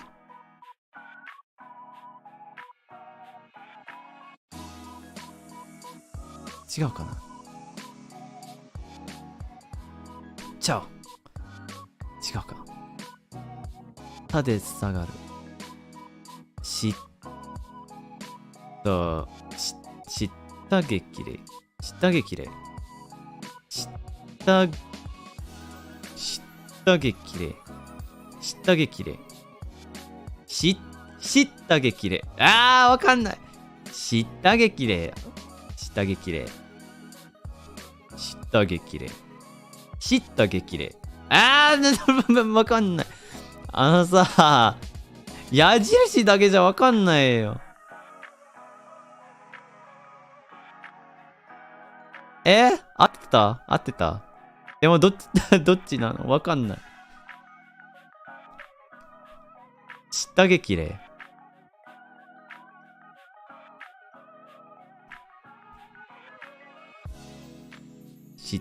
したげきれいもう諦めよう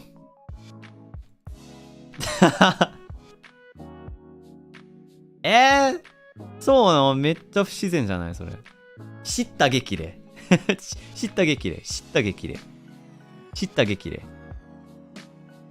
ちょっと違和感あるけど大丈夫かな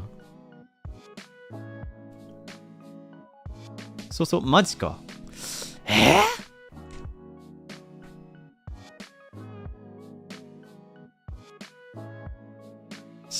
したげきれいうわいや絶対違うやんそれいやこれは諦めるわとりあえず OK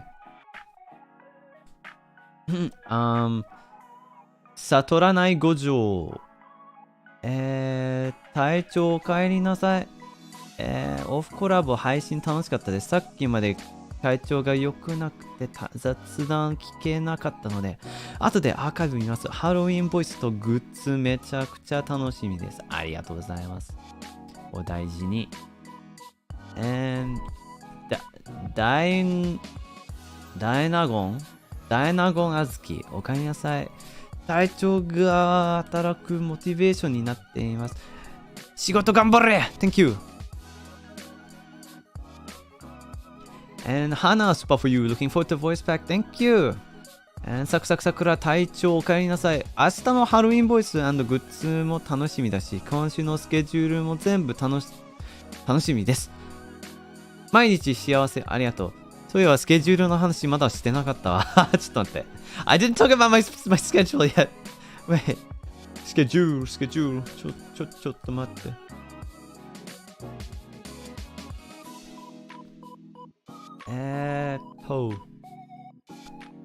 どこだっけ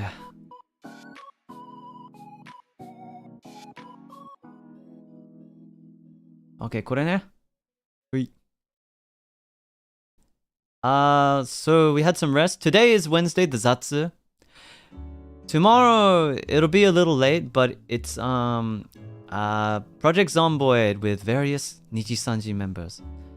And Alban is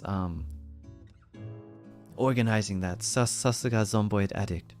So he's invited a whole bunch of people to play with us, and I'm sure it's gonna be a good time. I don't know exactly what format this is gonna take. I heard a little bit, but whatever it is, it's gonna be good. It's if we're playing Zomboid with a lot of people. Yeah.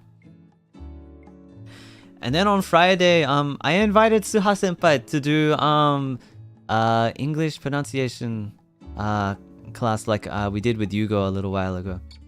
So I'm gonna do a similar thing on my channel, and Suha Senpai said he wants to learn some English, so I'm gonna try my best to become Sunny Sensei again and teach him some stuff that he might want to know.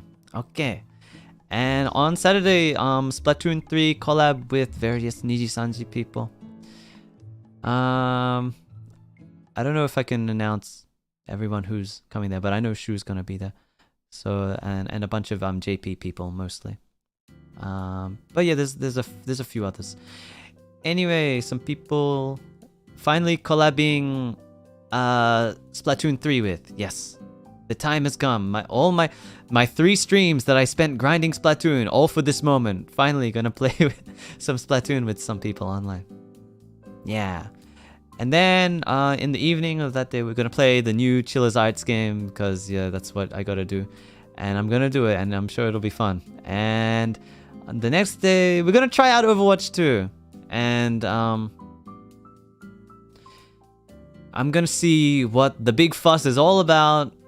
Overwatch, I played a lot of Overwatch in the past.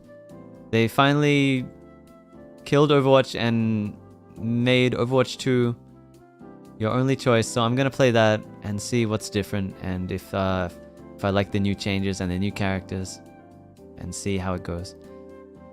I'm interested in the mechanical changes, if there are any.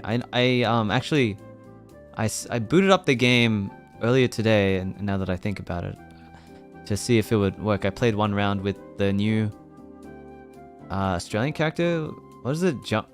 Junker Queen? Fucking trash character. I hate that thing. I'm never playing her again. But I'll probably play some of the other new characters and see how I like them. I probably like those better. Anyway, look forward to Overwatch 2, and you know, maybe we'll have some Overwatch 2 collabs in the future too. That's the schedule for this week. Not too crazy, but I got some stuff that I wanted to do in there, so I'm glad we're doing those. Yeah, okay. I want to take another break soon. I haven't planned exactly when, but I feel like I still need a bit of a longer break. I don't know when it's gonna be though. I just you know, we had a few breaks of streaming, but I didn't have much time to just purely relax, and you know, I want to work on some other things as well. You know what I mean? And I didn't have much time to do that while I was away from home. So yeah, I don't know when it's gonna be. Maybe next week, maybe the next one, who knows. But just a heads up, I'll probably take another slightly longer break sometime soon. Yeah. Just a heads up, just so you know how I'm feeling. Alright. Back here.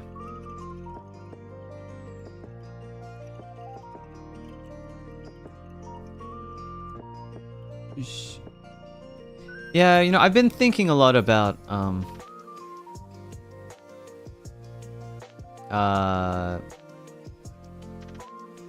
what kind of direction I want to take my channel recently. I've been thinking about it since a long time ago, and I have a lot of thoughts, but I just haven't really put them into practice. You know what I'm saying? Yeah, and you know, I don't mind how things are right now. You know, I'm pretty comfortable, but you know, I have my ideals and I have my aspirations. So yeah, there are probably certain changes that I am looking to realize, but just have not got around to them just yet. I'm being very vague right now, but you know, I'll talk about it later after I've thought about it some more. Anyway, some more supers before we end. Kira BBB, trick or treat. Too early? A little bit too early, but thank you. And from Namu, 体調オフコラボのお話たくさんありがとうございました。明日のボイスもグッズも楽しみにしてます。大好きです。ありがとうございます。Thank you. And from Kit, glad to hear you had how much fun you had. You all should come down to Melbourne sometime too. Big coffee culture times for your enjoyment.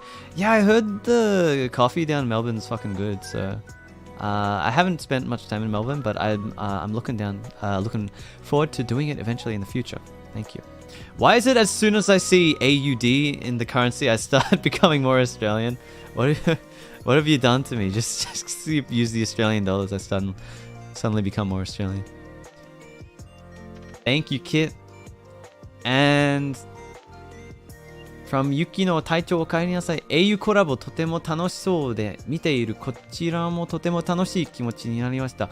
そして体調の日本語がどんどん自然になってきていてびっくりしました。私も英語の勉強頑張ります。ハロミポス楽しみにしています。ありがとうございます。今日ちょっとスラスラ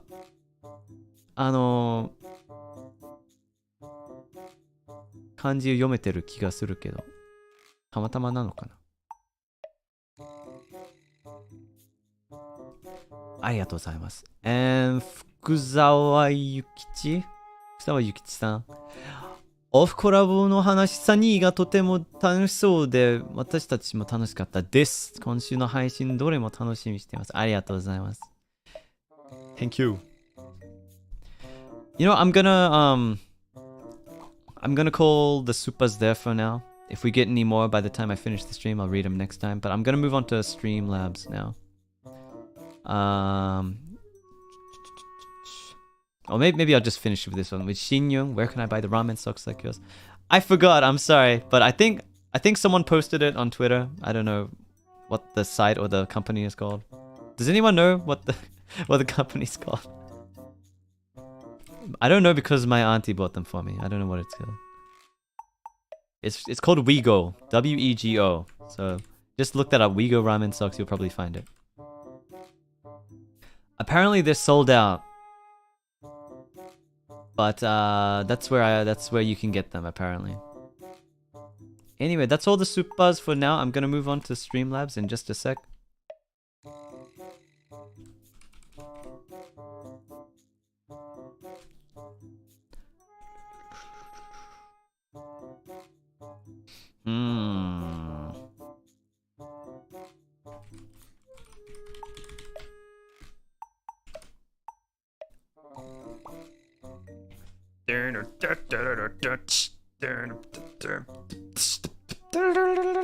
This is my remix of the stupid BGM.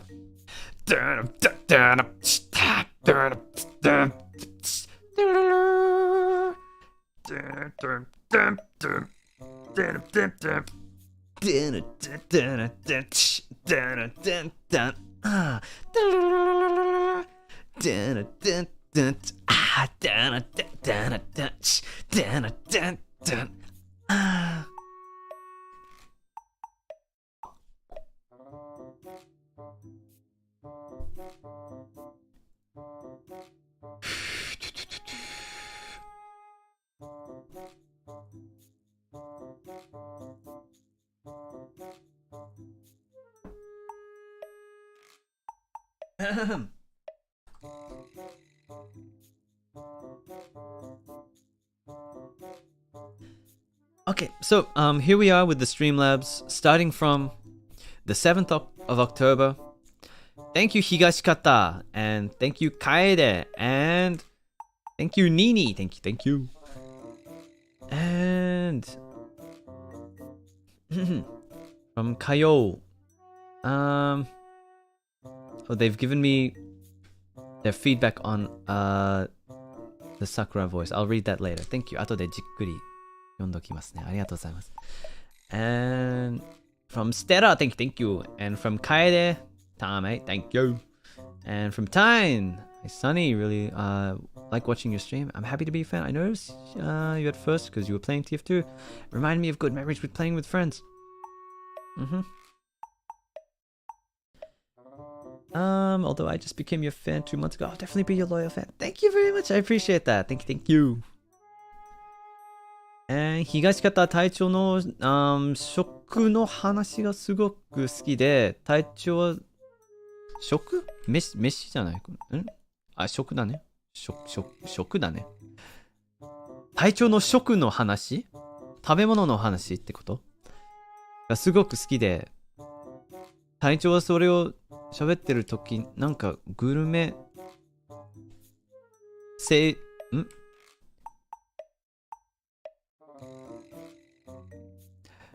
グルメ。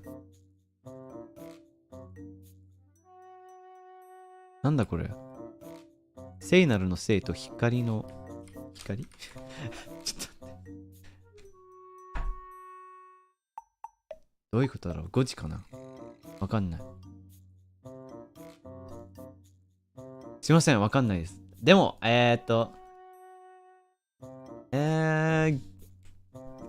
激幸せそう。普段は食欲がないタイプでも、こう見ていると何か食べたくなってる。最近は多分自分で唐揚げヘボを挑戦したい。とにかく体調がずっとたくさん美味しいものを食べられるように祈ってるね。ありがとうございます。これからも料理頑張ります。And from Mona, here's my dream. I played an OLG about zombies and survival. When I logged in, system notified top players had killed all zombies and rebuilt downtown. What newbies could do but chilled and had nice food. Not bad. It even came another game. Oh, naruhodo. I like games where video game. I like dreams where real life becomes like a video game.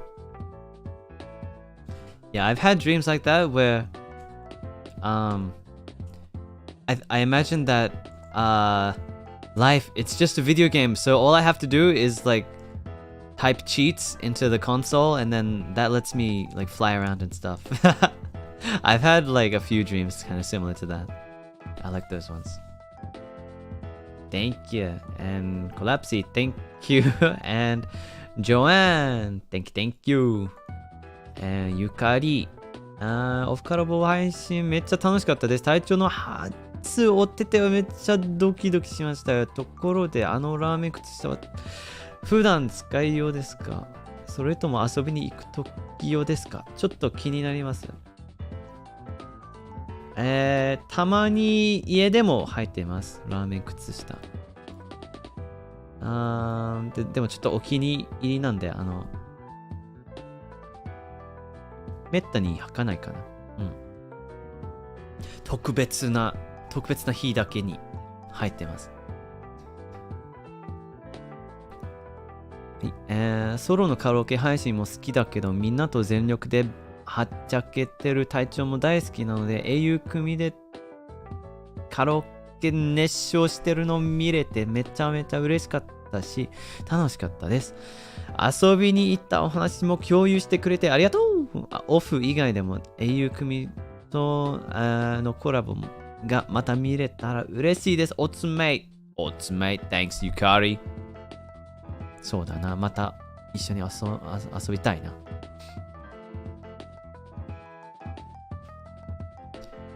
And ゲソ、最近サニがいつも食べているシェイプスピザ味があまりにも気になって、ちょっとオーストラリアから注文して食べてみようと思っています。せっかくなんでついでに他のスナックも一緒に買ってみたいのですが、オーストラリアのお菓子の中でシェイプスピザ味以外におすすめのものがありますか？気が向いたら教えてください。いつも配信ありがとう。そうだな、俺のお気に入りのお菓子といえばピザ味シェイプス、ティムタム、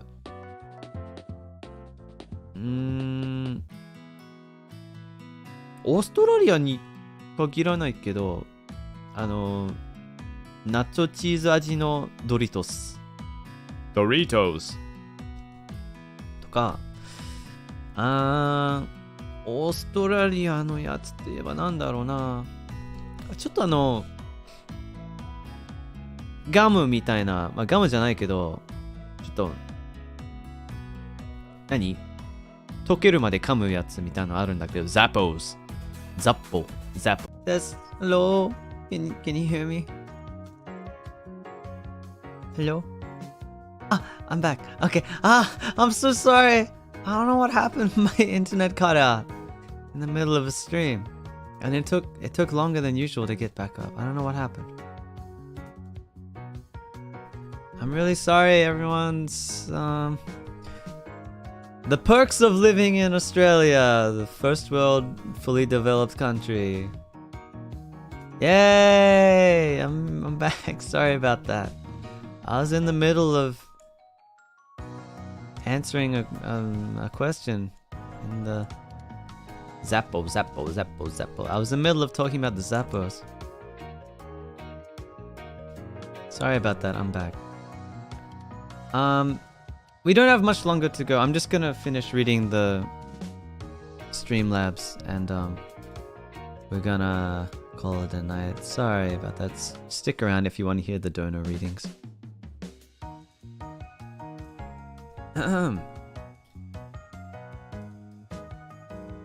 なんだっけ、そうちょっとガムのようなちょっと酸っぱい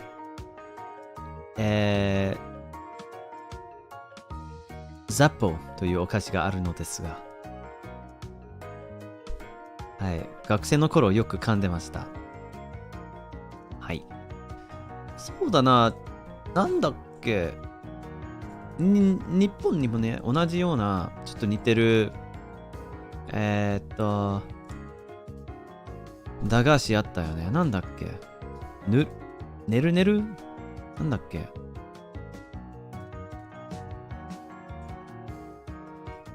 なんか箸でねる違うけどなんだっけ、練り飴かな、多分練り飴に近い。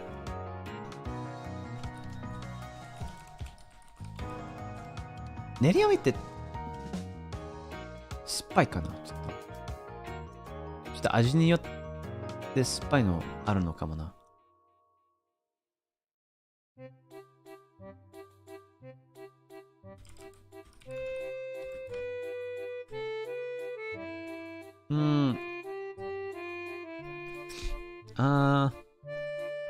酸っぱくはない。そっか。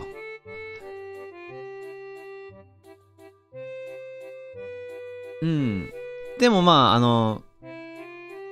ガムに似てるけどガムではない。はい、ちょっと酸っぱい噛む系のお菓子です。はい。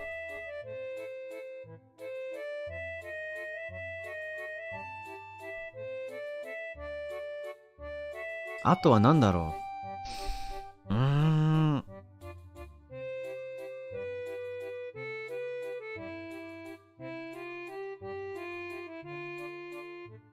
それ以外あんま思いつかない。すいません。とりあえずシェイプス食べてみてください。ありがとうございます。Sisse. That's nice. Thank you, Sisse. And Muge. Thank you very much. Appreciate it. And from V. Hope you had a great trip. Off Club was so fun to listen to. Was there a favorite part for you specifically during the hangout? Throughout the whole experience, I don't know, there was a few times during the rides that I thought, yeah, this is what it's all about. And then I think during the karaoke was some of the most fun that I've had in a while. That was a lot of fun, yeah.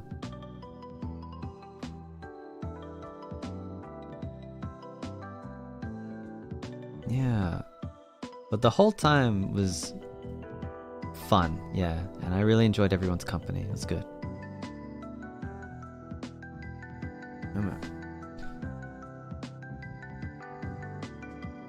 Thank you. And Kaede, arigatou gozaimasu. Thank you. And Joshua, thank you. And Mint, thank you. And Iya, thank you very much. Arigatou. And Des, thank you so much. And Lily, had a fantasy dream with you and Noctix. It took place in a Hogwarts-style academy.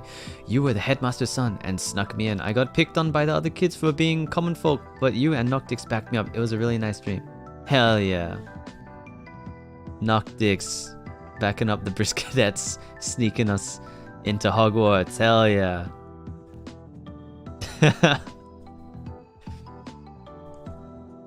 Muggles can be wizards too. Muggleborns can be wizards too. It's fine.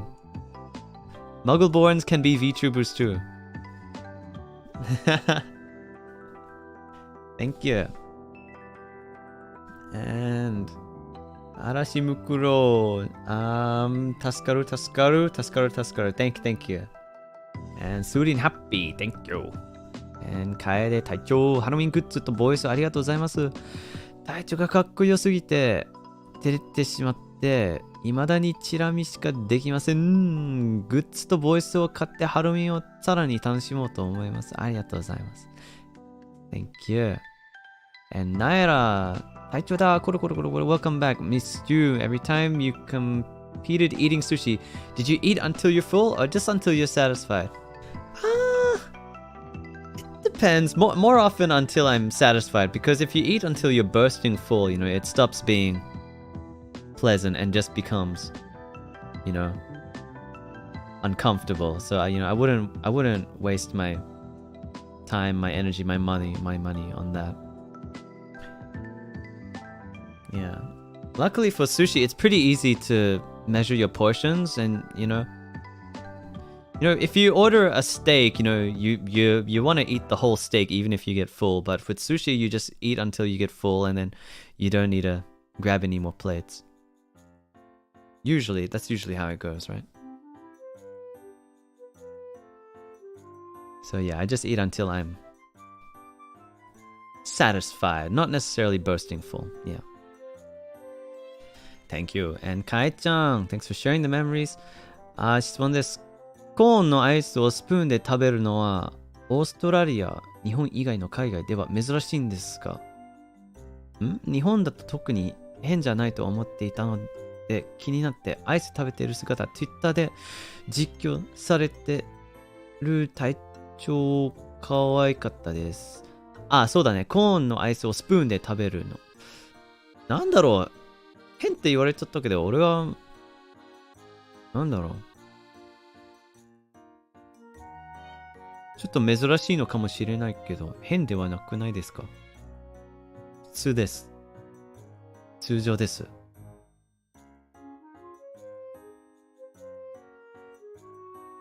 ありがとうございます。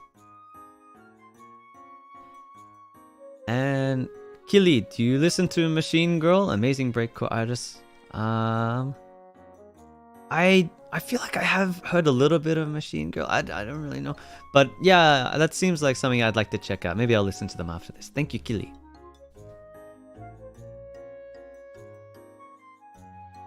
And Lena, thank you very much. And Kat Katrine, thank you.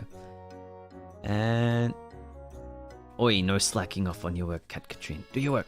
Go. Thank you. And Ching, thank you. And Shiki, ありがとうございます. And Babana, thank you very much. And Han, your Halloween art is very edible. Nice and welcome back, I guess. What do you mean by that? Edible. Thank you though. And this. Yeah, thank you very much, this. And Echoic.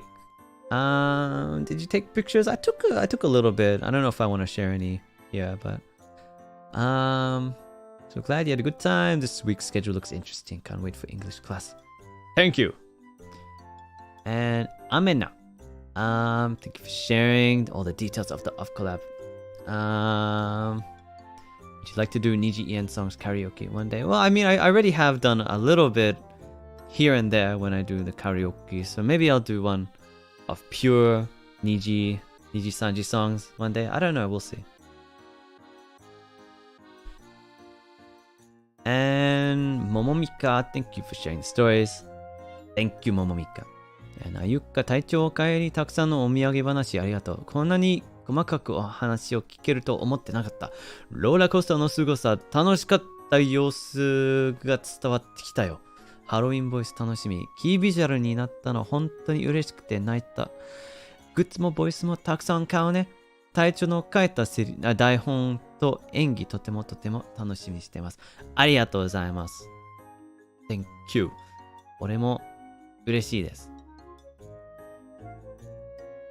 And Usagi P, thank you. Yuri, thank you. And Hareyon, tomato sauce, thank you.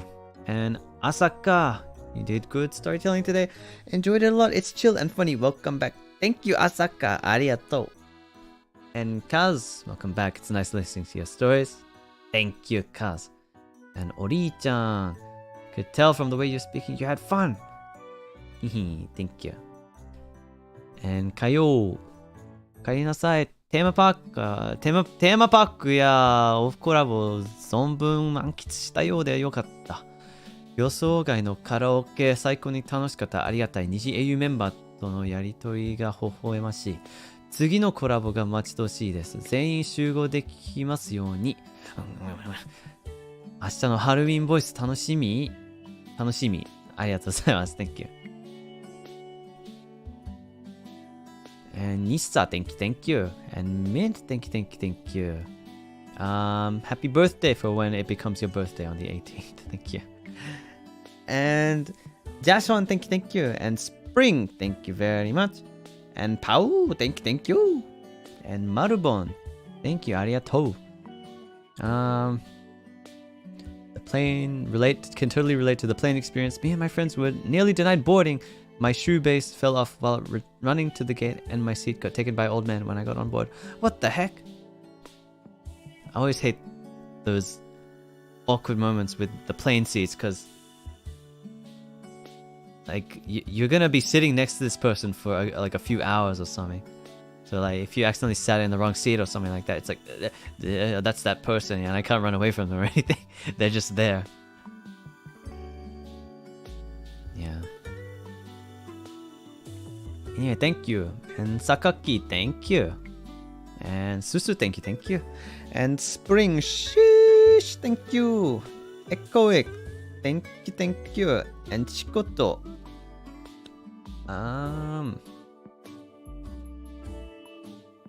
Yeah, thank you, appreciate it.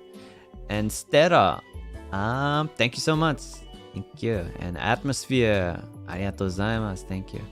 And Mel, thank you. And Atmosphere, rap mecha kakkoi, thank you.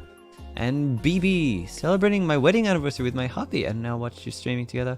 We're hoping to celebrate any moment with your stream every year. And happy birthday to Kachiro, Mama, love you.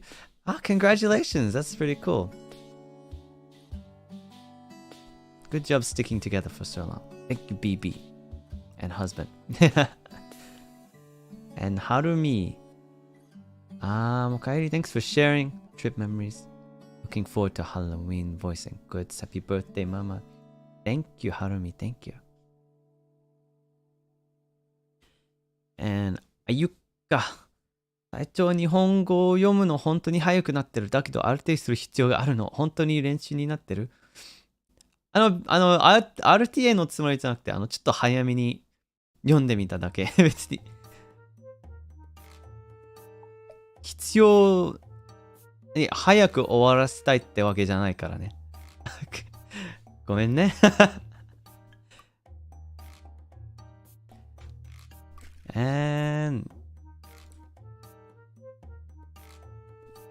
カンカン久しぶりですね。最近ちょっと仕事が忙しくて疲れるけどとても面白い。ありがとうございます。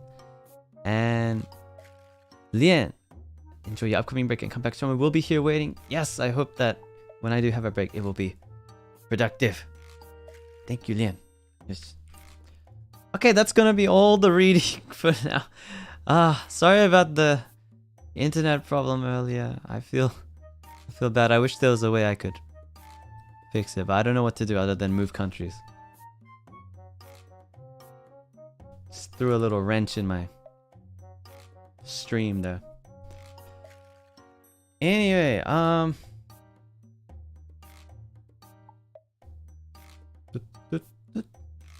that's all for today. But see everyone at the other streams we have planned for the rest of the week. See you tomorrow for Project Zomboid. I'll be streaming my POV. And looking forward to having some good times with everyone. And all the rest of the streams. So thanks everyone for coming today. I appreciate it. Thank you for a warm welcome back. Thank you for your support. Thank you for Supers, Donos, members, everything. Thank you, thank you, thank you. Thank you for talking with me. I appreciate your time. So I'm gonna go now. Get some rest. I ended up streaming pretty late today. Damn. Need to sleep soon. So that's it. Thank you. Bye bye. Arigato. Thank you, thank you, thank you, thank you. Bye everyone.